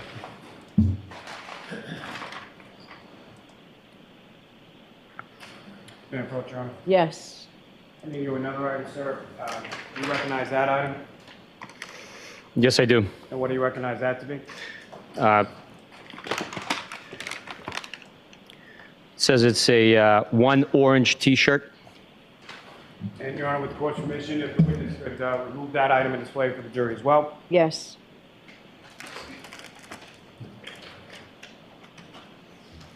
New pair of gloves? No, just kidding. Don't need to do that. They were all in a pile on the floor in the hospital, right?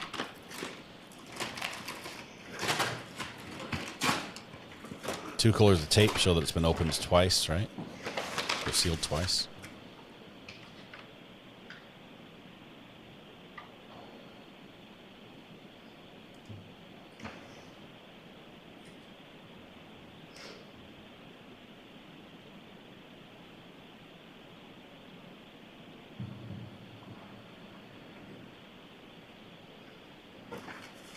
No objection. Okay. Exhibit 438.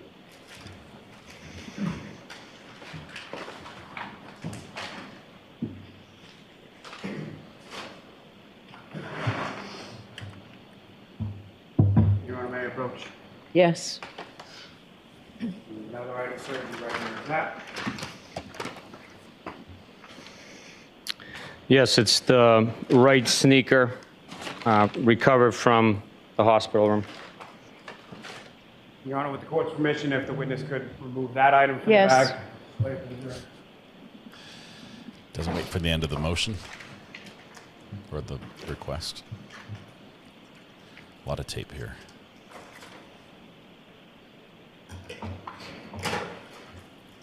Make an approach, please, sir. Okay?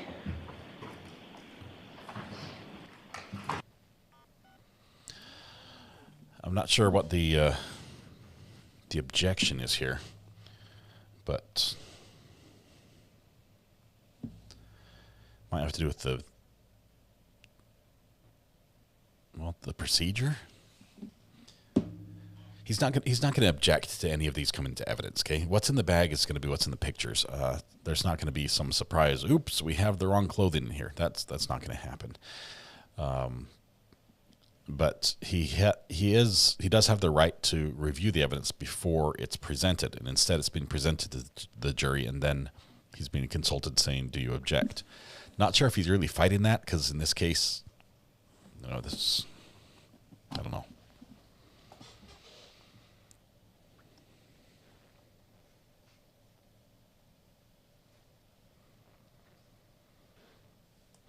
It's hard to say if Karen's shown any emotion, because this court allows a single camera. We've definitely seen some family with some emotion, but most of the times we're not seeing. We can't see everything at the same time. So in testimonies coming forward, we don't know what's happening off camera.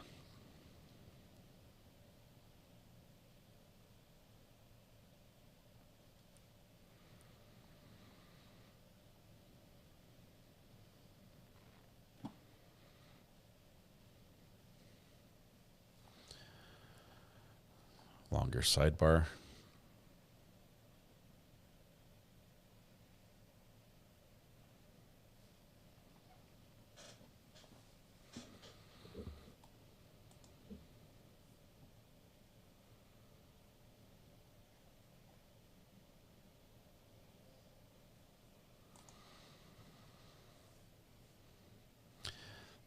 The other trial is now approaching 11 hours, or excuse me, 10 hours and 20 minutes, 22 minutes of deliberation.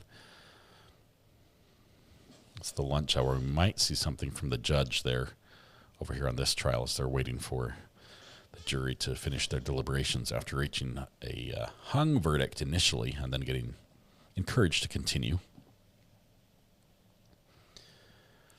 We'll have a podcast tonight, and we are giving out memberships. The first podcast of every month, first Thursday of every month, we give out 10 new memberships. And podcast is it's a little quieter setting. The viewer number is a little lower, so if you'd like to increase your chance of winning, because as far as we can tell, being present helps to win. It's not required, but being present helps to win. You might want to be there, and we'll see if we can get you. Sergeant. You are unmuted.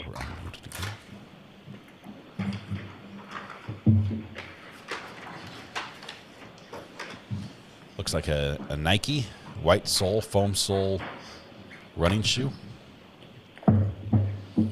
Right. All right, Mr. Lally. Size, what, 12? You could return that to the back, please. Introduce in minutes. Yes, I'm going to. No objection. Thank you. May I approach one last time? My apologies.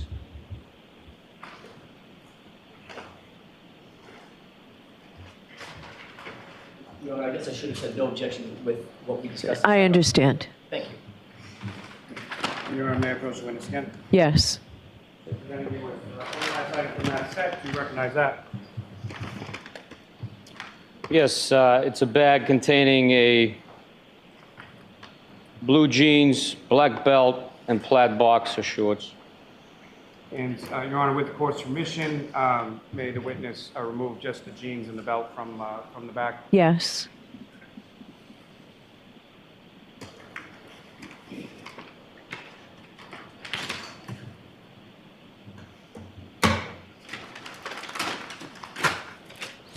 I think those are the court's good scissors, by the way.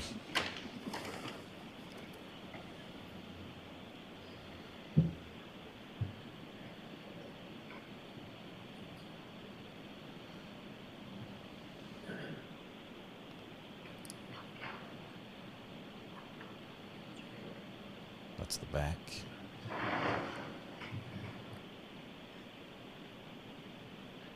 It's not showing all sides.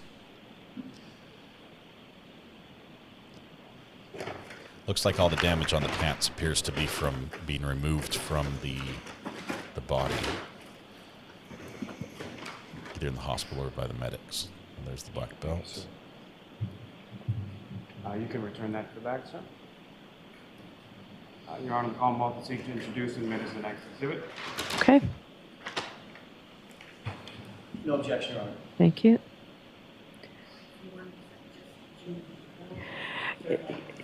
So are you not displaying the third item, but it's going into evidence?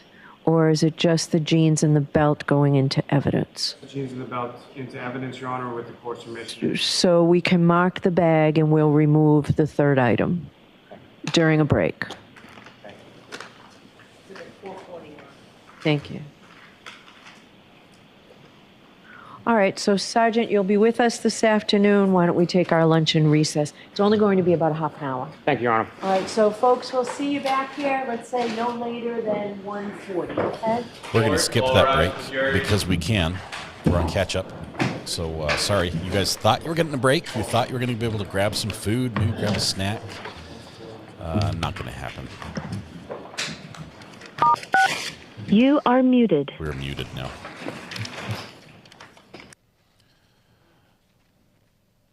Interesting facial expressions. Something's going on here.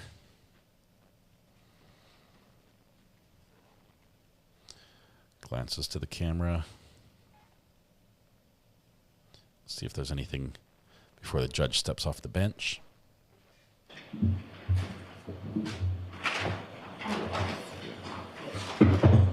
Oh, she's leaving. She's heading out, so we're done. All right.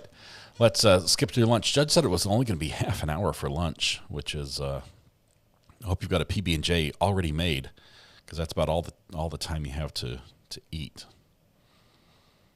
No standing in line at the chicken shop. You can't get a full-on meal. Half an hour. we just broke for lunch. Here we go. Oh, man.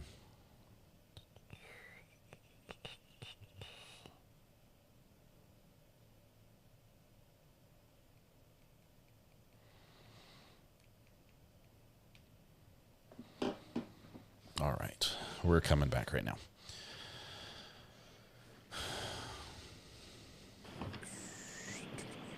I always hit the wrong button. I'm sorry. It's over here.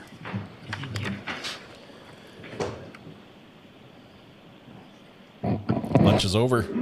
How was your break?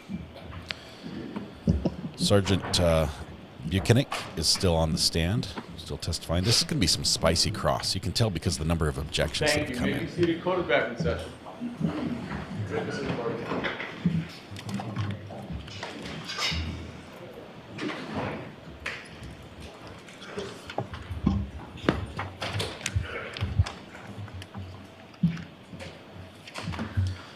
I actually like them showing the fan All right. instead of the seal because you can tell All it's right, a moving Mr. Lally. May we approach this briefly? Okay. I'm being very, very careful when I pronounce the name.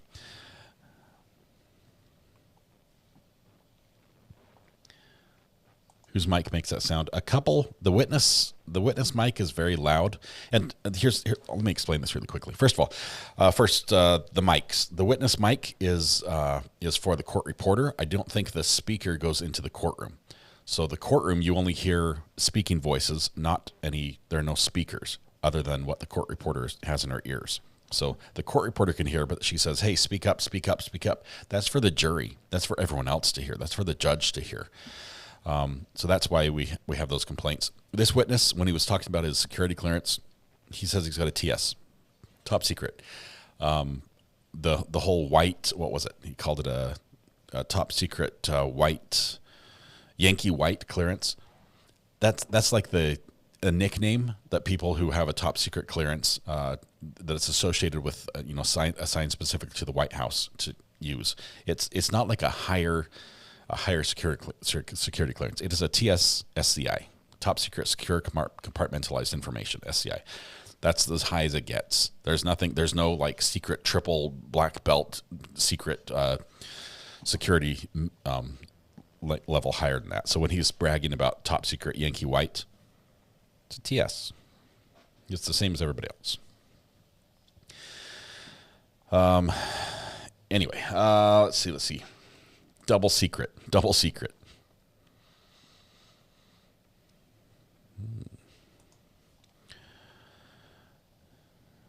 Waiting for witness to scream. Hopefully they don't. No double secret squirrel.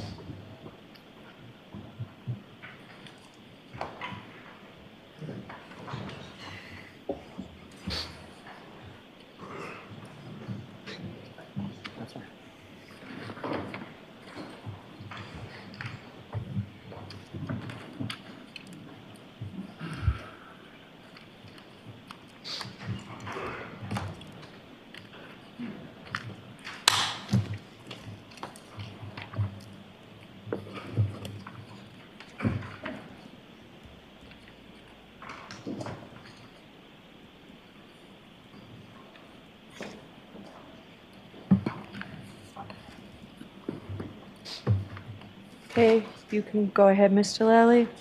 Yes, thank you, Your Honor. Sergeant Buchanan, those items, as far as the clothing items that you displayed for the jury just prior to the recess, those were the same clothing items that you recovered from the hospital room of the Good Samaritan on January 29th, is that correct? Yes, sir. Now, you had mentioned earlier in your testimony that those items had been placed into one bag initially. What, if anything, happened with those items as far as their keeping or their bagging once you got back to the office or to your where the evidence room is? Due to the condition of those items after they arrived at the office, the items were laid out on butcher's paper that we utilize for evidence viewing and allowed to dry naturally because they were soaking wet. And as far as when they were done with that sort of drying process, how were they packaged from there? They were packaged in the bags, sealed up, and stored for transport and processing. And so those would be bags individual for each clothing item, is that correct? Each item, the way that it was packaged, the pants with the belt and the boxers, and then so on and so forth with the sweatshirt and sneakers. And we'll get to this a little bit more in a moment, but at some point there were pieces of plastic, red and clear plastic, that were recovered by you and other troopers from Fairview Road, is that correct? That's correct. At any point in time, were pieces of clear and red plastic that were recovered from 34 Fairview Road ever placed inside the same evidence bag as any piece of clothing that you recovered from this bag? No, absolutely not. Now, with reference to the Hospital of Good Samaritan, in addition to yourself and Trooper Proctor, were there other members of the state police or other units of the state police that arrived at the hospital at some point? Yes, sir. Lieutenant Mello came to the hospital to document the victim and the clothing, and he's assigned to the State Police Crime Scene Services section.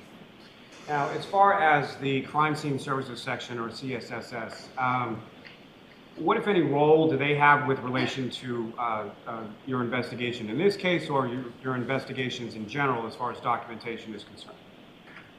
Crime Scene Services section assists us in documenting scenes through video and photographs.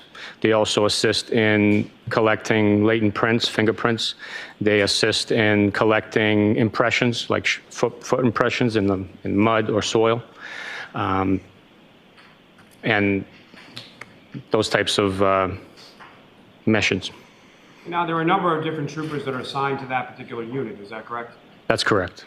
And as far as over the course of this investigation, how many occasions approximately were there that a member of the Crime Scene Services section responded to memorialize or photograph different scenes or different areas throughout the course of your investigation in this case? Just off the top of my head, there would be 4, 5, maybe 6 instances where a trooper or sergeant from Crime Scene Services responded to the scene to assist us in this investigation. Now, at any point in time over the course of the investigation, when Crime Scene Services troopers responded to document anything, was it ever the same trooper more than once? No, it was not. And so with regard to January 29th back at the Good Samaritan Hospital, there were Sergeant Mello arrived to document or photograph Mr. O'Keefe, correct? That's correct. And Your Honor, may I approach the witness? Yes.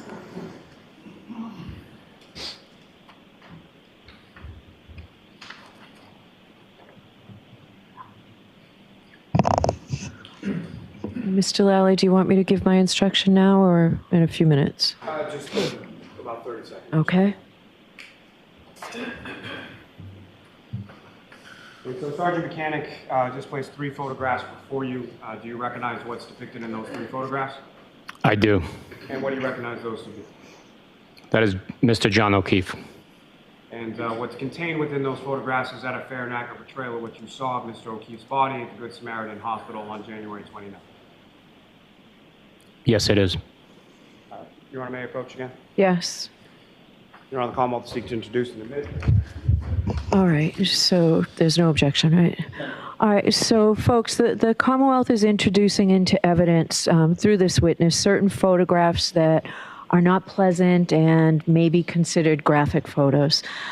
Sometimes evidence is presented that creates an emotional reaction in jurors. For example, it's natural and understandable to feel sympathy and empathy when you hear about a person who was injured in some serious way or suffered in some way or who has passed away. But as jurors, you've taken an oath to follow the law, and I instruct you that you must separate any emotional reaction on your part from the informational value and weight of the evidence. You must not be influenced in any way by the nature of some of the testimony, and you must find the facts in this case based only on the evidence. You can't find facts or base your decision on sympathy, anger, passion, or prejudice, or pity for or against either side in this case. Rather, your verdict must be based solely on the evidence and my instructions on the law. All right, with that, Mr. Lally, those photos will be in evidence. Thank you. Your Honor, with the court's permission, may publish just briefly each of the three respective photographs? Yes. It is 441 to 443. Thank you. And Ms. Gilman, if I could have photograph 2866. These are going to be the photographs of John O'Keefe's body at the Sergeant, direct hospital. your attention to the screen. Is that what's displayed on there now has been marked as Exhibit 441? Do you recognize that? Yes, I do. And using the laser pointer on the desk before you, if you could draw the jury's attention to what, if anything, of significance you observed in this particular photograph of Mr. O'Keefe.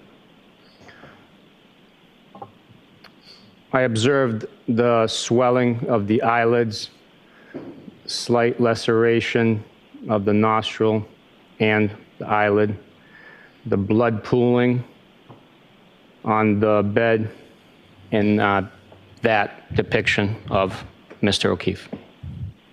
Ms. Gilman, can I have photograph 2857? And again, Sergeant, do you recognize what's up on the screen and is now been marked as Exhibit 442? I do. And similar to the prior exhibit, if you could, using the laser pointer, direct the jury's attention to what, if anything, of significance you observed in this photograph. I observed the parallel lacerations, abrasions and markings on the skin of Mr. O'Keefe, limited between that point there and that point there, as I described earlier in my testimony. And Ms. Gilman, if I could have 2859. And again, Sergeant, do you recognize what's up on the screen and has now been marked as Exhibit 443? I do.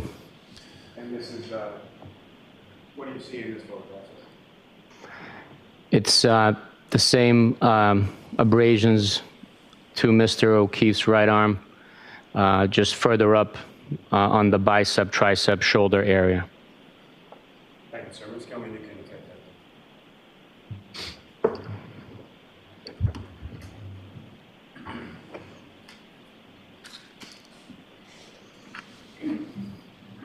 that. Now, Sergeant, taking you back to January 29th, 2022, after you left the Good Samaritan Hospital, where is it that you went? We went to 345 Country Hill Drive in Dayton. And that was the residence of Ms. Reed's parents, is that correct? That is correct. Now, on your way from the Good Samaritan in Brockton to the residence in Dayton, what, if any, communication did either you or Trooper Proctor have with regard to the Dayton police? I advised Trooper Proctor to contact Dayton Police Dispatch and advised them that we would be responding to the location, 345 Country Hill Drive, and seizing a vehicle. And we were requesting uniformed patrols to assist us in that mission. And why was that request made of the local PD? We were going into their jurisdiction. There was a blizzard going on. We were considerate of the circumstance and wanted to be courteous to the Reed residents and not just show up without any uniform presence. We have never met the Reed family. They have never met us. And with the clothing that we were wearing, it would be difficult for them to see that we were law enforcement. And so as you arrive in that area of the residence in Dayton, where did you position yourselves and when did you arrive in relation to the marked unit from Dayton? We called them while we were still on the highway and gave them an approximate time of arrival. GPS was not accurate due to the conditions at the time on the roadways. We pause now for station identification. Let's see what happened here.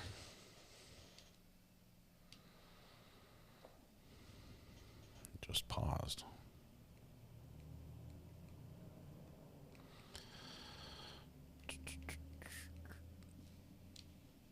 Friends, I'm 6'1", so it was quite deep in some locations. Not sure why it As you skipped. made your way to the home, what, if anything, did you observe in the driveway? As we walked up to the driveway in front of the garage, we observed a large Lexus black in color SUV bearing Massachusetts registration 3GC684. And subsequently, did you come to find out whose vehicle that was? Yes, once we queried the plate, we learned that the vehicle was registered to the defendant. And as you're going by this vehicle, what, if any, observations did you make of the vehicle as you were walking past it toward the home? I observed a damaged rear right taillight fixture on the vehicle. From my vantage point, I also told Trooper Proctor to approach the vehicle closer and confirm what I was seeing, which he did. And as far as that damage to the right passenger taillight area, can you describe sort of what it was that you saw during that initial phase?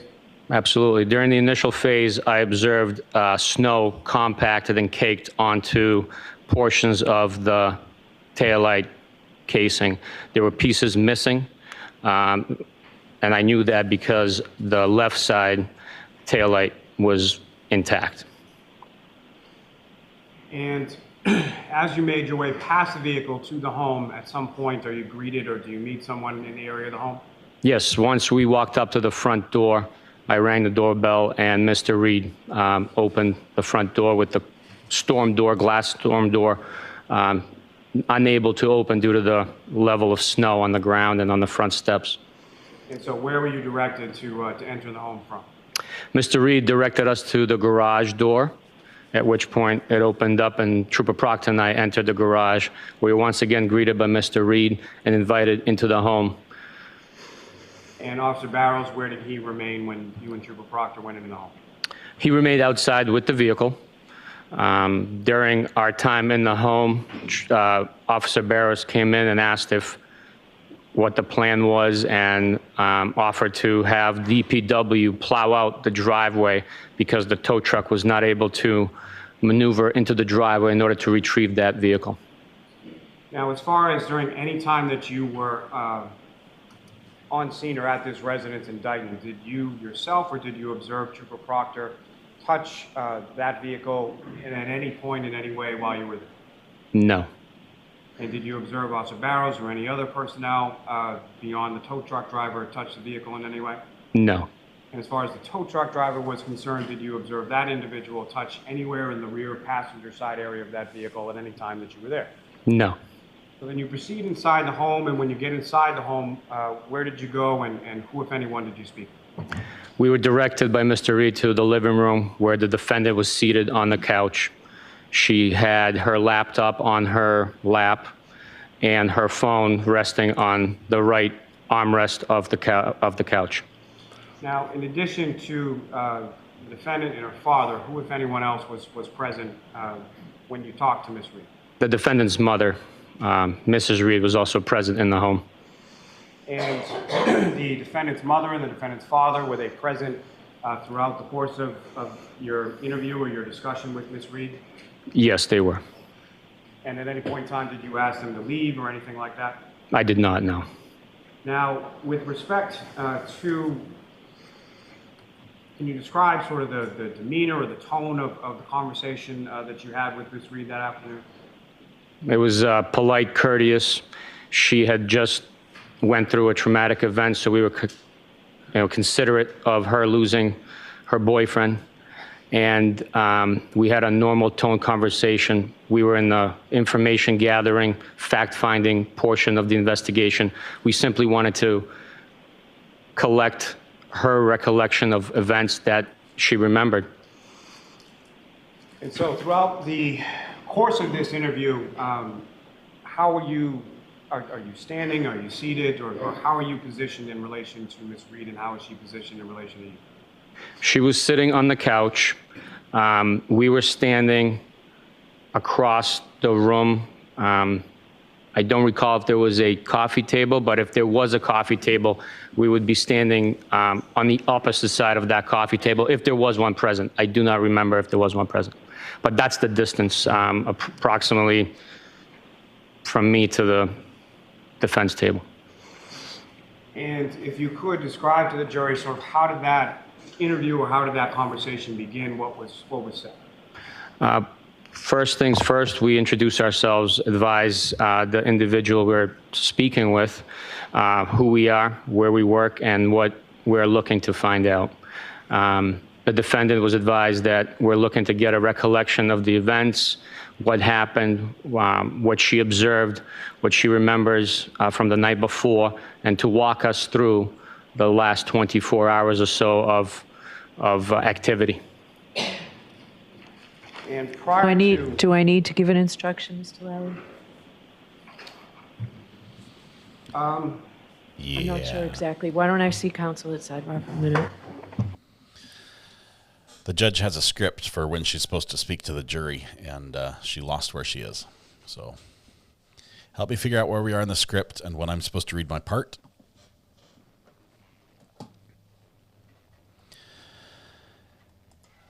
Big thank you to Ricky Watson, just gifted 5 memberships. And still, Ashley, we're not able to hit you with one of those gifted memberships. We're trying. We're trying. Thank you, Ricky. Appreciate your generosity. Congratulations, Ben My RC, Cheryl Smith, Laurie Webster, Trish R, and Brianna Buckway. Ashley is still naked. Day early. Day early. Tomorrow's No Pants Friday.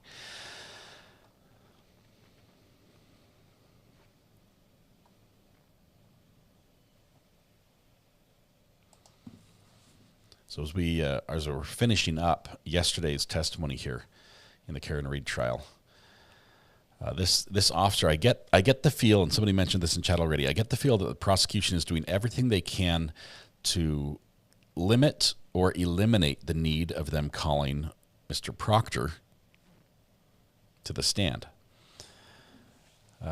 This was his supervisor. This was someone who was with him on several of the occasions when some of the work was performed.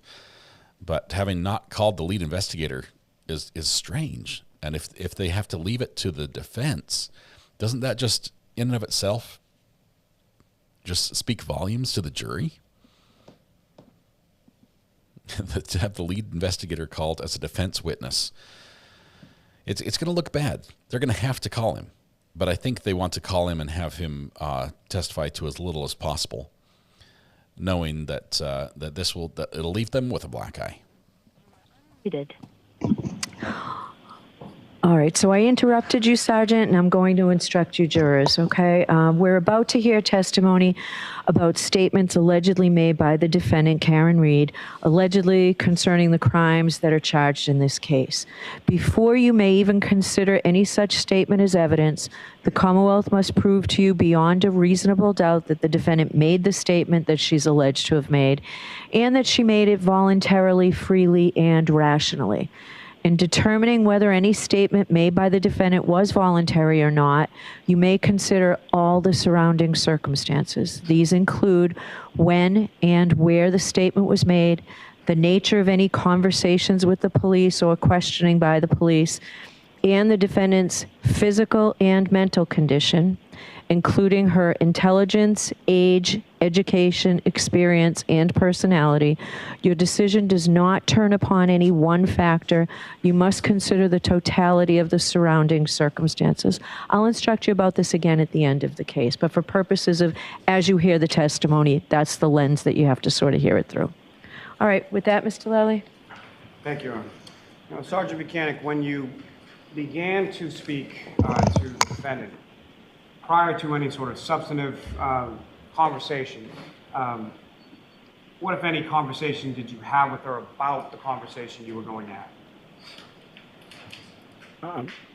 I just asked her to recount any events and the history between the actions that were taking place. And how did she initially respond to that?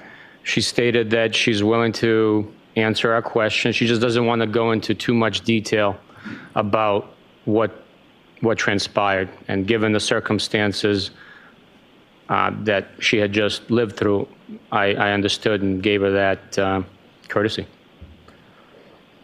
And as far as that interview or that conversation went, can you describe that conversation or the contents of that conversation to the jury? Absolutely. The conversation was normal tone of voice like I am speaking to you right now. Ms. Reed responded in the same tone of voice, answered questions. The content of the conversation began with her saying that, as I stated, she doesn't want to go into too much detail, but she was willing to answer our questions. We asked what she had for plans, what she had for as far as activity the night before, leading up to Mr. O'Keefe being discovered. She stated that she was in a relationship with Mr. O'Keefe that morning, meaning the 28th of January. She got into a fight with Mr. O'Keefe over what the niece and nephew were being fed for breakfast, or what they had for breakfast. Donuts. She went on to say that she met Mr. O'Keefe at C.F. McCarthy's approximately 9 p.m. the night of the 28th of January, 2022. She stated that the gentlemen were drinking, consuming beers, Bud Lights, and she was drinking vodka soda. Prior to moving on to the bar at Waterfall, the defendant was asked where she parked her vehicle. She told me that she parked her vehicle on Washington Street across the street from C.F. McCarthy's, facing northbound. So the vehicle was on the side of Waterfall Bar and Grill. We went on through the conversation, the interview, to the Waterfall restaurant, at which point she was asked if she left C.F. McCarthy's with a beverage or a container from that establishment, to which point she stated that she did not. She also confirmed that Mr. O'Keefe did not have any injuries on him when she interacted with him at C.F. McCarthy's or the Waterfall. He did not get into any verbal or physical altercations with anyone to have sustained those injuries. She stated that once at the Waterfall, they stayed for approximately an hour, hanging out with acquaintances. And then they left the Waterfall. She drove them to, after they were invited to a residence, she drove them to a location in Canton, where she dropped Mr. O'Keefe off. She was asked if she saw Mr. O'Keefe walk into the home at 34 Fairview, and she stated she did not. She stated that she made a three-point turn after dropping him off and left. She was asked whether or not Mr. O'Keefe, excuse me, let me back up. She was asked if she knew, how she found out about the damage to her vehicle, to which she stated, quote, "I don't know, it happened last night," end quote.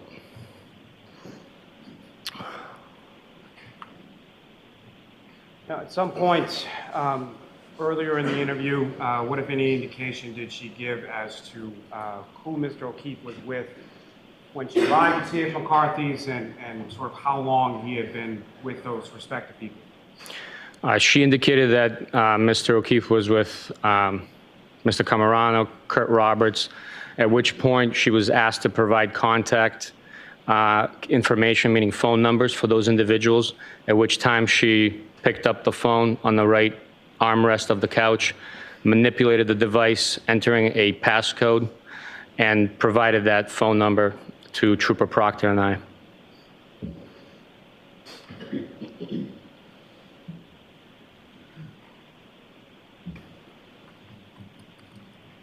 And at any point in time in the conversation or interview you had with her, what, if anything, did the defendant say in regard to why she had not gone into the residence at Fairview Road herself? The defendant stated that she was having stomach issues and did not want to enter the residence. Now, what, if anything, did she tell you about the later on that morning of the 29th? She stated that when she woke up, she began looking for Mr. O'Keefe. And when she found him in the snow, she began CPR on Mr. O'Keefe.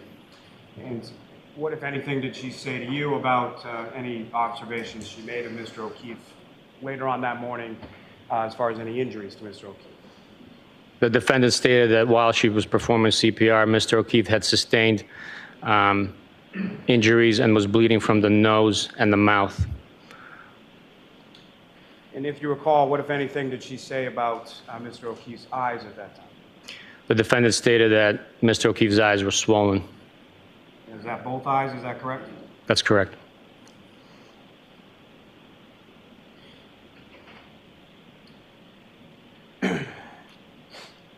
Now, as the interview progressed, at some point, did you ask questions seeking further details? Yes, I did. And details about what specifically were you asking? Once we got to the point in time where the defendant told me she did a three-point turn, I asked her to walk through step by step of her operating the vehicle and exactly what she did. Prior to that, I asked her, so she was asked to give a step-by-step recollection of how she, what she did in manipulating the vehicle and leaving the scene. And at that point, was the interview terminated? Yes, it was. Now, once the interview concluded or was terminated, what, if anything, did you do with reference to Ms. Reed's phone and the defendant's vehicle?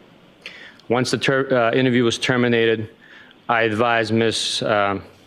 Reed that her phone was going to be seized as evidence, and her vehicle was going to be seized as evidence as well. And did you subsequently seize both of those items, sir? Yes, we did. And similar to the clothing of Mr. O'Keefe, as far as evidence was concerned, was that packaged and taped and transported back to the office in a similar fashion? The device was, the vehicle was transported via tow truck that was dispatched by Dayton PD on our request. And so when you get back outside of the residence after the conclusion of your interview with the defendant, what, if anything, did you observe going on with regard to the driveway and or any other vehicles that weren't there when you went into the house? During our interview, I glanced out the window and I saw flashing amber lights and a tow truck plowing the driveway.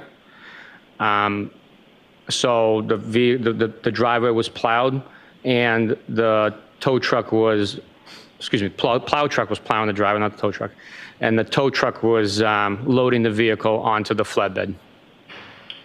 And at any point in time when you were outside of the residence, what, if any, observations did you make as far as cameras or anything like that on the exterior of the home? I did not see cameras on the exterior of the home at that point in time. Subsequent to that date, did you become aware that there were exterior cameras that record on the exterior of the home in Dayton? Subsequently, yes, we learned that there was video recording of the residence and the driveway. Your Honor, may I approach? Yes. Did we get another home video? Ring camera?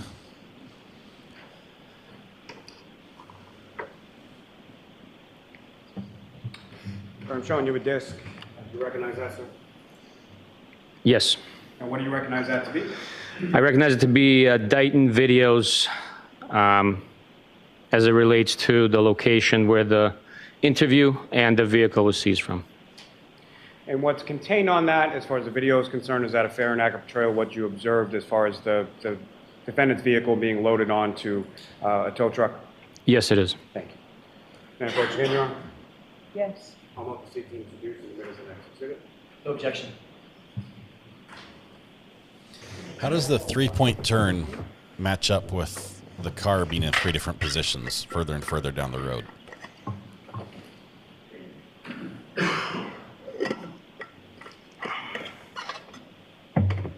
And Your Honor, with the court's permission, if I could publish those 2 short clips for the jury? Yes.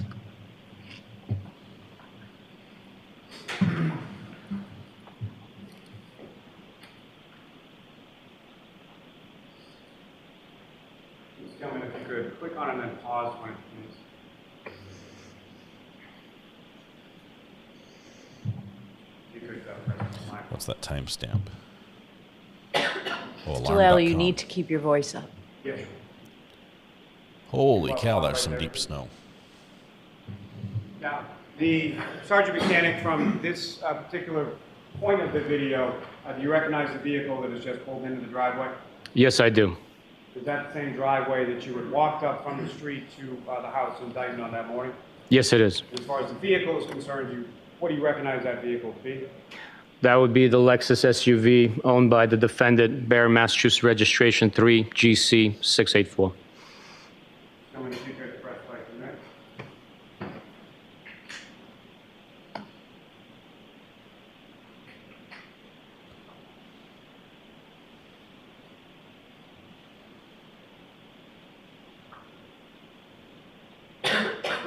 This woman, if you could pause right there. 2 individuals just exited that vehicle, is that correct, Sergeant? That's correct. Do you recognize who those individuals are as far as who they are and from what part of the vehicle they exited from?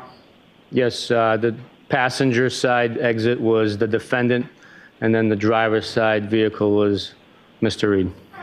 That'd be the father, is that correct? That's correct. And Ms. Gilman, if you could play this to the end.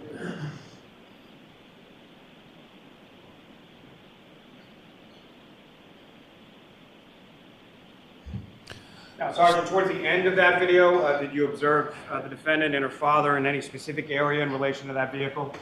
Yes, I observed the defendant and her father at the rear right taillight, gesturing or signaling towards the affected, damaged, and missing parts of the taillight. Objection. I'll allow just the direction that they were signaling out. Move to strike the remainder. Okay? As far as that vehicle's position within the driveway, is that essentially the position that you observed it in when you and Trooper Proctor and Officer Barrows were walking up the driveway to the home? Yes, it was. And Ms. Gilman, if I could have a second of those 2 videos. If you could pause it there, please. Again, Sergeant Mechanic, if you could describe to the jury what you observed of significance within this particular video.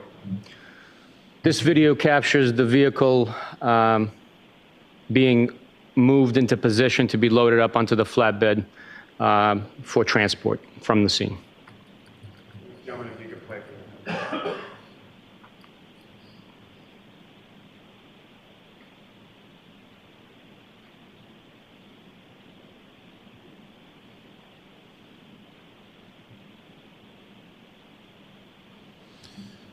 Being driven by a tow truck driver, I'm sure.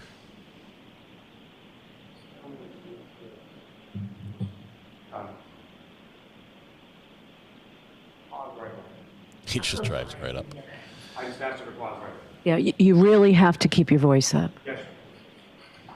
Sergeant Mechanic, from this still image from this video, what, if anything, of significance do you observe in relation to the vehicle at this time that is being loaded onto the tow truck? The rear taillight is illuminated. You could see a white light coming from that taillight. If you could, using that laser pointer you have before you, just direct the jury's attention to the specific area you're talking about. Right there. Okay, I also see a lot of red.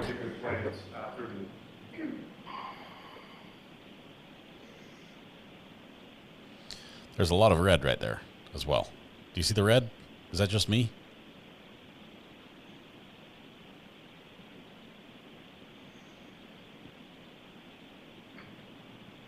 He's getting a running start. You can take that down. Now, Sergeant Mechanic, as far as when you left the residence in Dayton, where is it that you went? Can we turn the lights on, Mr. Lally? Yes, my apologies. Once we left the residence in Dayton, we proceeded following the tow truck back to the Canton Police Department. And was there anywhere else that either you or the tow truck went between Dayton and the Canton Police Department? No, sir. And when you say we, it's yourself and Trooper Proctor, is that correct? That's correct. Now, once you arrived at the Canton Police Department, where did the vehicle go? The vehicle was unloaded and put into a heated sally port located at the Canton Police Department. And in reference to the Canton Police Department and putting it in the sally port, why was it that it was taken to that location? It's a location that serves as a storage for a vehicle that would suffice for the size of the vehicle. The location is, as it related to the crime that took place was investigated, was in that town. So we utilized their facility. It was also a heated facility to help melt the snow that had been accumulating on the vehicle. And at some point, as far as some point subsequent to this, did you learn that there are exterior cameras of the Canton Police Department as well as cameras within the Sally Port garage area? Yes, I did. And have you reviewed each of those respective cameras prior to your testimony here today? Yes, I have. May I approach, Your Honor? Yes. I would venture a guess that it's not normal to bring evidence vehicles into the Sally Port. I've never heard of that being done at any police station before. So I'm showing you a disc, just have to look at that, look up, and then finish.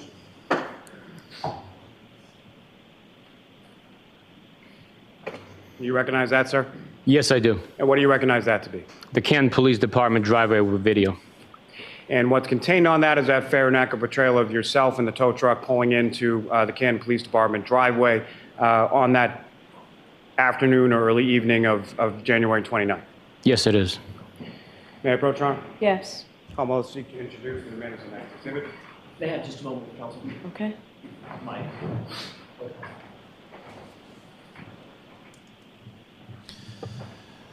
My problem is the number of pieces that were found seemed to be a lot more than what was missing from the car, according to that image.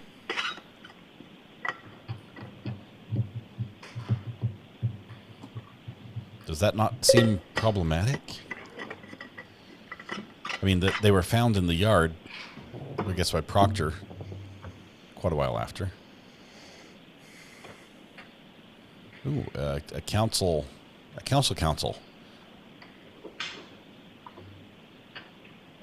How are they going to proceed here? They agreed. Thank you for that, Your Honor. No objection. Okay.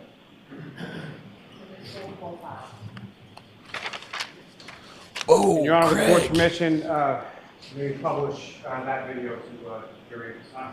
Okay. Craig gives out 20 memberships, and I'm looking for Ashley's name.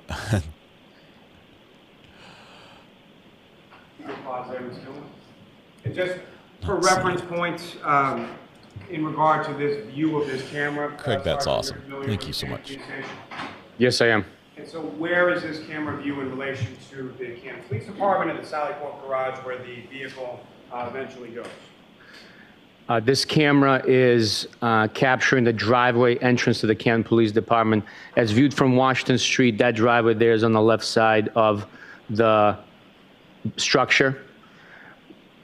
The camera itself is pointing towards the entrance of the driveway to the Canton Police Department. As you can see, the brake light illuminated in the shot.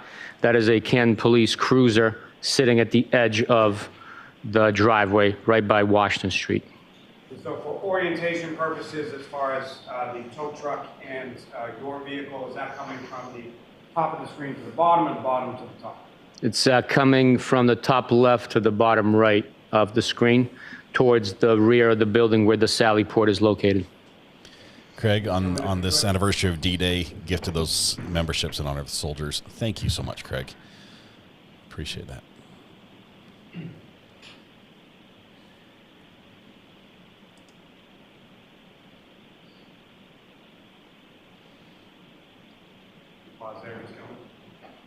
Now, as far as what's depicted in this still shot on this video, Sergeant, what if anything, do you observe? That is the tow truck transporting the defendant's vehicle, arriving at Canton PD. My vehicle with Trooper Proctor inside, me operating, are following closely behind as we did the entire way from Dayton all the way to Canton. Gentlemen, if you could play that to the end.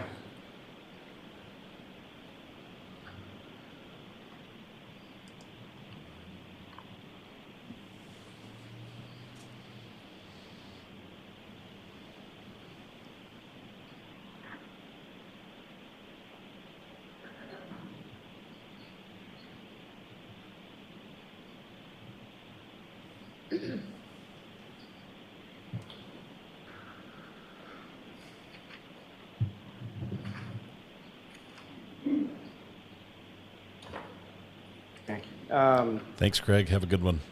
Now, as Appreciate far your generosity. as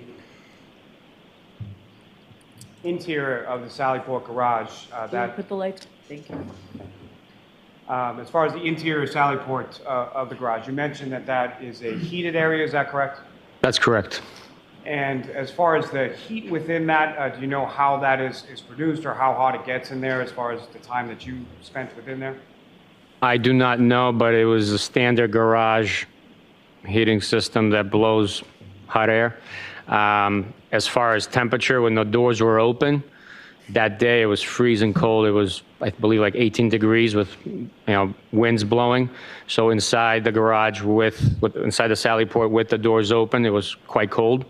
Once the doors shut, the temperature rose above freezing, and the snow began to melt off of the vehicle. And from the arrival of that vehicle into the Sallyport garage area, are you aware or have you reviewed video in reference to that? Yes, I did. And Your Honor, may I approach? Yes.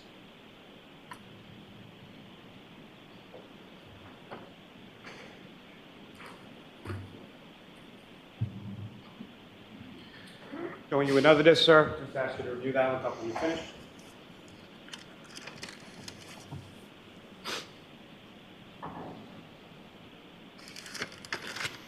And do you recognize that, sir? Yes, I do. And does that contain the video that you were just testifying about as far as the arrival of the vehicle at the Canton Police Department Sallyport garage? Yes, it is. Thank you. May I approach, Your Honor? Yes. I'll to seek to introduce in the minutes of the next exhibit. No objection, Your Honor. I thought we were missing this video. Now, Haven't seen it Sergeant, before we get to that video, if I could just ask, if you know, approximately what time was it that you left Dayton following that tow truck back to the Canton Police Department? We left Dayton approximately 4:15, 4:20, and we followed the vehicle back to Canton, arriving probably around 5:30 or so p.m. Thank you, sir. And Your Honor, with the court's permission, if we could publish that video for the jury. Okay. Here we go, on the big screen. I'm going to take my picture down in case it covers something.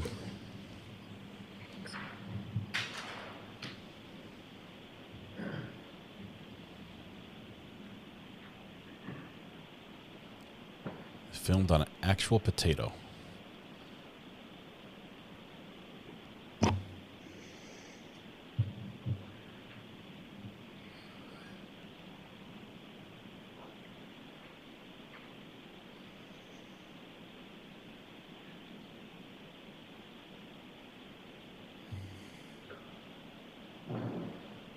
Gentlemen, if you could just pause there for a moment. Sergeant, direct your attention up to the video on the screen just for orientation purposes again.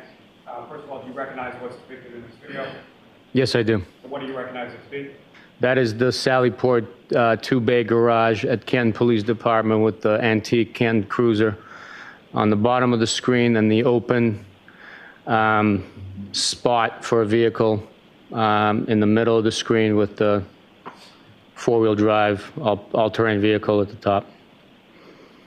Now, as far as, again, for orientation purposes, the driveway that the jury just witnessed in the prior exhibit, Is that to the left of the screen, the right of the screen, or something else? The driveway is to the right of the screen. And this vehicle, the defendant's vehicle, is sort of taken into the garage from the opposite side or to the left of the screen, is that correct? Correct. And Ms. Gilman, if you could, please. Your Honor, may we approach briefly? Okay, could you pause that, Ms. Gilman? All right. Crappy footage. Once again, banks and police departments seem to invest in the poorest cameras available, and then rely on the footage from those cameras. There is a very old police car in that picture. I think looks like an antique that probably just sits there in the Sallyport forever.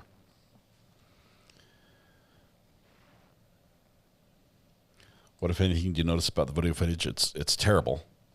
I'm waiting for the vehicle to drive in. There was a lot of snow there in the Sallyport already. It looks like snow. There is a test dummy. No Pants Friday for the test dummy that's in there. There was a test dummy wearing an orange shirt.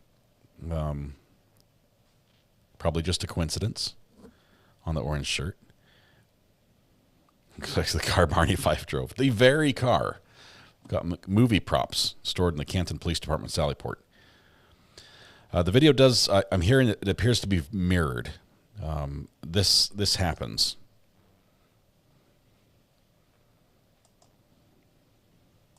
Unusual is the key word.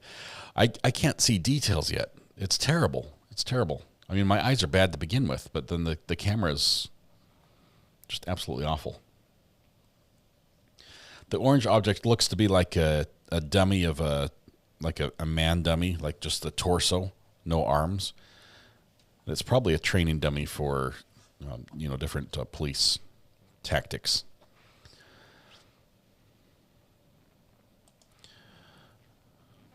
What, you want to bet that snow outline on the floor matches the break on our long days at about a half an hour, but I think the better use of our time is to give you a 10-minute break now. And then we'll go straight through till 4 o'clock. And if anybody needs a break, no breaks, Judge. No breaks. All rise for the court, please.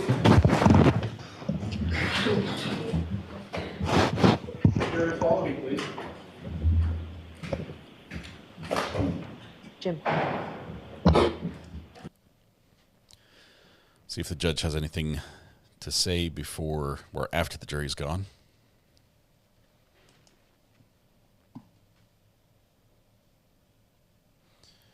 We'll be able to tell if it's mirrored by which door people get out of the vehicles if they're driving.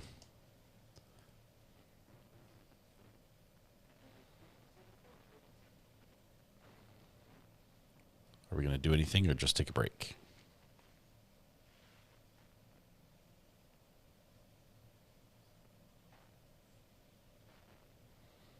Okay. She's saying things and very aware the camera's looking at her.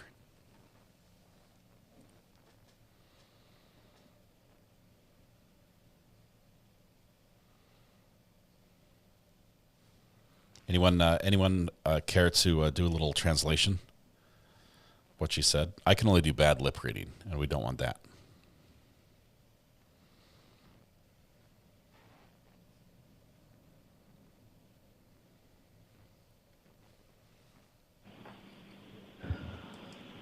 We did not have that. It's on the wrong side. Your Honor, if may the witness leave the stand just for a moment. Sure. Thank you. Yeah, we'll see you back here in about 10 minutes. Oh, we're going to fight over something. Yes. Love this part.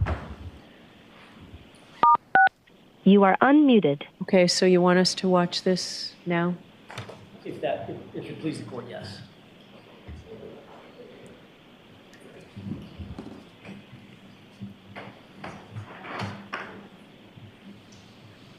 Okay, we're watching before the witness gets to see it once.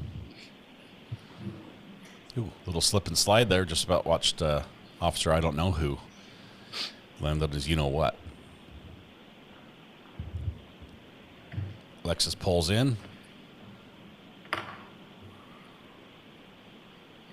Passenger gets out.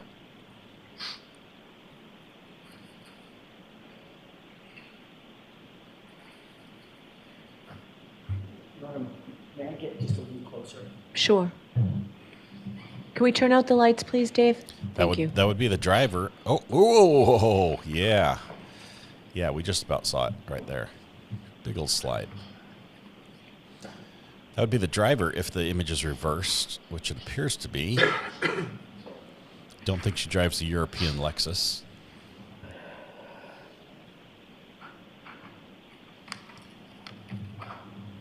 Somebody's standing around the back corner of the car right now, which would be the damaged side.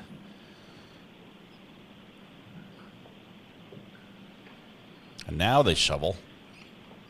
Probably the newest officer on the force assigned to this job. Nope, there we go again. It's a death trap right here, guys. You should do something about that. Lay down some salt or something. Who's got the leaf blower? Oh, man. Workers' comp does not cover this type of injury if you do it on purpose. Little half-hearted attempt at shoveling. Watch where you swing the shovel. You don't want to break anything. Oh, hold on to the car for stability. That's good.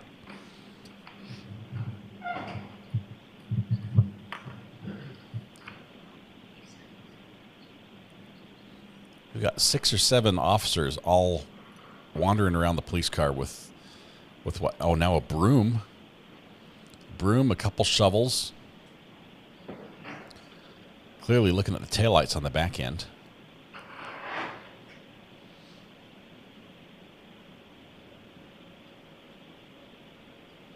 Doors are still wide open, so it's, what, 18 degrees in the tally port right now?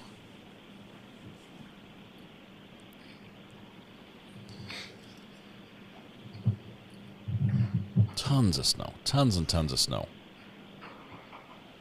All right, who brought their personal car in here and used the company heat, government heat, to get the snow off of it?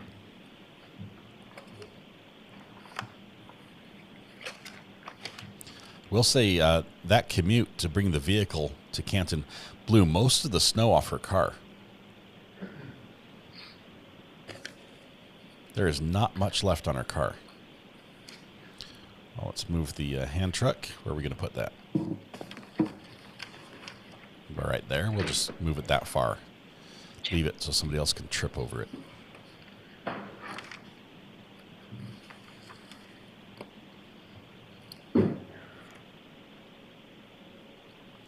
What is going on in the back corner? What are they doing? What's everyone standing around doing?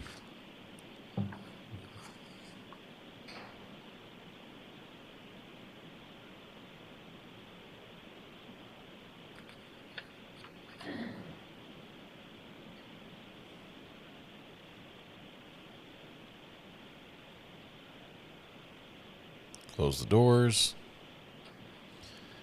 Let's put up some evidence tape.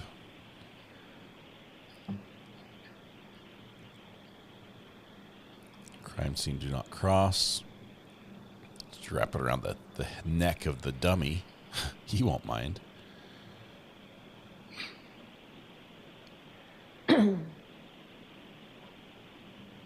And I guess this corner of the car is not as crucial, so we can leave that unprotected. Good as used. There you go. The dummy and the cone is one. It's one unit, apparently. They turn the dummy around so you can't see what happens next.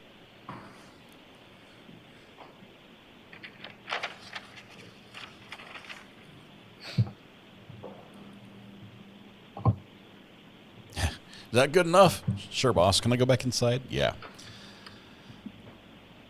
There we go once again.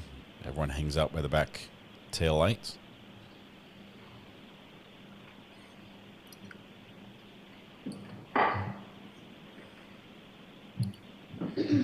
Okay, let me just show you.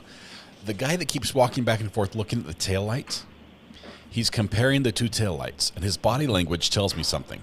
His body language tells me that the damage on the back of that taillight was not as extensive Is that the end of it, Mr. Lally? as it looks like in the pictures. I believe so, yes. Is that the end of it, Ms. Gilman? The car extracted. Okay. Because to compare the two sides, All right. he comes over Lights and on, he please, peeks Jay. around Thank you. the outside. He looks at the right side, and he does it twice. All right. So I have a copy of the printed docket on 424. Paper number 347 was the Commonwealth's Notice of Discovery XL. I just asked Mr. McDermott to print it for me. Our printer up here doesn't work. He does it twice. He walks all around. And All right, to so compare that it was to see what the before other we side looks impaneled. like. That was the day, I believe, of the long motion in limine trial. All right, so we'll take a 5-minute break, okay? Thank you, Your Honor. Okay, does that make sense? What I'm saying? I don't know who it was. I can't name them, but they're the guys at the back of the car. They're looking at the broken taillight on one side, and they're standing around the corner. Okay, they're not standing straight back. They're standing around the corner, sort of on the driver's side of the vehicle, looking at the broken taillight. And then to compare, to say, oh, what does the unbroken taillight look like? They walk around and don't look straight on the back. They go around to the other side and be like, oh, that's the piece that's missing. It's right there. It was that. It indicates that there was a smaller piece back there. There was a smaller hole, not this massive, gaping chunk. That's my take. That's my take on that. All right, we're going to skip the break. It's only 5 minutes, but I want to see where this goes with the witness and the. Obviously, we're going to get some cross-examination on this for sure, and it's going to be fun. Okay, still. Well, the judge's 5 minutes is turning into 10, but there we go. We're back. I haven't been reading. Stop at the spoilers, but I haven't been reading. What's up?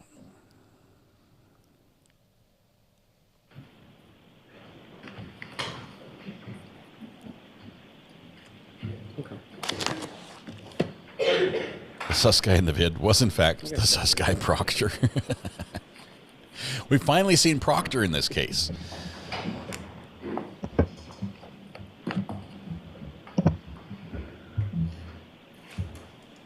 It is a mirrored image. Yeah. Thank you. VC, put it back. All right, so we're ready to pick right up where we left off? We're ready. Thank you, Your Honor. It was a motion So I'll activated just be camera. clear, the objection's overruled, Mr. Jackson. Thank you.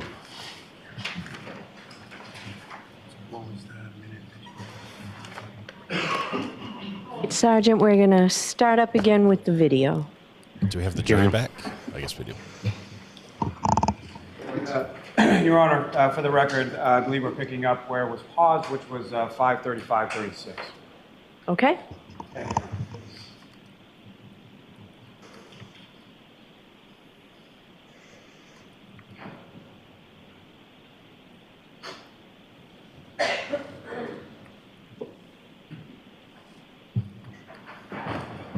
You can see from the hood of the car, actually I believe it's the tail light of the car that's closest to us. And Sergeant, as The far as police the is condition of the backwards. vehicle as you observe it in this sort of pause still shot of the video, is that a fair and accurate portrayal of the condition as far as the snow or ice or anything you observe on that vehicle when it came into the Sally Port garage? Yes, it is. Ms. Gilman, if you could play from there.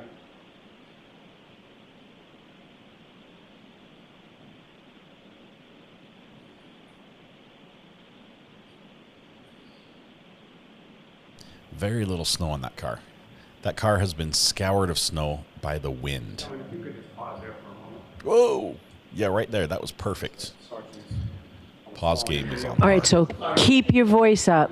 Sergeant Buchanan, with reference to any individuals you see in this video, do you recognize any of those individuals? I can recognize Trooper Proctor myself. Other than that, I don't remember exactly who else was present at this moment in time. If you could start using the laser pointer before you, just to recognize mentioned where you observed yourself and where you observed Trooper Proctor. That's Trooper Proctor and myself. Yeah. At any point in time when you were present with this vehicle in the Sally Port garage this evening of January 29, 2022, did either yourself or did you observe Trooper Proctor touch or manipulate in any way the right rear passenger side area of that vehicle? No, we did not. Ms. Gilman, if you could play from here.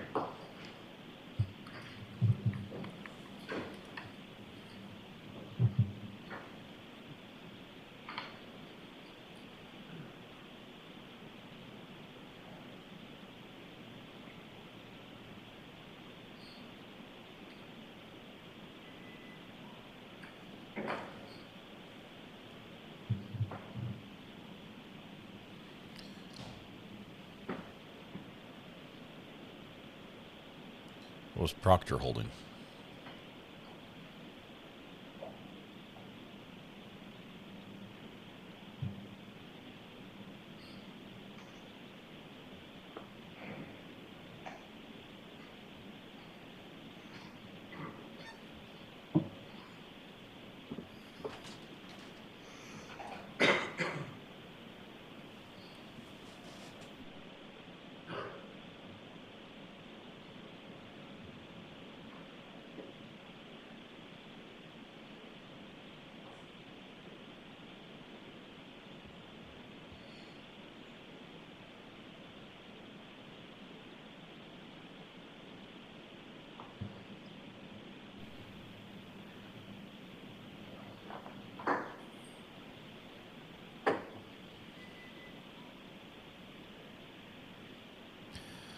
This would have been so much easier to clean out the Sally Port if you just brought the leaf blower.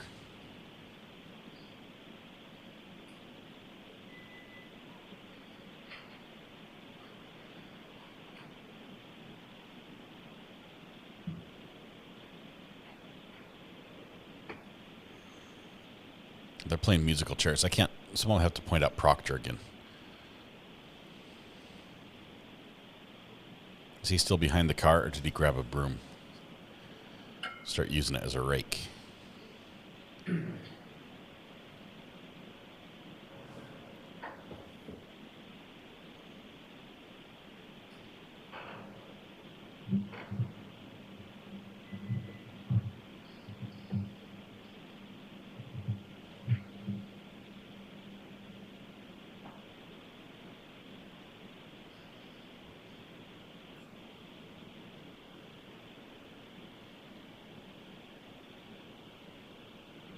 All these police officers walking through the snow like they're penguins, waddling back and forth, short steps. Nobody wants to land on their butt.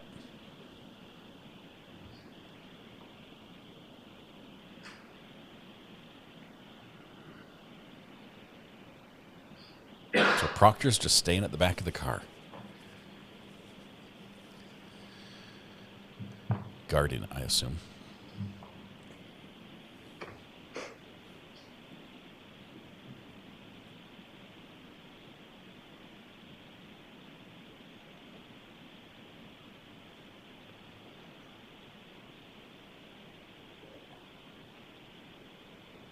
If you could pause there just for a moment. Dr. Mechanic, from what you're observing in this video, what you've seen or what you recall from this, what is it that you and Trooper Proctor and some of the other officers are doing now? We're establishing a perimeter around the vehicle with yellow tape in order to prevent or alert and advise anyone in the area to stay away from the vehicle. Ms. Gilman, if you could just play to the end, please.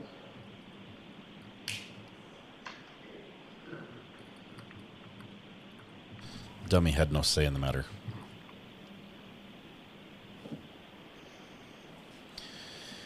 Let me flip the video around for you guys here in a second. Let's see.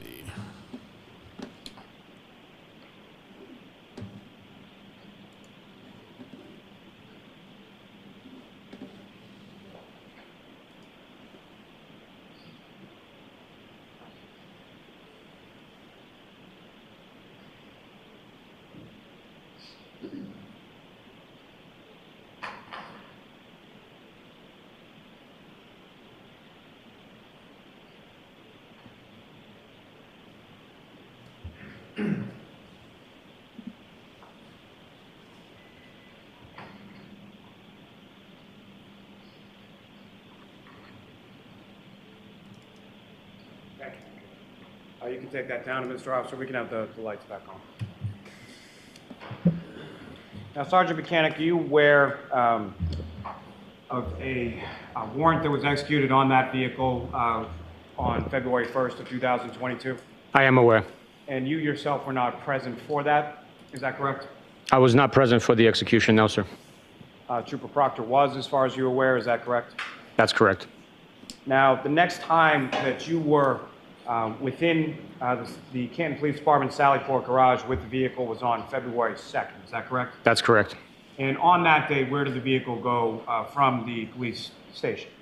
From the Canton Police Station, I escorted the vehicle to the Milton Barracks for safekeeping. And why was it taken from the Canton Police Station on February 2nd to the Milton Police Barracks? Or what had occurred in the intervening part between January 29th and February 2nd? The Canton Police Department had recused themselves from interviews and in that portion of the investigation. And now that the vehicle had been processed, we needed to free up the Canton Sallyport so they can utilize that facility for transporting prisoners to their facility and booking. So we stored the now processed vehicle back at the Milton Barracks in a unheated garage. And, Your Honor, if, with the court's permission, if I could publish just a very brief portion of what's been marked as Exhibit 34. Okay. Which is the Canton Police Department Sallyport garage camera. Okay. And Ms. Gilman, what you have up there, I'm sorry, February 2nd, 2022, approximately 8:09 a.m. And I'm just going to ask you to play that through till about 8:10:26.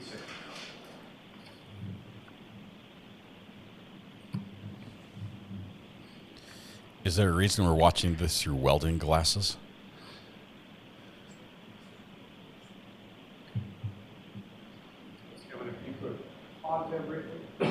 Sergeant, just for orientation purposes, again, this is another camera from within the same Sallyport garage, is that correct? That's correct. It's the opposite view from what we just viewed in the previous video. And as far as any of the people within this video, do you recognize any of the individuals in there? I believe that's myself and then another officer. I don't know who that other officer is. And just again, using the laser pointer, if you could, direct the jury's attention to where you see yourself. Okay, we need to spend about 10 grand and enhance this video a little As far as the condition bit. of the vehicle from January 29th, when you saw it on that day, to February 2nd, when you saw it on that day, as far as the exterior of the vehicle, what, if anything, was different, or what, if anything, did you note or observe? I noted the taillight removed and the evidence collected. And as far as the snow and the caked on ice that you observed on that prior day, was that still present on February 2nd? No, that had melted away. And Ms. Gilman, if you could again, I'm sorry, just play through to 8:10:26.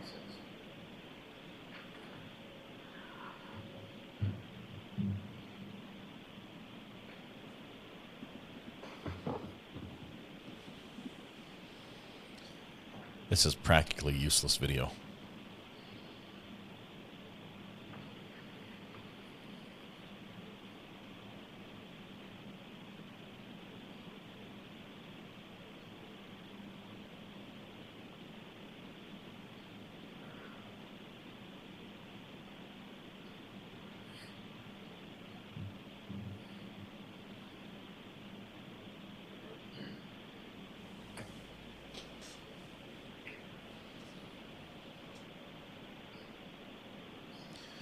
Okay, that's a tow truck bed that just came into the picture on the left-hand side, which means the garage door is open.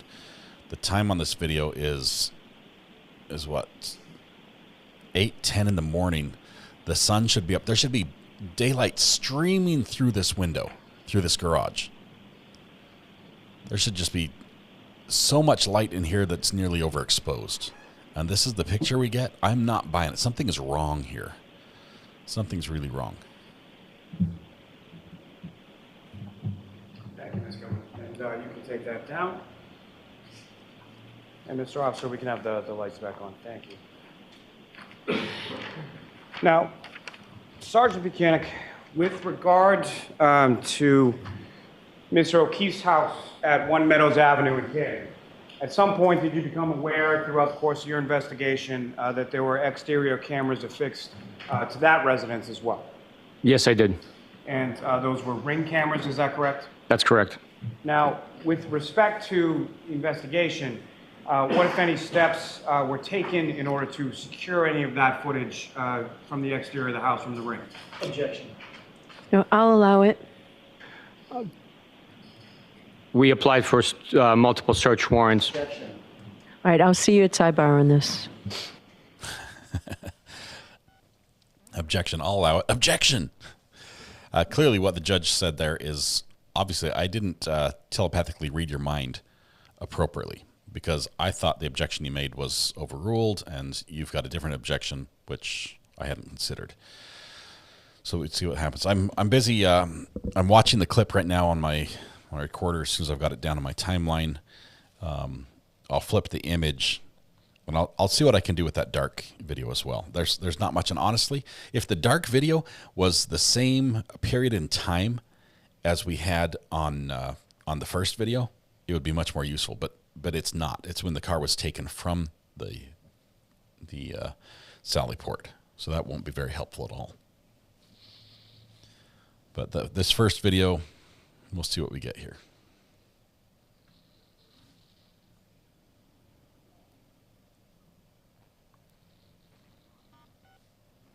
Muted. We're back.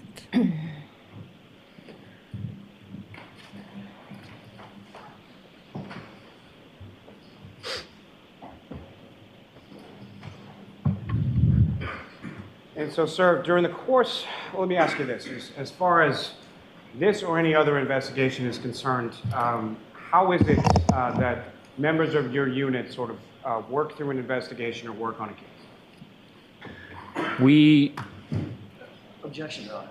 No, I'm going to allow that. as a case comes in, we address each case on individual basis based on the evidence that is presented through testimony and physical evidence that is recovered.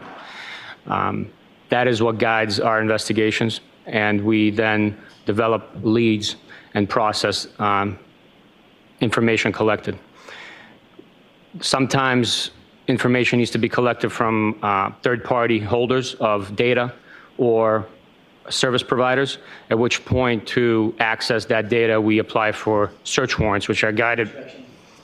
Okay, so leave it, move Don't on say from search that. warrants. So you apply for search warrants, we'll move on from that.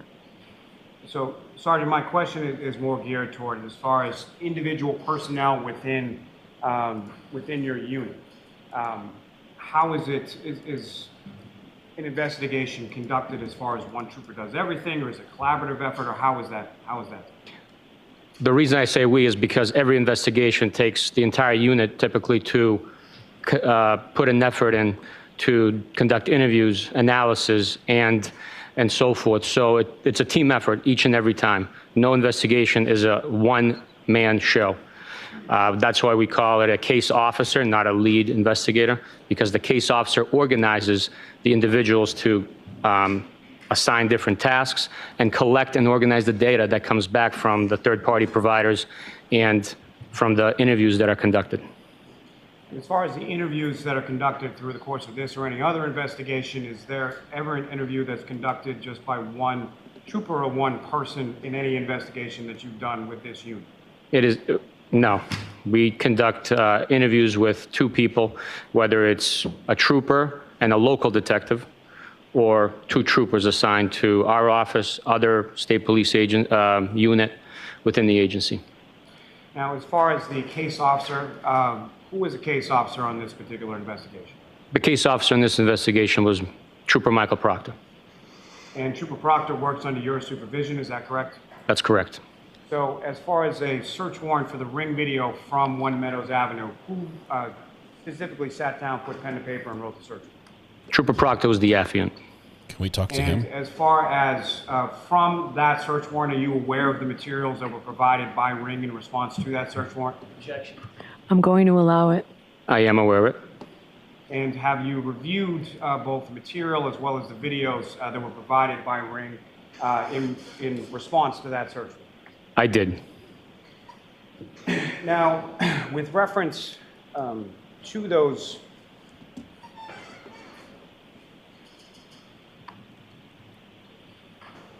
with reference to those videos, specifically,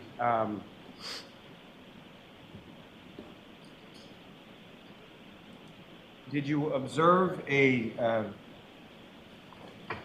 if you know, with respect to those videos, how were they sort of ordered sequentially, when in the manner in which they were provided, as far as date, time, things of that nature? Objection. Ask it differently. Ask it differently, Mr. Lally. So the videos that you received from Ring that you reviewed, correct? Yes, I did. Objection, Your Honor. No, I'll allow that. So he's reviewed videos from Ring. Next question. What, if any, information did they contain as far as date or time? The data provided back from Ring provided videos. There was no date and time on the labeling of the identifier, unique identifier for each video, but it was presented in a sequential order, knowing that the last video presented from the provider was the last video within the scope of our request, and the first one being the first in that timeline. In the scope of your request, the scope of the request of the warrant, what time frame are we talking about? Objection. I'll allow that. The first warrant we requested from January 24th at midnight through January 30th at midnight. And with respect to those videos that were provided, you reviewed each of those, is that correct? That's correct. And Your Honor, with the court's permission, I would ask to publish certain of those videos for the jury at this time. So are these, why don't we come to sidebar? Sidebar. Sorry, guys, I'm working on the video. I'm also trying to cut out all the pauses so we can just watch a clean version of it. Okay. There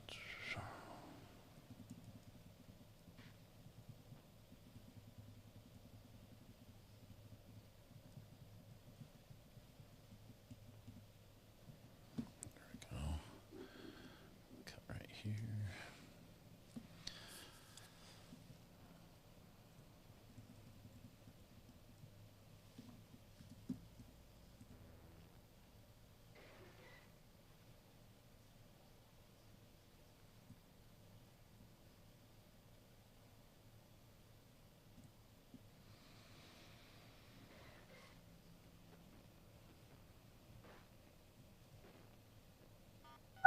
You are unmuted.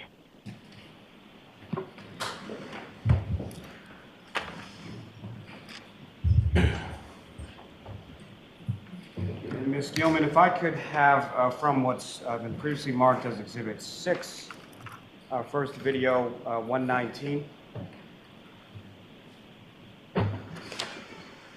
If you could pause there, Ms. Gilman. Now, with reference to this particular video, number 119 in Exhibit 6, Sergeant, what, if anything, can you tell the jury as far as the timing of this particular video? Based on the appearance of the driveway, we know that this recording took place prior to the blizzard of January 29th. And as far as anything that you observe in this video, as far as vehicles or people within those vehicles, what, if anything, did you observe within this video? I observed Mr. O'Keefe's car parked in the same location as he typically parked it, and then... Objection. I'll strike the as he typically parked. And then a black SUV parked perpendicularly to Mr. O'Keefe's vehicle, adjacent to the entryway to the garage. Ms. Gilman, if you could press play from there.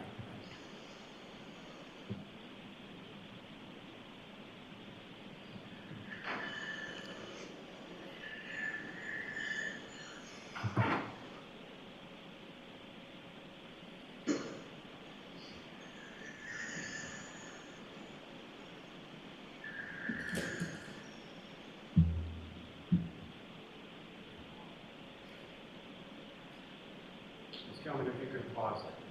At some point in the course of your viewing of this video or the video surrounding it, were you able to identify the operator of the vehicle, the black SUV? Yes, that is the defendant operating her black and color Lexus SUV bearing Massachusetts plate 3GC684. And if Ms. Gilman, if you could play it for me.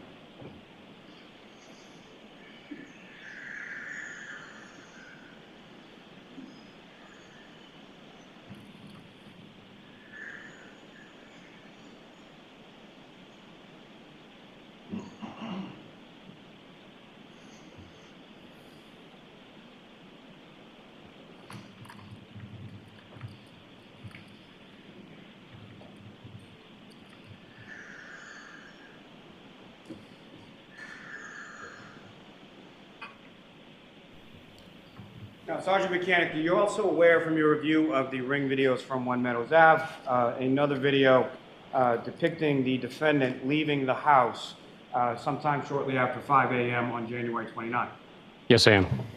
And Ms. Gilman, if I could also from Exhibit 6 ask for, video 153. If you could just pause there for a moment. Now, Sergeant, with reference to this video and the one just previously from 119, where is Mr. O'Keefe's vehicle parked in relation to this video vis-a-vis the other video? The vehicle's parked in the back corner of the driveway along the fence in the same location as it's parked in the previous video. And at some point, do you see the defendant's vehicle back out of the garage in the same directionality that it did in the prior video 119? Yes, you do. And Ms. Gilman, if you could address it.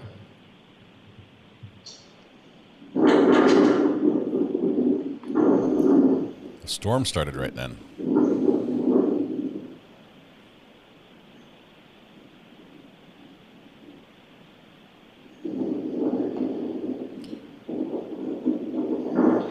Pause there for a second. Now, as far as the operator of that vehicle, are you able to observe who that operator is within that vehicle? I observed the vehicle being operated. I cannot identify who the individual is, and then from that shot right there. From at any point in the shot or the video that you observed, are we able to recognize the operator to be? Not from that shot, no. Now, with respect to the timing of this video, what time in the morning is this video? The timing of this video is approximately 5:07 a.m. when the defendant left the home through the garage via her vehicle. Ms. Gilman, if you could play through.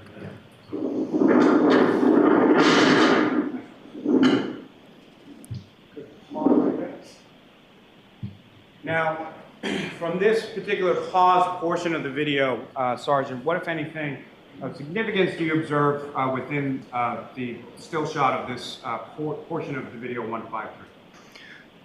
The portion of this video in the still shot presented identifies a missing, damaged rear right taillight, exposing the white light coming from the right side of that taillight. And if you could, using the laser pointer before you, draw the jury's attention to what you're talking about as far as that area of the defendant's vehicle. Now, earlier in that video, did you observe the defendant's vehicle coming close to or coming into contact with Mr. O'Keefe's vehicle? Yes, I did. And as far as Mr. O'Keefe's vehicle, at least from this video, what, if any, damage did you observe to Mr. O'Keefe's vehicle? No damage. And as far as the ground area around where Mr. O'Keefe's vehicle is parked, specifically the rear of that vehicle, what, if any, red pieces or anything do you observe on the ground around Mr. O'Keefe's vehicle? Nothing was observed. Ms. Gilman, if you could press play.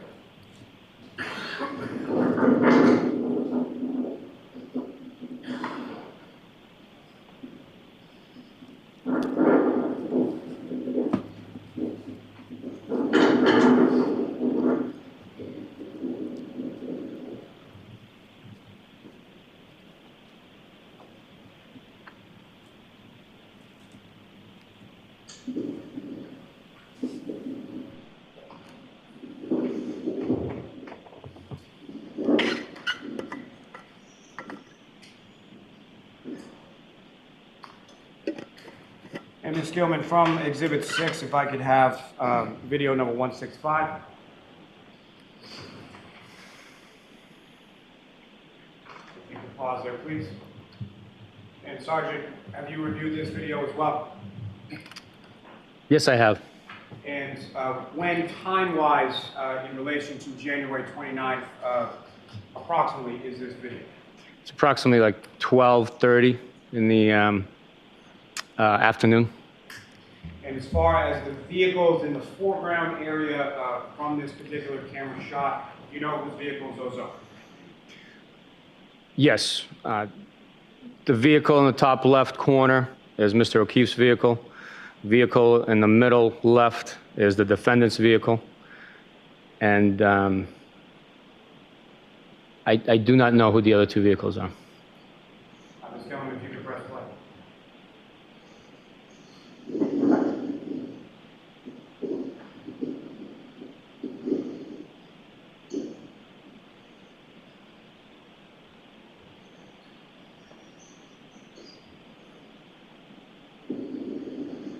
Pause there just for a moment, Ms. Gilman.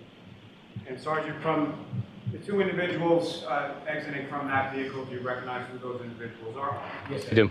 And if you could, just using the laser pointer, direct the jury's attention to whom you recognize and identify who that person is.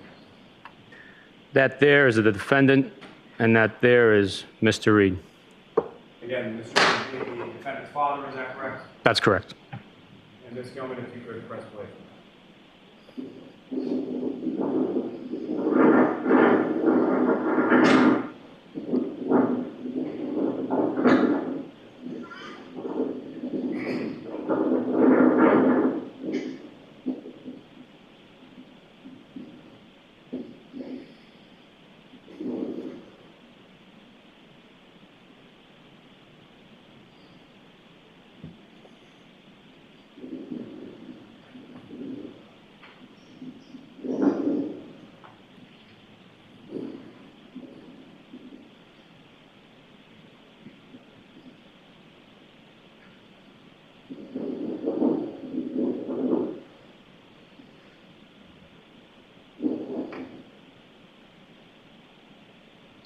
Thank you. Ms. Gilman, if you could pull up video 166 from this same Exhibit 6.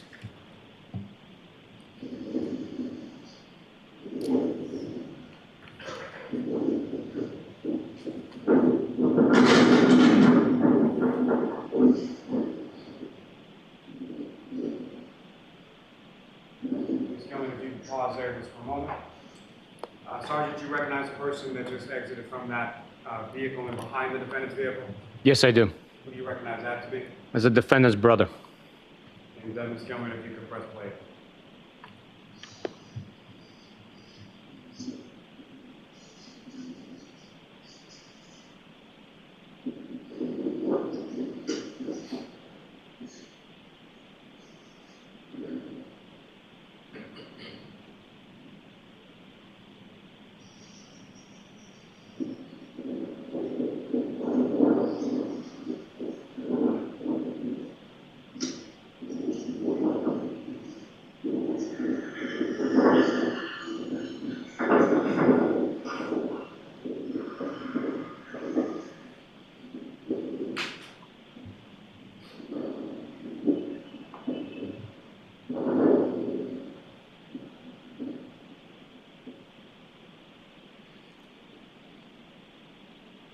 Thank you, Ms. Gilman. If I could have from the same Exhibit 6,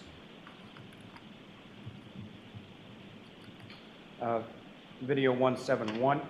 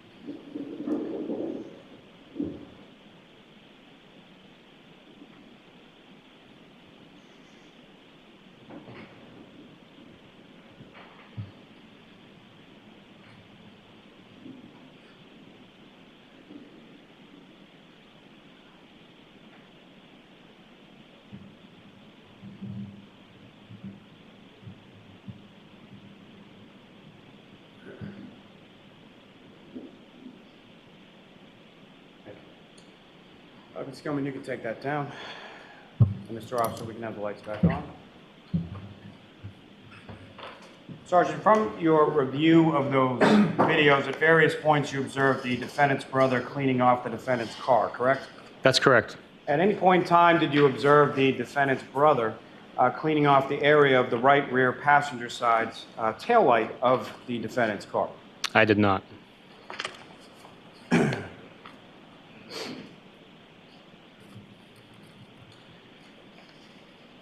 Now, Sergeant, turning your attention to February 1st of 2022, yourself and Trooper Connor Keith, is that someone you're familiar with? I am. And he works within your unit as well? Yes, he does. And at some point, did you and Trooper Keith on that day go to the C.F. McCarthy's establishment? Yes, we did. And what was the purpose of your visit to C.F. McCarthy's on that day? The purpose of our visit was to retrieve surveillance video during the target time in question that we knew the victim and the defendant had visited the establishment. Also, any transaction receipts that we could collect from that location. And were you able to retrieve both video as well as transaction receipts from that establishment? We were. And I'm sorry, my apologies. Before I get into that, may I approach the witness, Your Honor? Yes.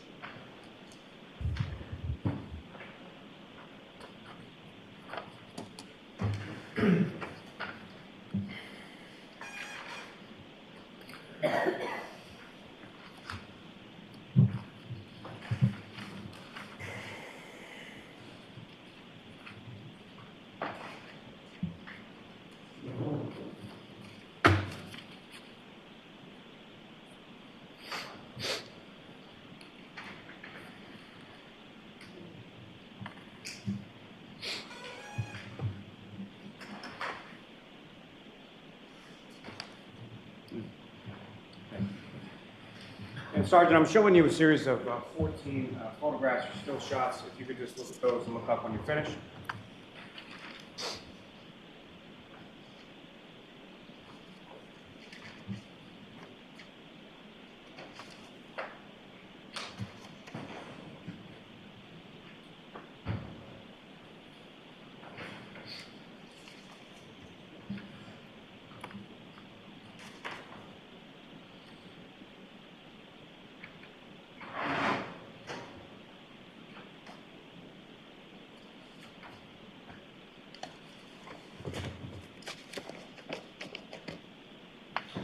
And do you recognize those, sir?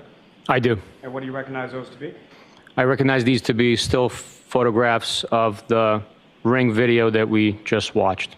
And that would be video 153, the one with the defendant backing out sometime after 5 a.m. on January 29th. That's correct. May I approach, Your Honor? Yes. Call Malton, seek to introduce and admit as the next exhibit. Okay. No objection. Thank you.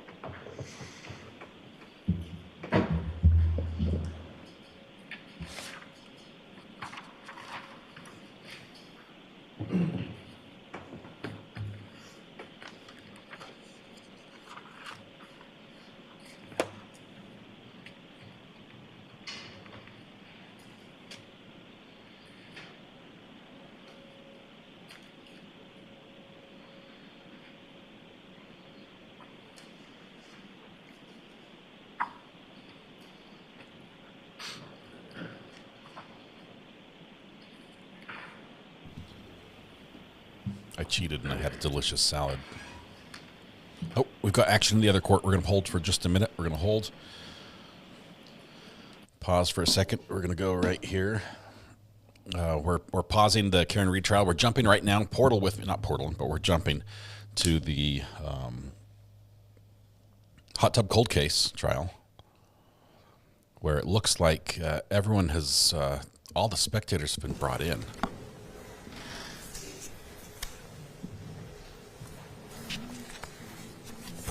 Don't see defense yet.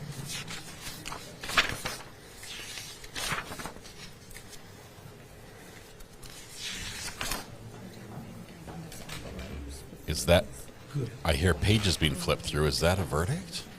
Have we heard anything?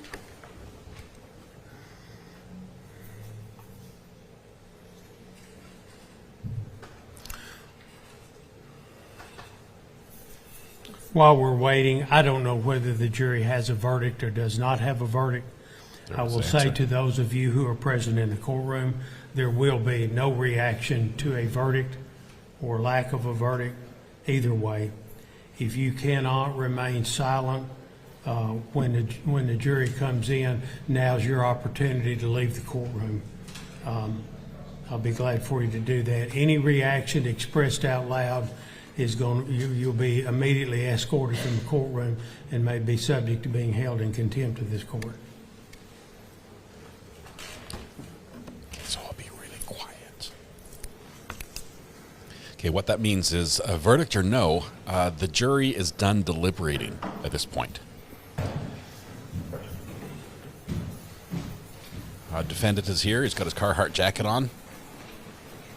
Maybe for the last time. We'll see what happens. Defense counsel's present. Ready to go? Ready for the jury? The jury's done deliberating. They may be hung ready, still. If they're ready. We know that they have reached a conclusion, but it may not be a verdict.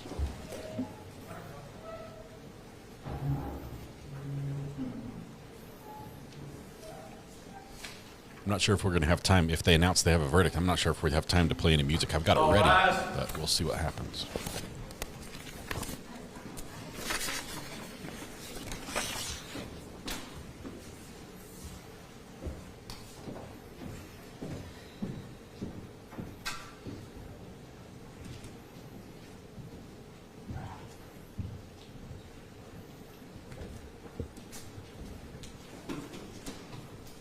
All right, let's have a seat.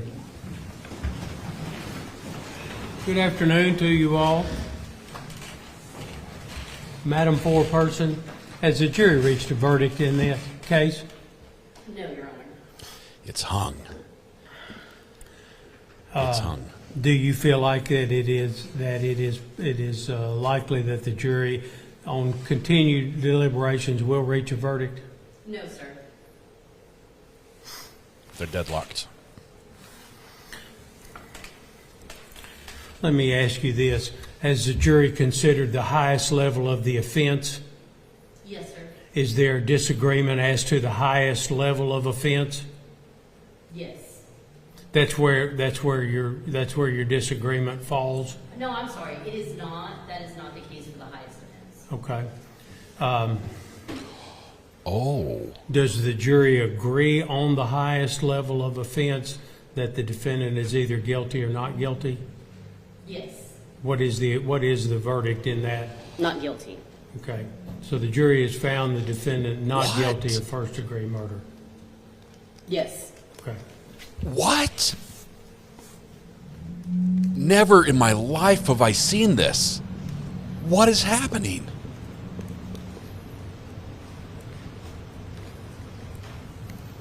May I borrow the charge book for a minute so I can look at the verdict form? If you need it back to look at it, just tell me. Crap, Tennessee. What? Has the jury considered the second level of the offense attempted first-degree premeditated murder? We did consider that. Is there an agreement that the defendant is not guilty as to that offense? Yes, sir. There is an agreement. He's extracting from the jury the exact point of contention.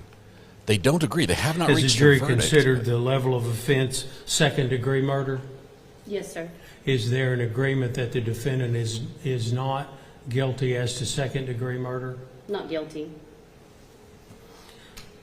I have not asked you specifically, but are all of these agreements unanimous as to these levels of charges?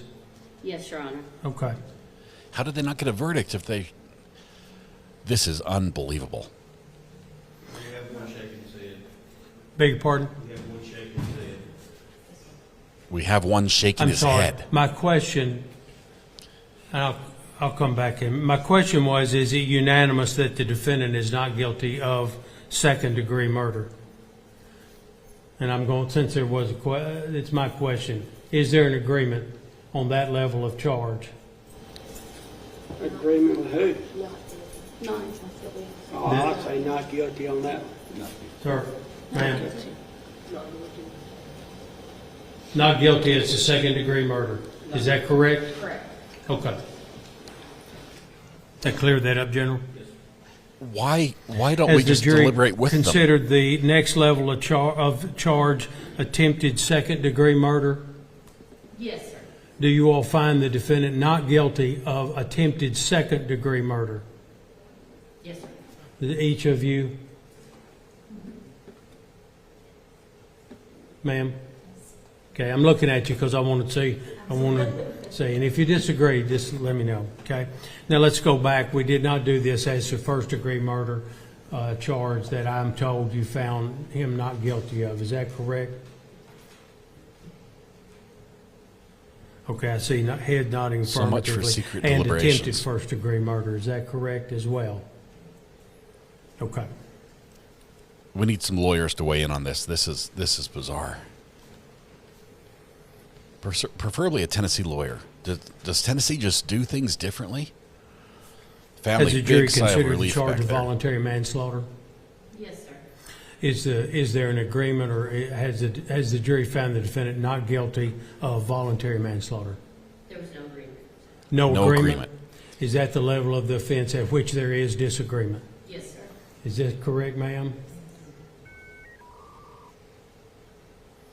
All right.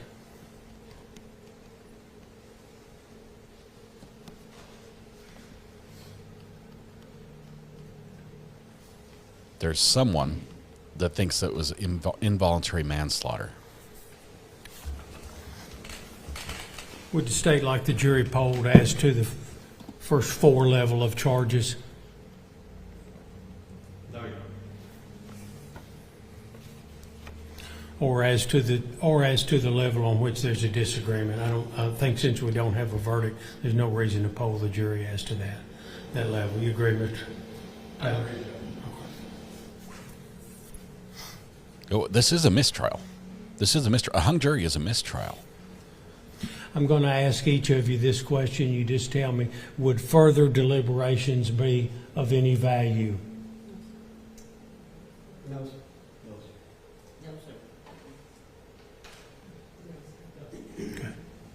They all said no.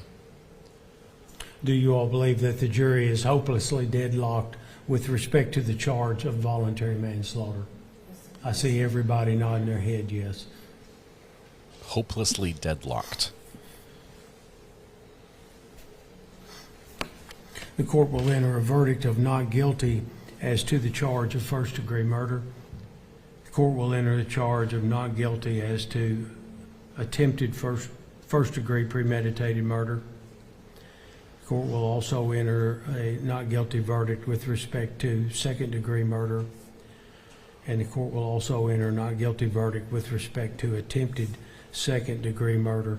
Whoa! The court believes that the jury is hopelessly deadlocked with respect to the next level of charge, that is voluntary manslaughter. Is there any reason that the court should not declare mistrial at this time, General? No, Your Mr. Honor. Taylor? No, Your Honor. Court will enter and declare mistrial with respect to the charge of voluntary manslaughter. So he can be retried at voluntary manslaughter or lesser, but I wanna cannot say be something to retried you. on any of the higher charges.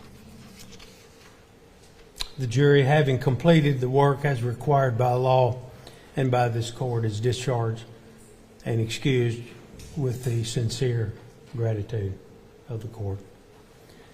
Judge Parham and Mrs. McMahon have asked me to tell you that you are excused from further service in this term. You do not have to report in August. You've done more August. than a share.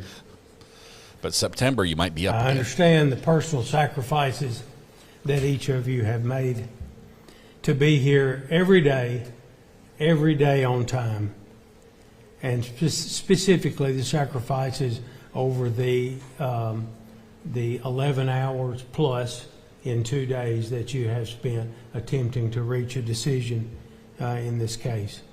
I thank you for your work, for your time, for your dedication to this case, because that is dedication to our system. That's dedication to our jury system and our effort to provide a fair trial for anyone who's accused of a criminal offense. Don't be frustrated or discouraged because you weren't able to resolve the case fully. It happens. You did exactly what the court and the attorneys asked you to do and what the law requires you to do, and that is to consider a matter on which reasonable minds can obviously have differing opinions. Okay? You did exactly what we asked you to do. You're released from the previous restrictions of discussing the case or from viewing social media posts or the video of the trial. And I bet every one of you want to go home and rewatch that right now. You can talk with anyone that you please, but you're under no obligation to talk to anyone whatsoever. I think some of the media have provided you with their contact information rather than besieging you once you leave the courthouse. That is not to say that you may not be met with questions and cameras. It is your decision whether you want to talk to anybody about any aspect of this thing. If you watch any portions of the trial later on or start reading social media posts, you're going to find out that there was some information that the court, and when I say the court, I mean me, that I excluded from the trial of this case because I did not think that it passed the requirements of the rules of evidence. It was my call. I stand behind my decision on that because I thought that's what the law required me to do. But you'll be surprised when you do see that. It has been a distinct honor and a privilege to serve with you, each and every one of you in this case. I'm proud of you, and I wish you the best. You're released. Officer Elam will help you get your electronics and any personal things you have there, and once you get those, you are free to leave. I think, have you already handed out excuses, or you have those? We got those to give you. Maybe. She's going to give each of Yeah, you Emily a can. badge. Yeah, okay. Can follow them in and hand out those. Thank you very much for your service. Once again, let's rise for the jury. All rise. This just goes to show it is very difficult to prove premeditation with purely circumstantial evidence. Yes, ma'am. Thank you. Motion to reduce bond. Now, how long does the state have to decide if they're going to retry at that voluntary manslaughter or lower level? All right, let's be seated.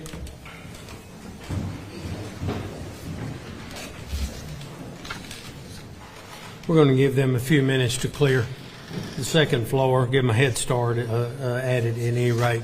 Is there anything you know of we need to do before we adjourn? You know, we need an appearance statement. Yes.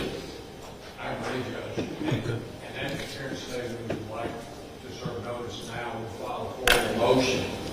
But we would ask the court to consider reinstating the bond in light of this and the amount of time.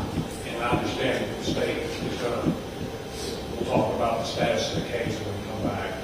We would definitely be opposed to that bond. I understand. You filed your motion. We'll take it up on the next appearance date. Let me see what I've got. I don't have my book. State's opposed to reinstating the bond?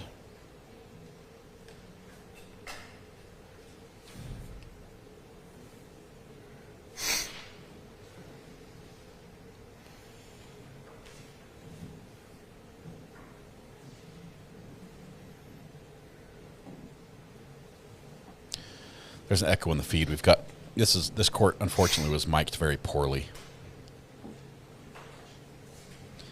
It's a half-hung jury. State is upset. You can tell they they gave it their all, and they're really frustrated that they didn't. I mean, most of the major charges just got thrown off the table.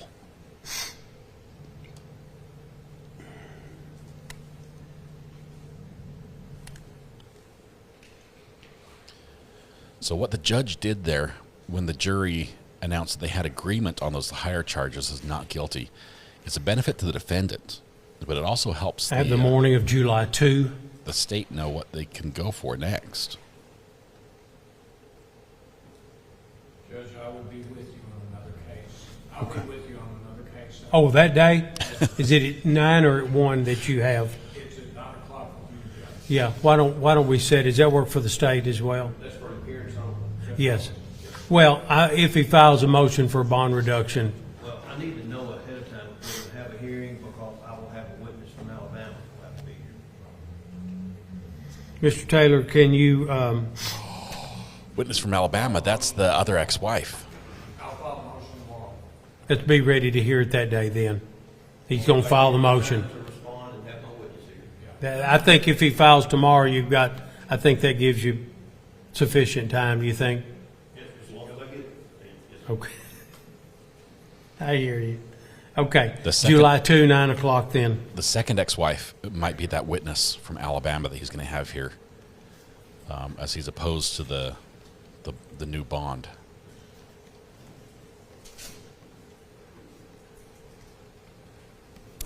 All right, is there anything else we need to do? No, Your Honor. Anything else, Mr. Taylor? No, Your Honor. All right, we'll stand adjourned. All right. And we're done. Just like that. Wow, hung jury, but not like we've ever seen it before. In Tennessee, they decide that this particular hung jury, they grant the not guilty status everywhere the jury had an agreement, and that makes sense in a way. I've just never, ever seen it. So, I mean, do we play the verdict music because he got part? Do we play half the song? He got some not guilties.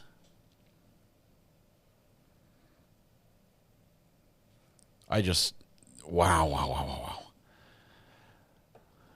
Looks like he's still in custody. He can't be in custody. He's got his Carhartt jacket on. We play half the song.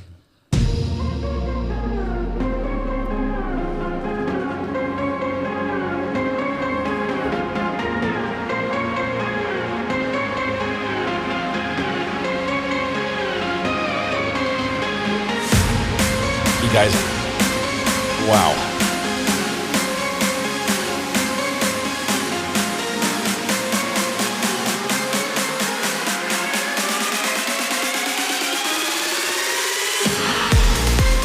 After what was, 12 hours of deliberation, the jury in the David Swift trial comes back with a hung verdict.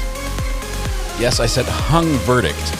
Because they were able to reach agreement on some of the charges, on some of the highest charges, on the first maybe 4 or 5 charges, they were able to reach agreement, but not on the lower charges.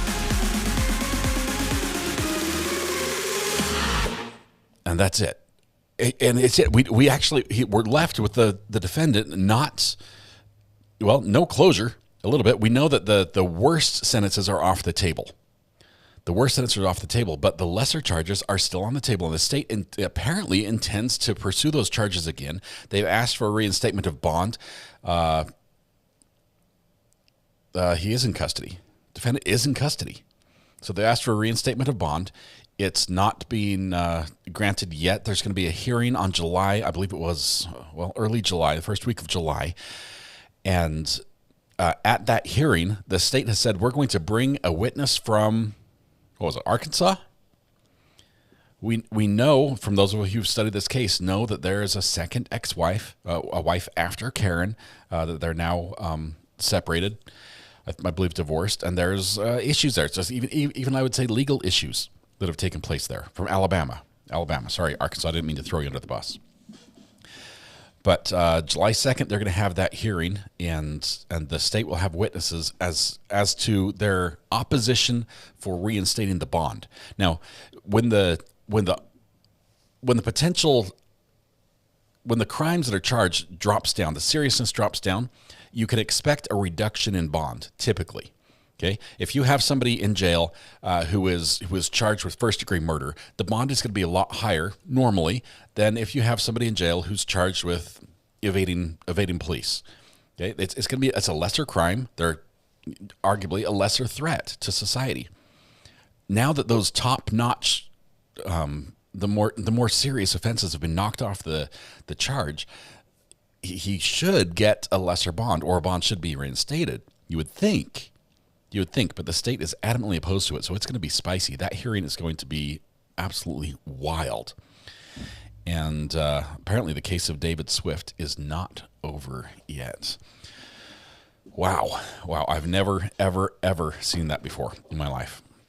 Okay, we're going to go back. We're going to watch the rest. We've just got, I think less than an hour, maybe 30, 40 minutes of the Karen Reed trial left to watch. We're going to get that started right now.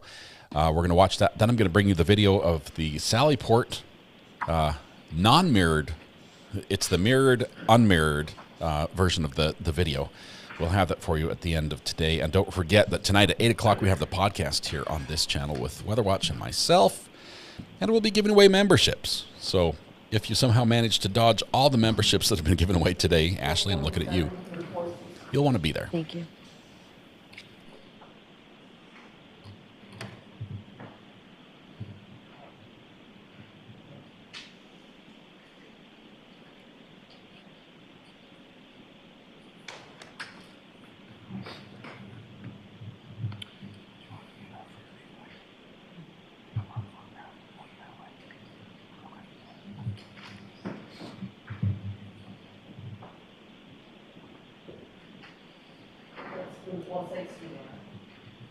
Thank you.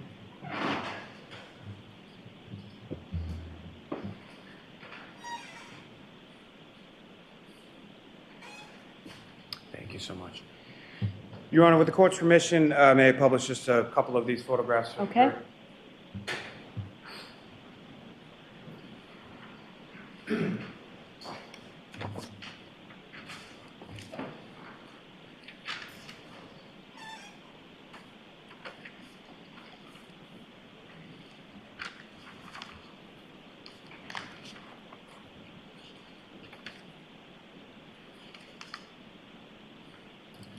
Ms. Gilman, if I could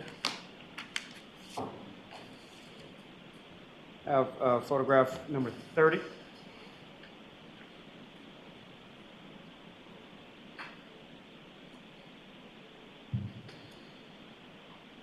And Sergeant, you recognize what's up on the screen now as Exhibit 456?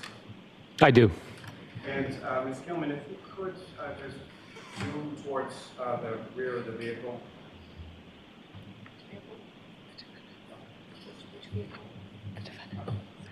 Have a moment, Charlie. Yes. There's a lot of red in that picture. A whole lot of red in that picture.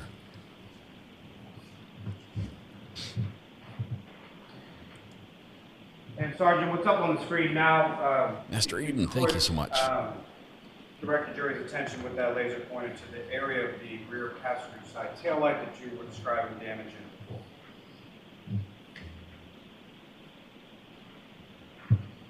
Thank you, sir. That was the most precise laser pointering I've ever seen from a witness in this trial. Take that down. Thank you, sir. Mr. Officer, you can have the lights back up. Thank you, sir. So, Sergeant Buchanan, if I could take you, again, I'm sorry, back on February 1st to CF McCarthy's. You secured video and receipts from that establishment on that day? That's correct. And as far as the video and receipts, were you then able to subsequently review those at some point? Yes, I was. Now, first, starting with respect to the video. Your Honor, may I approach? Yes.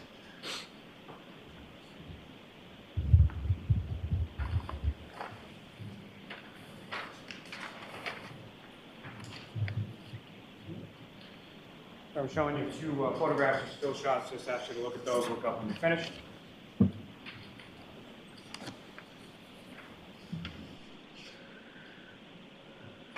And do you recognize those, sir? Yes, I do. And what do you recognize those to be? Those are still shots of the C.F. McCarthy's surveillance video that we collected from that establishment, from the dining room camera angle. May I approach again, Your Honor? Yes. I'm about to seek to introduce and admit as the next exhibit. No objection, Your Honor. Thank you. 461. I think it's Wade Wilson. Thank you. We've been in contact with the court and stuff, trying to get access to that. And Your Honor, with the court's permission, if I could ask that those be published to the jury at this point. Okay.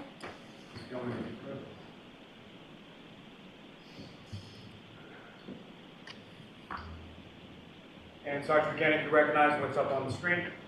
Yes, I do.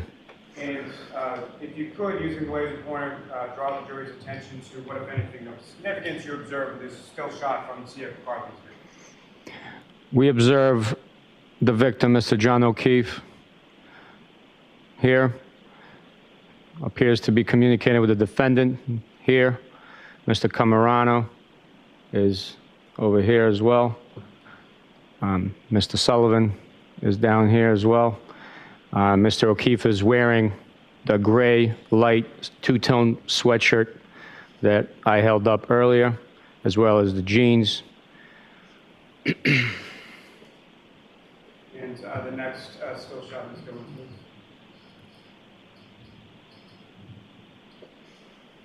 And similar to this, similar to the previous one, excuse me, Sergeant, do you recognize what's depicted in this still shot here? Yes, it's, again, the victim on the other side of the defendant, still dressed in the same outfit, and the defendant standing in front of him. And as far as the bar area adjacent to the defendant, what, if anything, of significance do you note there? The bar area is located near the taps, the draft beer taps at C.F. McCarthy's. So if you were to look at the bar from the street, that is the left side of the bar orientation on the way to the restrooms. He meant, do you see the glasses? As far as the sort of shelf of the bar immediately adjacent to the defendant's left arm, what, if anything, do you observe in that? Here I observe a cylindrical vase-style cocktail glass on the bar, as well as other beer bottles. Okay.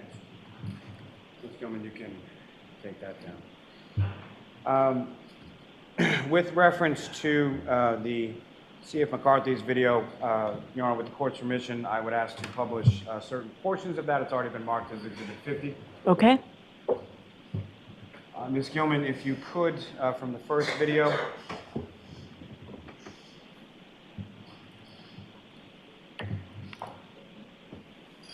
If I could ask you to pull it up to about 7 minutes and 50 seconds.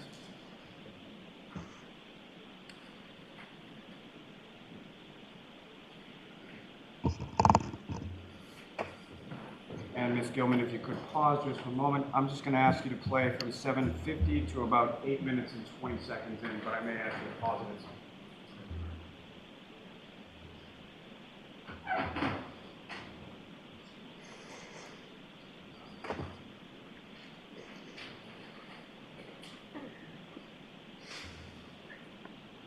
If you could pause there. Sergeant, as far as just, again, for orientation purposes, with reference to the entrance or exit, point of ingress, egress for this bar, do you observe that somewhere within this video? Yes, at the top of the screen is the front door to C.F. McCarthy's bar. And as we just viewed, the two gentlemen walking in, they walked in through the front door, heading to the taps area, draft beer location of the bar. And if you could, just using the laser pointer, direct the jury's attention to that front door area that you're talking about. The front door area is located right here. And with respect to those two individuals that came in, do you recognize those two individuals? Yes, that is the victim, Mr. John O'Keefe, dressed in the same outfit as before, and Mr. Camerano. If you could play that to about 8:20.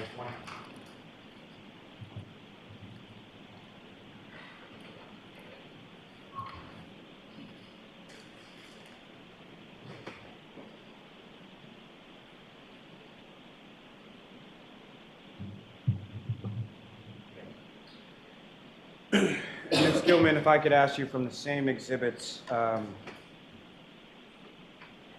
same exhibit 50, from the third video now. If I could ask you to go to about 6 minutes and 10 seconds in. And I'm going to ask you to play that till about 6 minutes and 43 seconds.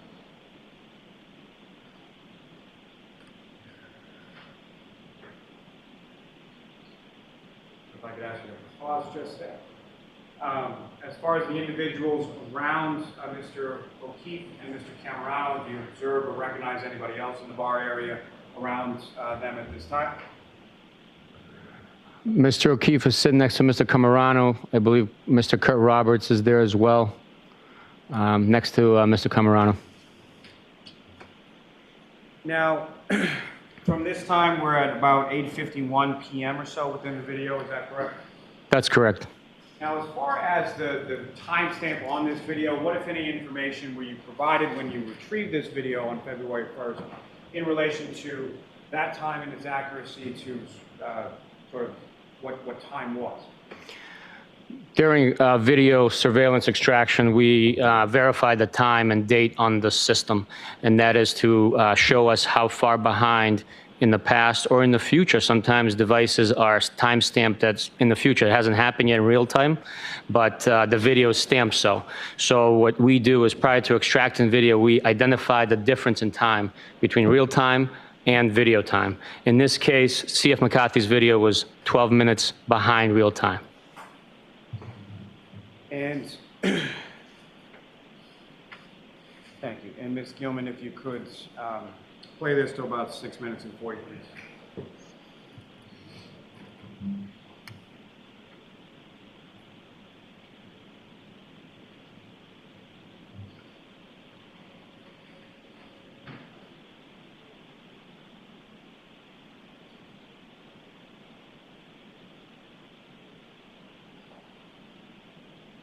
You can just pause there briefly, Ms. Gilman.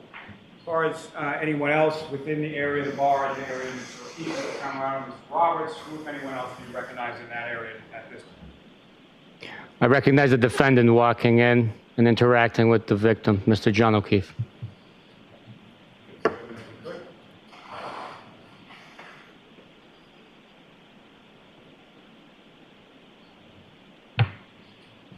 Ms. Gilman, if you could, within that same video 3, I would ask you to go to about 13 minutes and 15 seconds.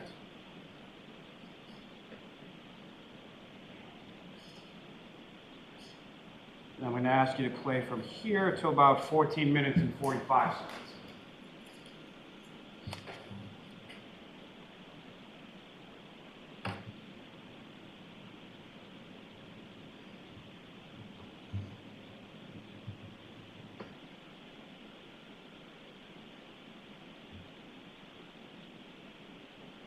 Looks like Karen was making a very specific drink request.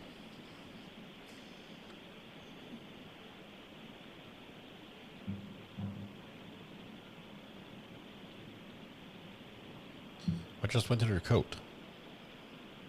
Did she grab something?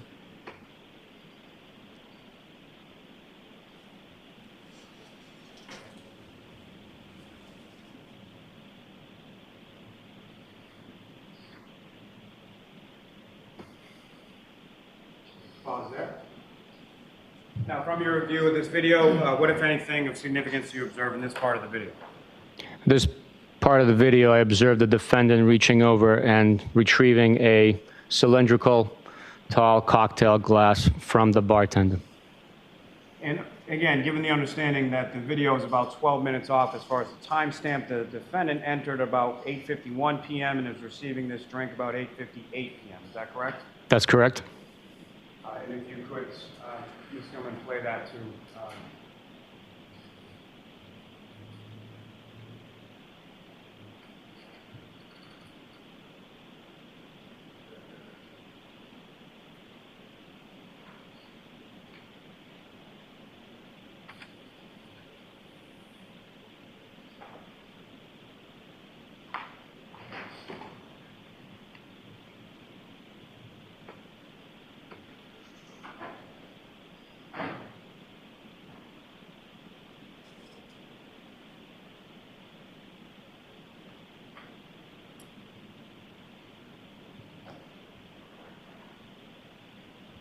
can watch the liquid level go down. Now, Ms. Gilman, if you could go up to about 32 minutes even in to the same video.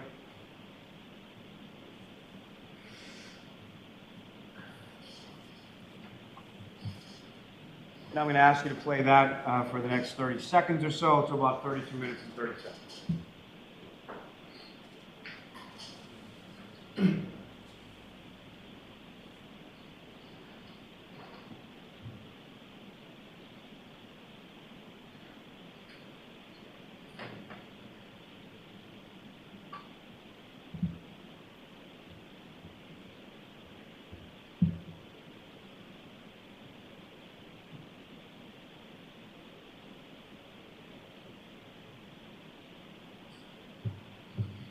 And Sergeant, during that about 30 seconds or so, what, if anything, of significance did you observe the defendant to receive at that point?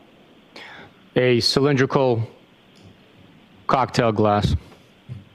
And so that would be the second drink, is that correct? That's correct. And that's at approximately 9:15, is that correct? That's correct. And Ms. Gilman, if you could go forward to about 37 minutes into this same video.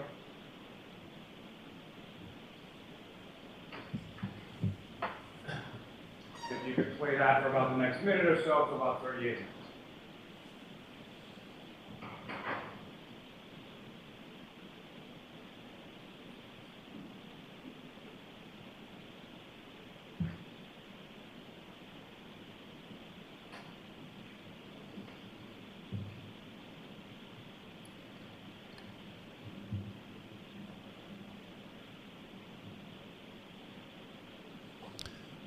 Comes the Irish goodbye. See ya. Just kidding.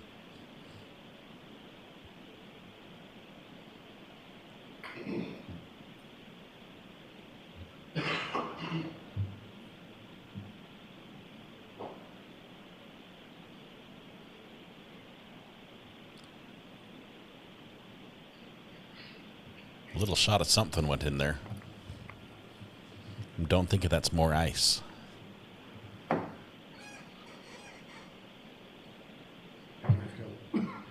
Sergeant, again, from that about 1 minute portion from that video, what, if anything, of significance did you observe the defendant receive and do with any items?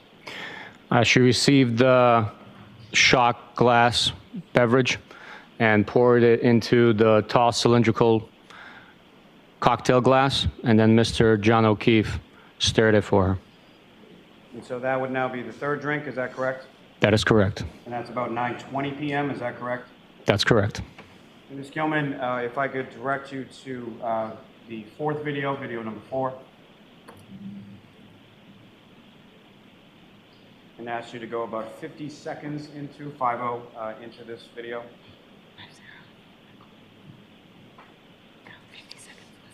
And I'm going to ask you to play this, Ms. Gilman, from 50 seconds to about 1:30.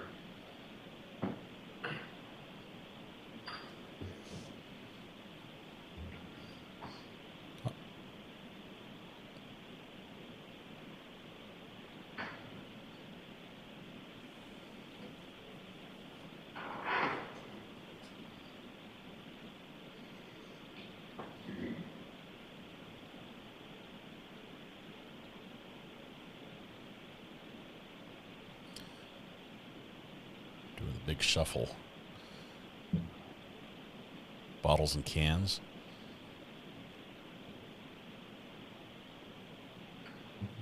Thank you, Ms. Gilman. So, Sergeant, from this particular video, what, if anything, of significance do you observe the defendant receiving during this time frame? She receives another shot glass beverage and then places that liquid into her tall cocktail glass and stacks the second shot glass into the first shot glass into the first tall cylindrical cocktail glass she had previously received and consumed. So this would now be the fourth drink, is that correct? That is correct. And per the video, that's about 9:33 p.m., is that correct? That is correct. And Ms. Gilman, within this same video, if I could ask you to go to about 26 minutes and 30 seconds.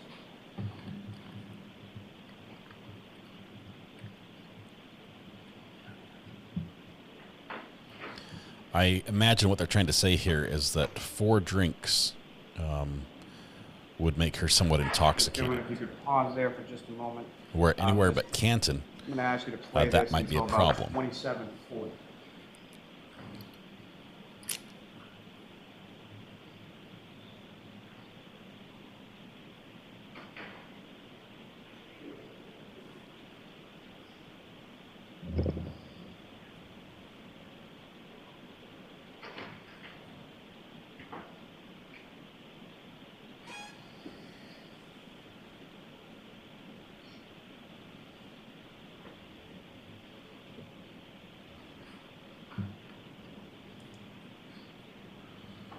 Well, the officers knew they were good to drive.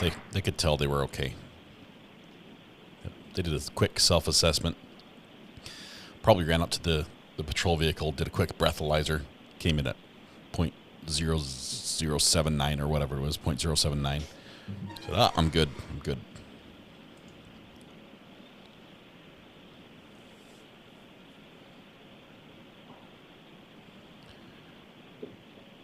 She does appear to be slightly Thank you, more. Ms. Gilman. During that period, Sergeant, what, if anything, of significance did you observe the defendant to receive during that time frame?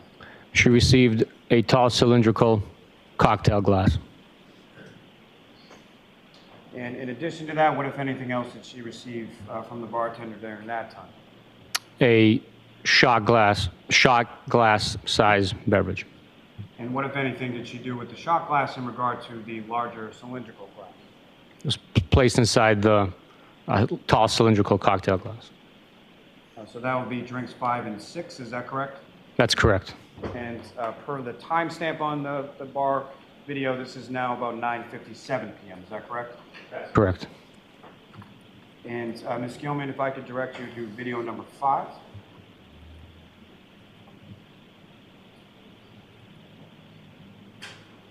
And if I could ask you to go to about 3 minutes in.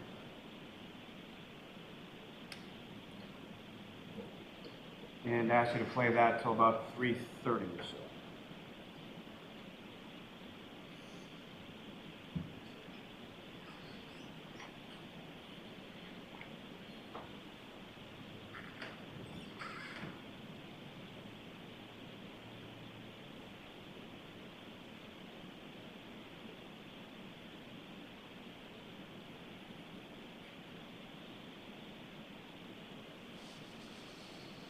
Thank you, Ms. Gilman. Wasn't watching what happened. And if I could ask you to go to about 10 minutes and 30 seconds in. And I would ask you to play that for about a minute to about 11:30 or so.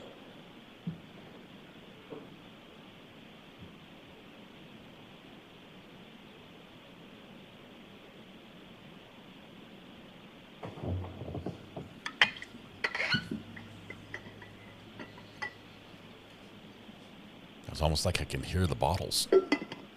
I feel like I'm right there in the bar.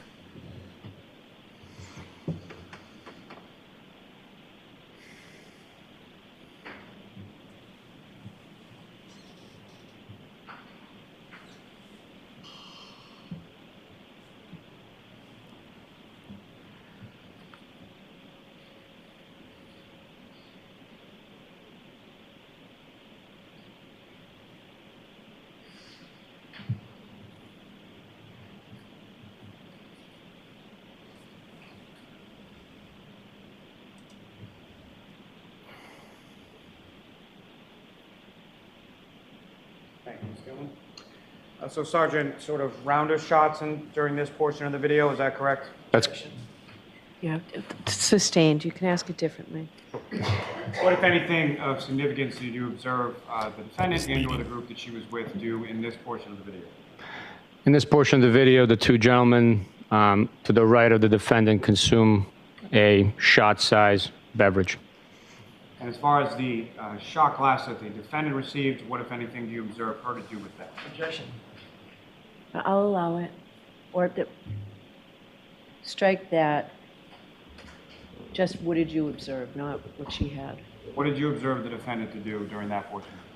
Prior to the shots being taken, a shot glass was poured into the cylindrical tall glass. And again, so that would be drink number 7 at that point? That would be drink number 6. Math is hard. And I'm sorry. Is this like just free refills? Is that what she's doing? Is it becoming more diluted or less The diluted? previous portion was a cylindrical drink and then a shot glass. That was 5 and 6. Is that correct? Objection. I think that was the testimony, but ask it differently. As far as that drink during that portion, is that drink number 6 or drink number 7? Objection. Yeah, in that form, I'll sustain it. At this point in time in the video, after watching what you've watched, how many drinks has the defendant consumed at this point? At this point, she's consumed or is in possession of Objection. I'll allow it. 6 drinks. And this is at approximately 10:29 p.m., is that correct? Yes, that's correct.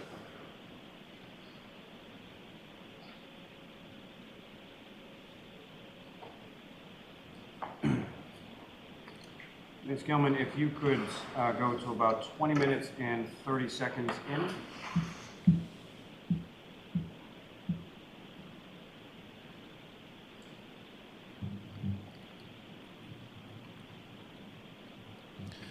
Almost done for the day here. Play for the next 10, 20 seconds or so.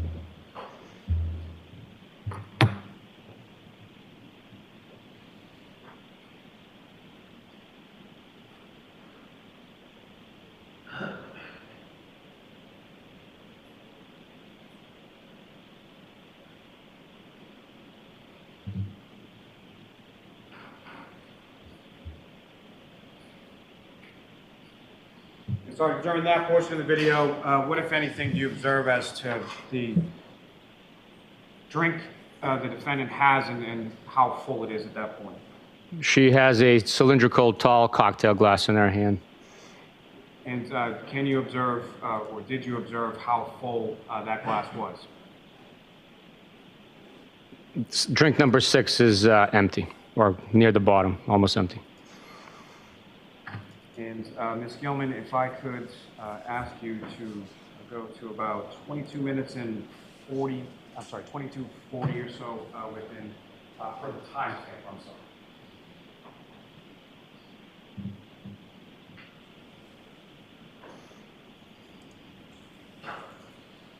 So if you can go to Twitch and watch people play computer games, why can't you go to court and watch people drink?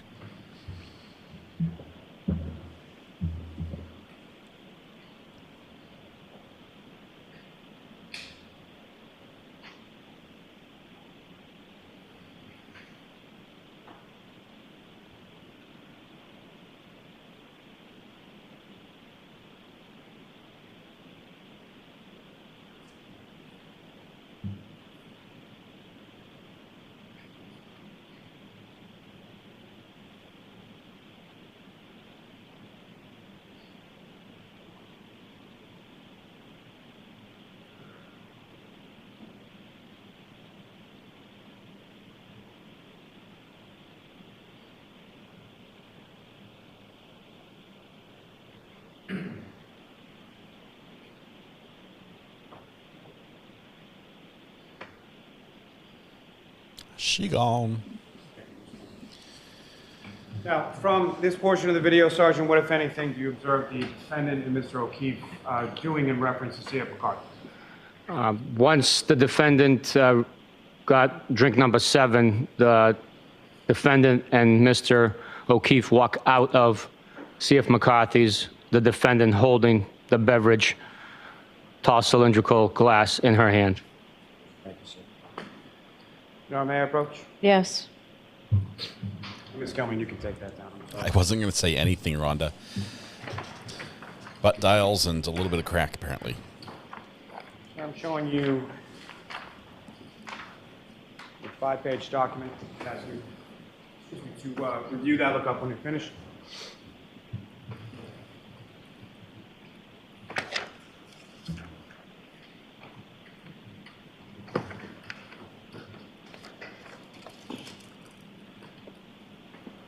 As soon as this is over, we are going to show you the video, the mirrored image of what the video should look like. Had Had the camera not flipped it.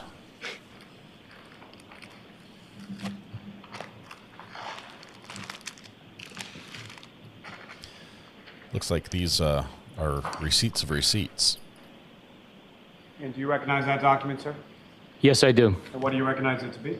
I recognize it to be a series of transaction receipts from the tabs at C.F. McCarthy's. And are these the transaction receipts or tabs that you received, you and Trooper Keefe received from C.F. McCarthy's on February 1st, 2022? Yes, they are. And with reference to those receipts or tabs, to whom, if anyone of significance, do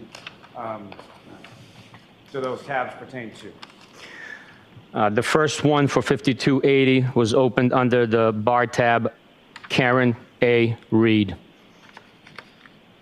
And is there also a receipt from John O'Keefe?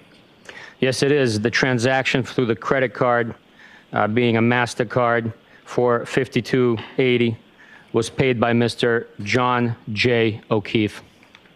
And with reference to the items listed within that Hang on, how much? receipt, what, if any, items of significance do you observe listed on the receipts? On the Karen A. Reed's receipt, 1 Tito's, $10, 1 Tito's, $10, 1 Coors Light, $5. Objection, Your Honor. Sustained.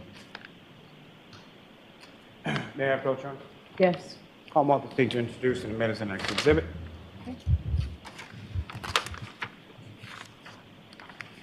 We probably should approach. Okay. We probably should approach. All right, I didn't ever see her drink a Coors Light. Did you? She got billed for somebody's Coors Light? Did she pick up a tab for somebody else? And by the way, tabs. Explain this as you would to a child. How does a bar tab work? Is this something you run up for the night and then before you leave you have to pay, sort of like a restaurant bill? They just leave you the receipt on the table you pay before you go out the door? Or is this something where it's like, oh, you're a regular, so we'll just add it to your account. And one of these days, you better bring us some money, or else Tito is going to come knock some knees. Correct. Which one? Which one is correct? Give them your card, they keep your card, and you drink and they add. Oh, what could go wrong there? You pay at the end of the time. Sometimes they'll hold your card until you leave. Should probably give them your keys as well, I'm thinking. Would that not be a better solution? You pay before you go. You are unmuted. I'm unmuted. You peek, you promise the bartender that you'll pay at some point. This is what I think, that's what I envisioned it be like, maybe. If you know the boss. So, Sergeant Mechanic, on those receipts from C.F. McCarthy's under both Ms. Reed's receipt and Mr. O'Keefe's receipt, there was Tito's Vodka listed on the receipt, correct? Correct. Now, also on February 1st, what, if any, other establishments did you go to in the town of Canton? Myself and Trooper Keefe went up across the street to the Waterfall Bar and Grill and retrieved transaction receipts and video from there as well. And as far as the video is concerned from that establishment, have you reviewed that video as well? Yes, I did. And with regard to the receipts from that establishment, you reviewed those as well. Is that correct? That's correct. Your Honor, may I approach? Yes.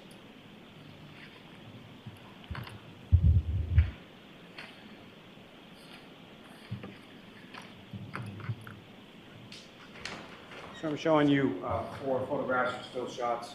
If you could review those and look up when you're finished.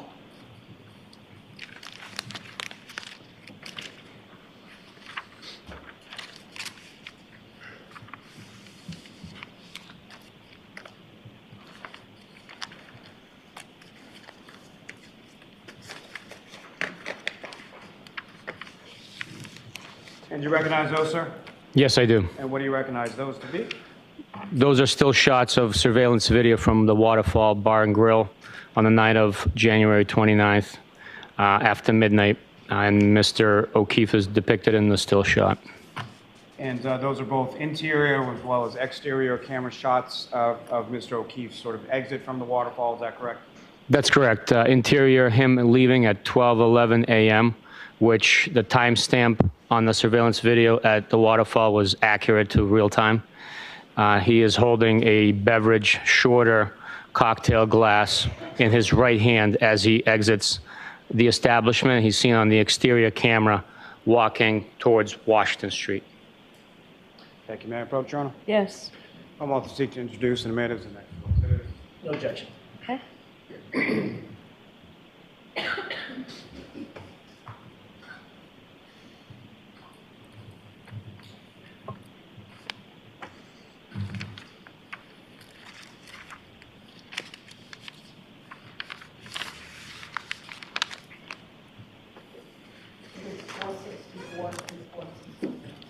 Thank you.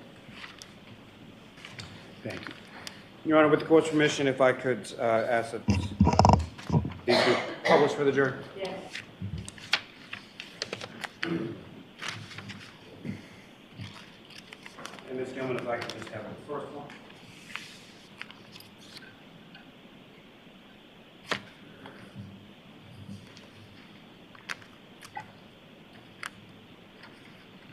My apologies. Ms. Gilman, if I could have the first one from the interior.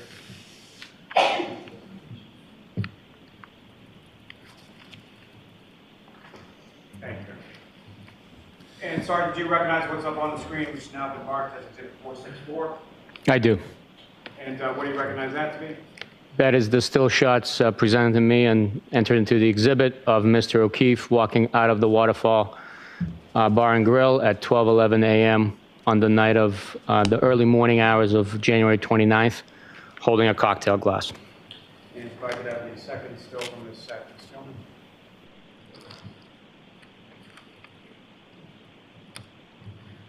And again, do you recognize what's up on the screen, sir? Yes, sir. And if you could, using the laser pointer before you, just direct the jury's attention to where you observed Mr. O'Keefe and what, if anything, you observed Mr. O'Keefe holding as he exiting the waterfall. Mr. O'Keefe is observed here. He's holding that shorter, fatter cocktail glass as he's walking out of the establishment. And Ms. Gilman, if I could have from the exterior, just the second one, please.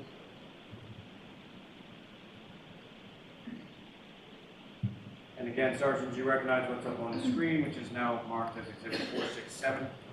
Yes, I do. And if you could, using the laser pointer, direct the jury's attention to what, if anything, of significance you observed in this still. This is Mr. O'Keefe walking out of the Waterfall establishment, holding the cocktail glass in his right hand as he walks towards Washington Street. Thank you, sir. Ms. Gilman, you can take that. Mr. Officer, we can have the lights. Thank you, sir.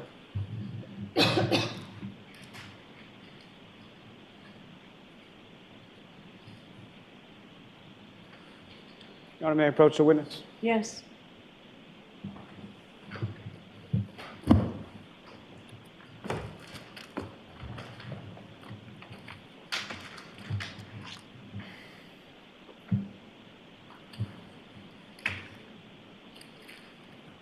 Sir, I'm showing you what's been previously marked as Exhibit 54. Just ask you to look at that and look up if you could. Ooh, and a screen protector. Or page protector. Ripped straight from the binder.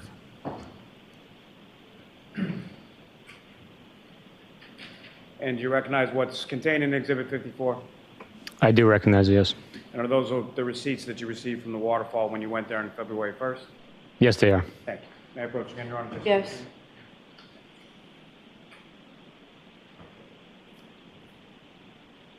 Now, sir, with reference to the waterfall, in regard to the timestamp on that surveillance video, what, if anything, were you told as far as the accuracy of that timestamp when you retrieved that video?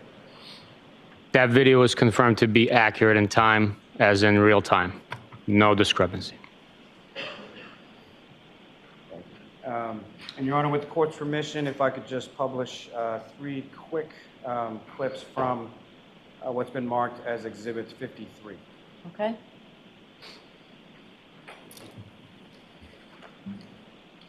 Ms. Gilman, if I could ask from channel 3, the second video down.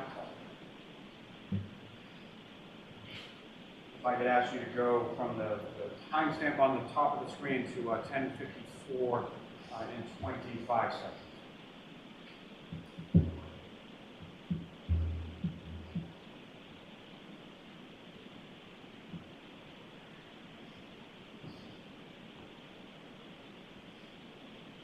You could play from.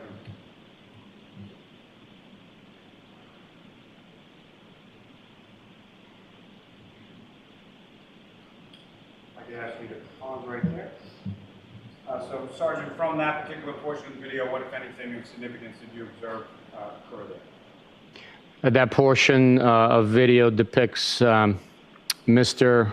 John O'Keefe walking in with the defendant gesturing to a group of people at the top of the screen, and then Mr. O'Keefe walking over and giving a hug to an individual that's part of the group.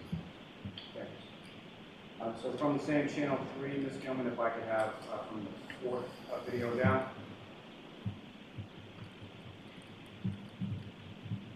If I could ask you to go 11:39 and 40 seconds. Pause there, thank you. And in about 5 to 10 seconds or so, I'm going to ask Ms. Gilman if you could pause it, and I'm just going to ask Sergeant if you could direct your attention to sort of the top right corner of the screen.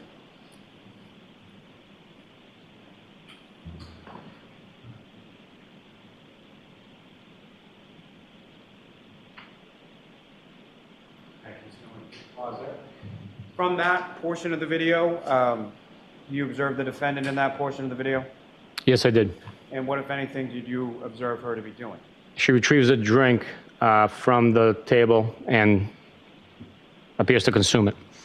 Now, as far as the drink and the tall cylindrical glass that you observed her walking out of C.F. McCarthy's with, what, if anything, do you observe from the glass that she's taking a sip of from this portion of the video, the waterfall? It's a shorter, fatter style glass compared to the cylindrical tall style that she walked out of C.F. McCarthy's with. Thank you, sir. Ms. Gilman, you can take that down. And Mr. Officer, if we could have the lights. Thank you, sir.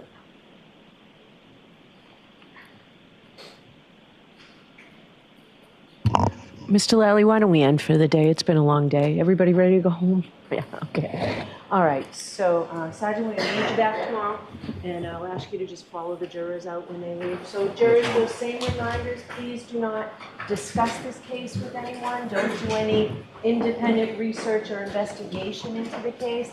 If you happen to see, hear, or read anything about the case, please disregard it and let us know. We'll see you tomorrow morning. All rise for the court, please.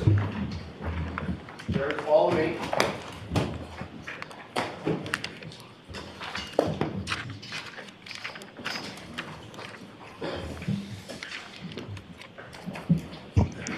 And I will see counsel at sidebar about scheduling, please. Sidebar, please.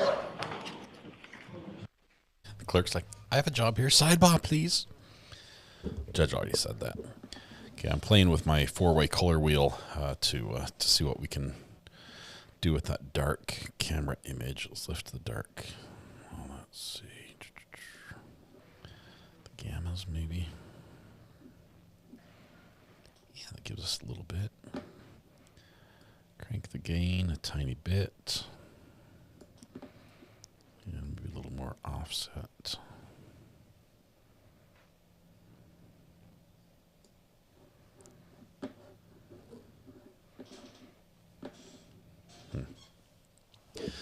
All right, as we wait to see how the day ends here, we're about ready to play the video that I've just flipped for you. That's it.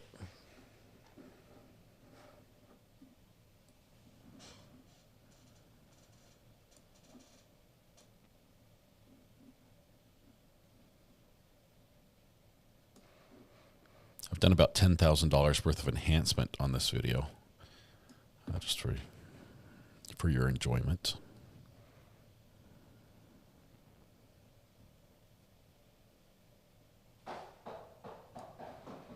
That's a golf ball rolling down the stairs behind me.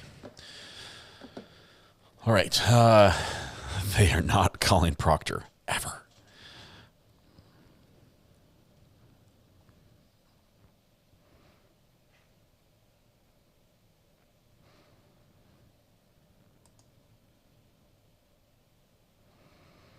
Can you make an audio of the judge saying sidebar? I think that's probably something we need to put into an AI mixed rap song. Judge's voice singing about sidebars.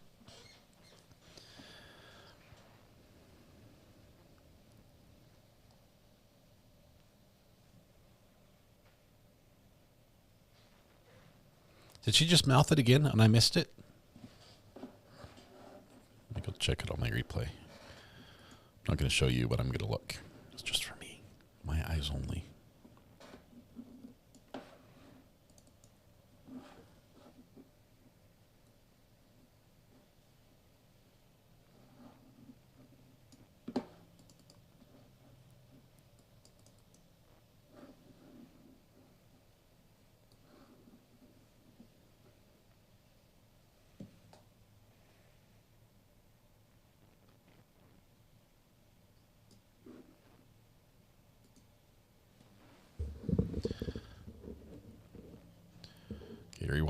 I'm just watching Karen talk to Mr. Jackson.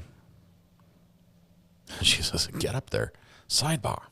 Go up there. What do you think I'm paying you for?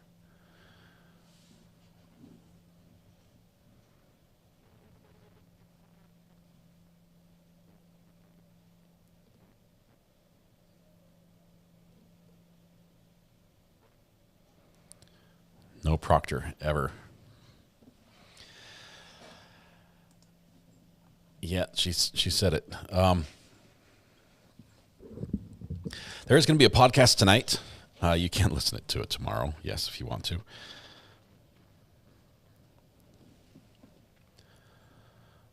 Let's see what's happening here. I will tell you that Karen Reed, before mouthing those words, checks to make sure the camera is pointed at her.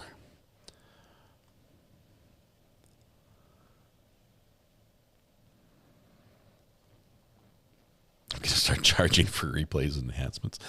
No, but I will tell you, I'm extremely frustrated. Our replay machine, our keyboard that will allow me to very quickly replay and play things back, is still not shipped from the manufacturer. I check for it every single day. They initially said that it would be arriving on the 3rd of June. Today's the 6th. And it still shows waiting for items from Sweetwater. And I called Sweetwater and they said, well, we expect it the end of June or July. Man, it's terrible. Anyway, we've bought it. We're just waiting for it to arrive.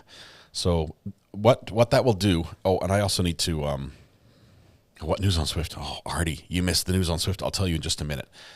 What I'm going to do, I still have to buy the full version of the software, my editing software, so that you can see the replays full screen instead of in a window, an non-linear editor window. So I'm going to buy that full version of the software, and then I can show you replays full screen without having to export them, which takes forever. And we're going to show you the video, which I did export because it took forever. It took half an hour for it to render, but we're going to show you the video with the Sallyport reversed. And I'm playing a little bit with the darkened Sallyport video, but it's really not important to get that. But I have improved it a little bit. About $5,000 worth of improvements.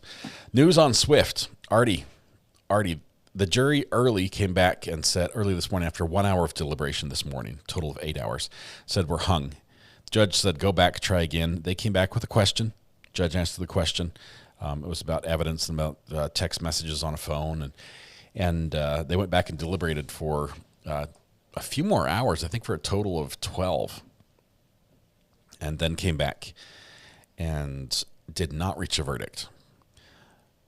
But you have to watch it because the judge extracted from them exactly where they were on the decision making and where the points of disagreement were, and declared a verdict on the points they agreed on, which is just amazing. I've never seen that happen before.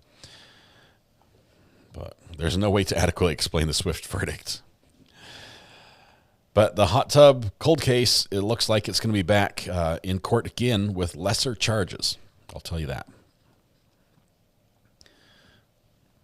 Yeah, this is taking a long while here. Unknown reason why.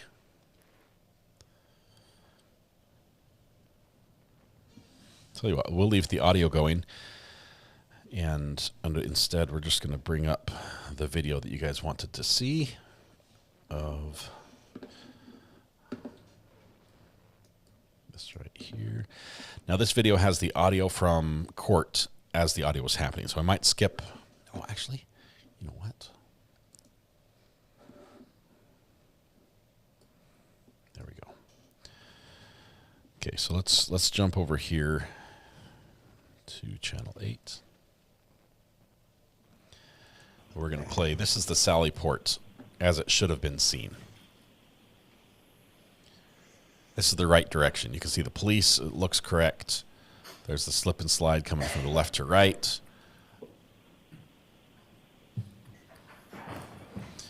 Car pulls in forward.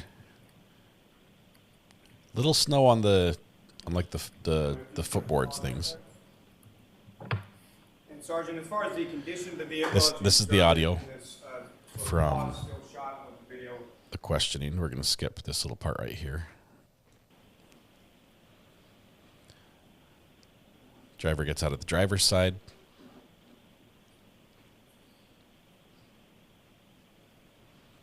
This makes a little more sense when you see it correctly. Our heads just can't wrap around driving on the wrong side of the car, right?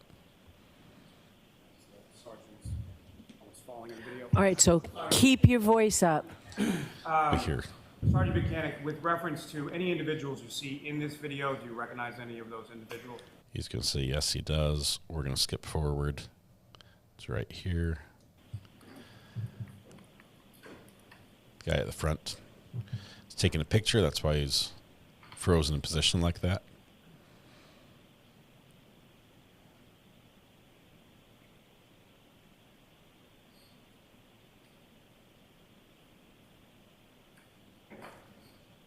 Get back outside.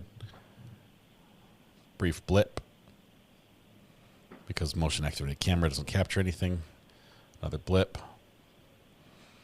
Guy comes out with a broom. Does a little sweeping. Oh, whoa. A little slippery here. Maybe you should shovel first and then walk. That's just my suggestion. Oh, slips again after having left snow right in his path where he needed to walk. Clearly, shoveling is not his forte.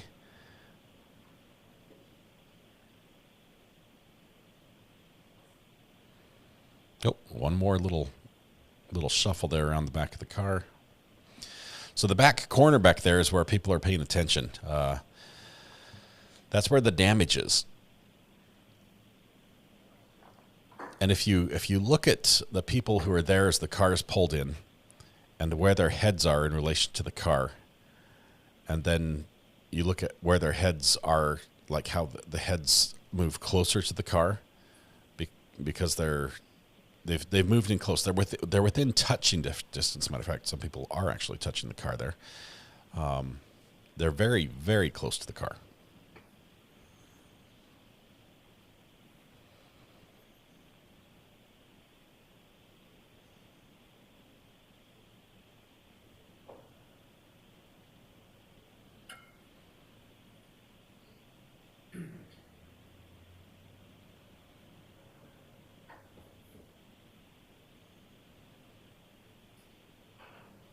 More shoveling. Apparently, as long as you just push it out of the Sally port, it's good.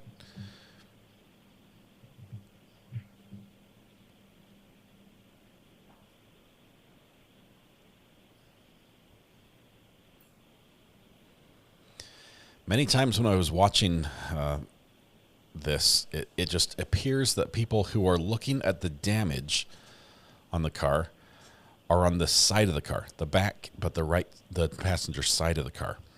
And when they look to compare it to the undamaged side, like he does right here, he comes around to look at the other side, the driver's side, leans around the side of the car to see the area that's not damaged on the driver's side.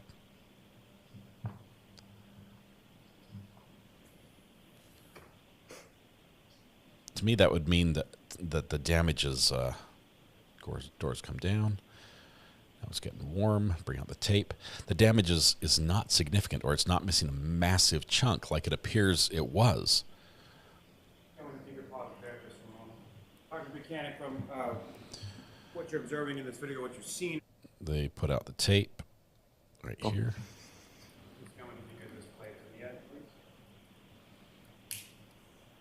Wrap it around the fighting dummy, around his neck.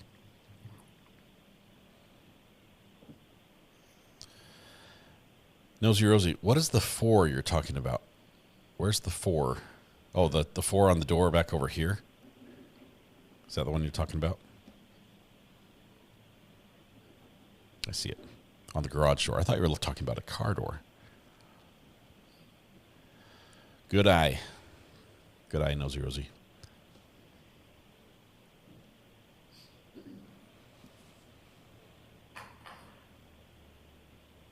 So now with the scene secured, mostly, we can all head back to the waterfall.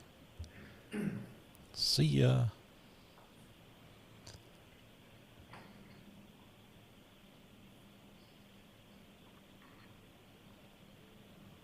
Look at that. See how he's leaning way out there, wants to see the outside. Down, Mr. Officer, we can have the lights back on. Damaged versus undamaged. Okay.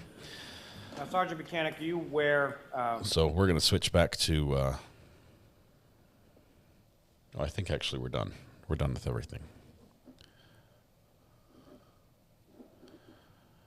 Let's see. Camera 2. Hang on. So it's backwards now because I've flipped the image, and this is how the video ended. Back in court. This is how yesterday ended. They showed it the other way. I think it just the camera flipped it itself. Sometimes the camera settings will do that. So apparently they don't know how to fix it.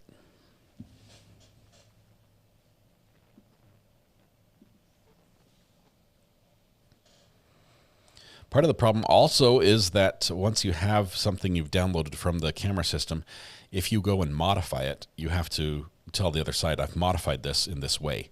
And it's easier to just say, the camera captures it mirror image. And then here's the original. Whereas if you modify it, they're like, well, hang on. If you modified that, what else did you change? Yeah.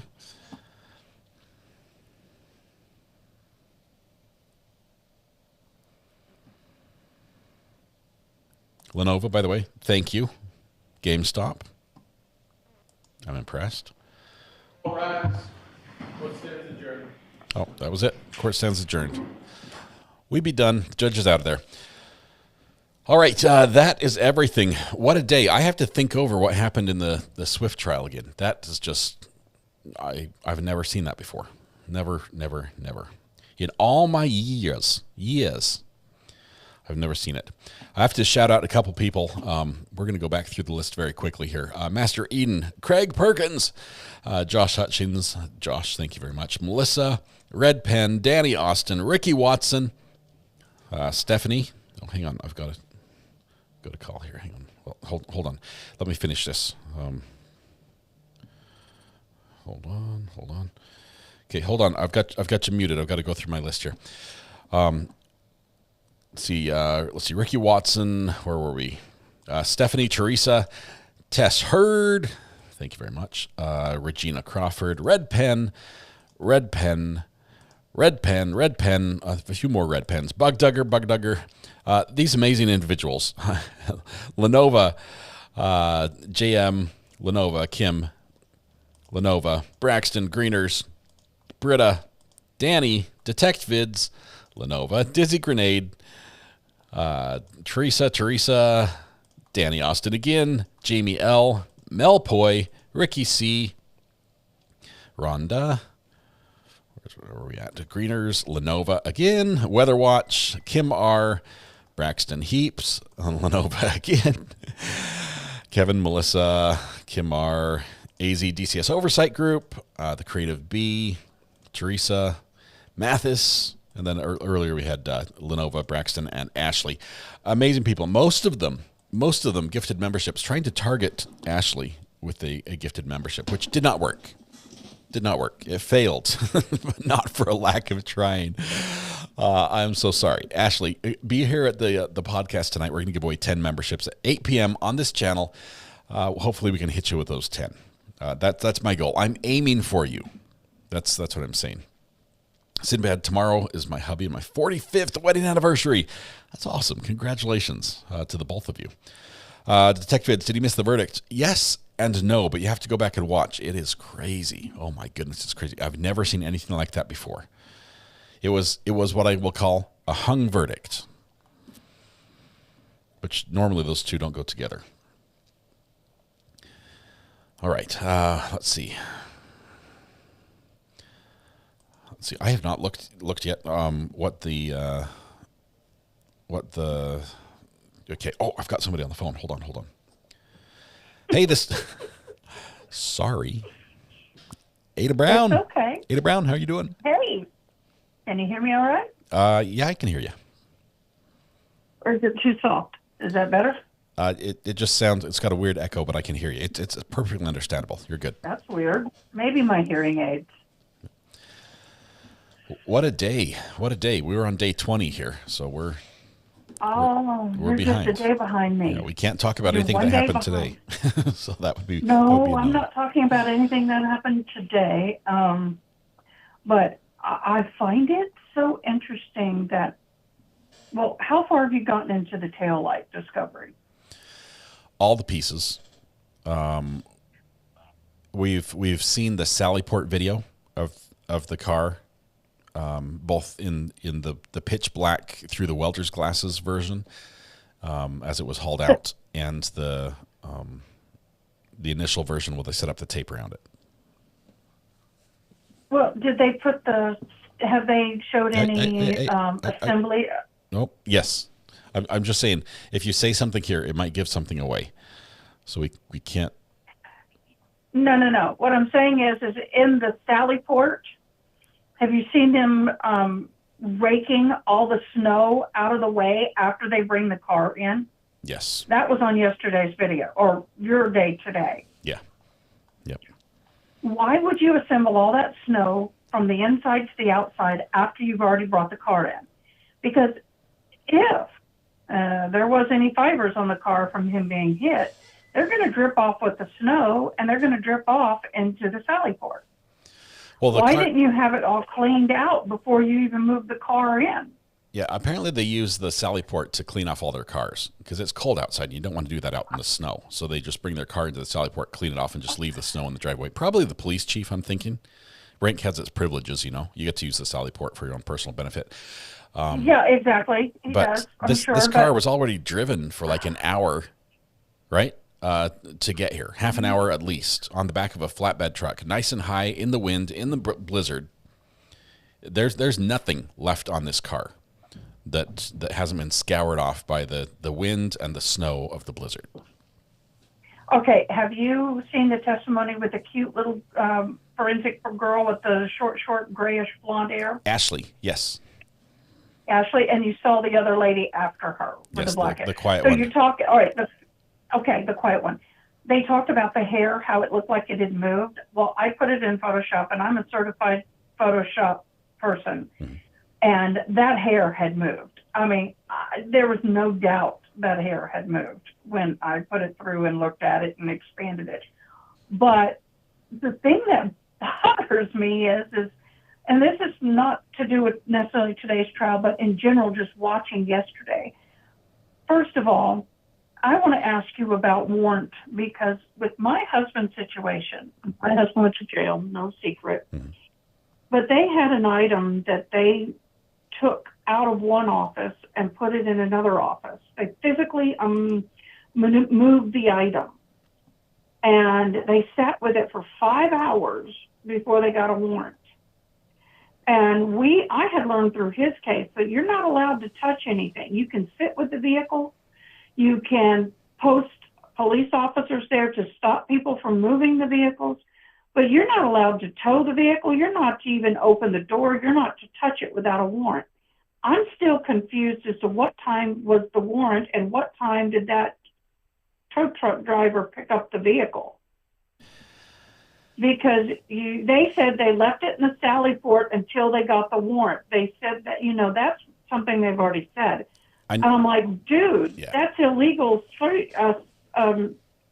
Well, let's look at it this way. There are times that the police can do a search with your permission without a warrant.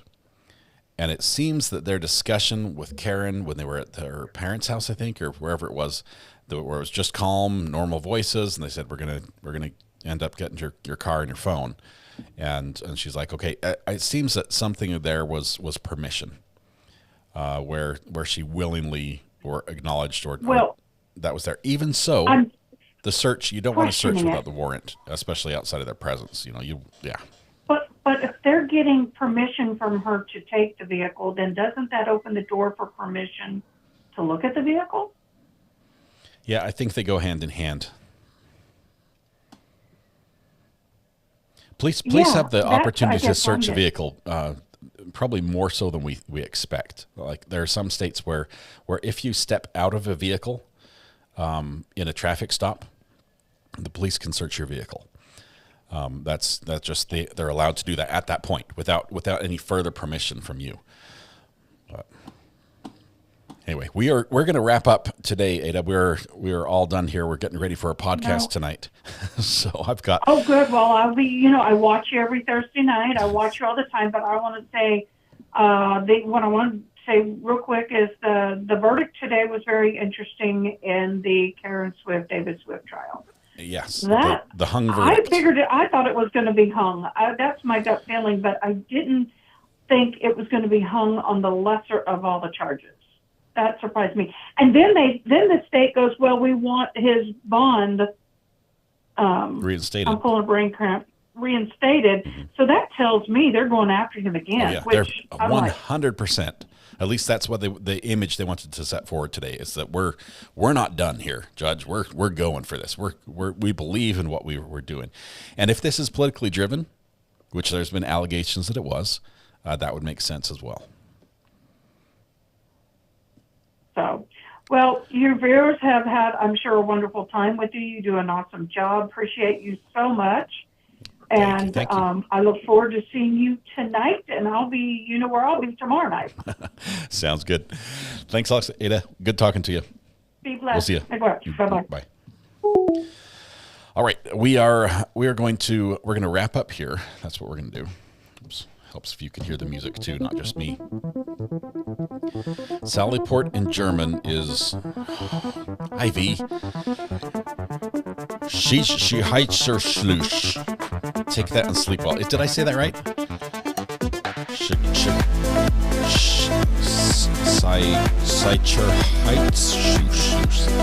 Nailed it. First try. Yes. Okay, guys. It was terrible. Yeah, no, I didn't. That was terrible. All right, you guys, we do have a podcast tonight. We are giving away memberships because it's the first podcast of the month. Please join us at 8 p.m. here. It's going to be a lot of fun. We will have a special guest.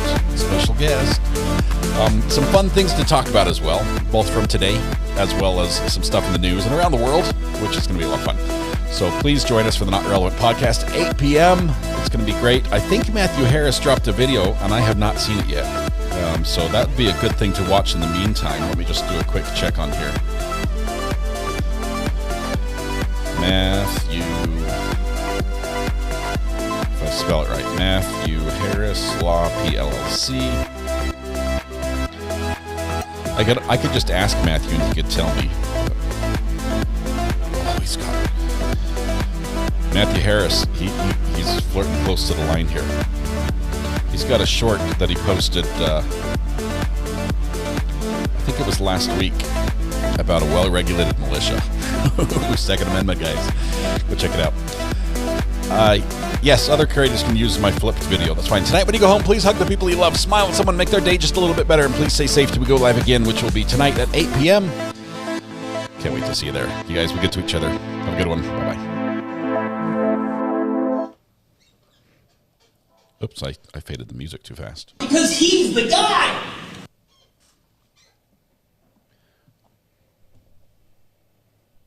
Scratch all that. Oh, that was terrible. I apologize. You're talking about stuff that is not relevant.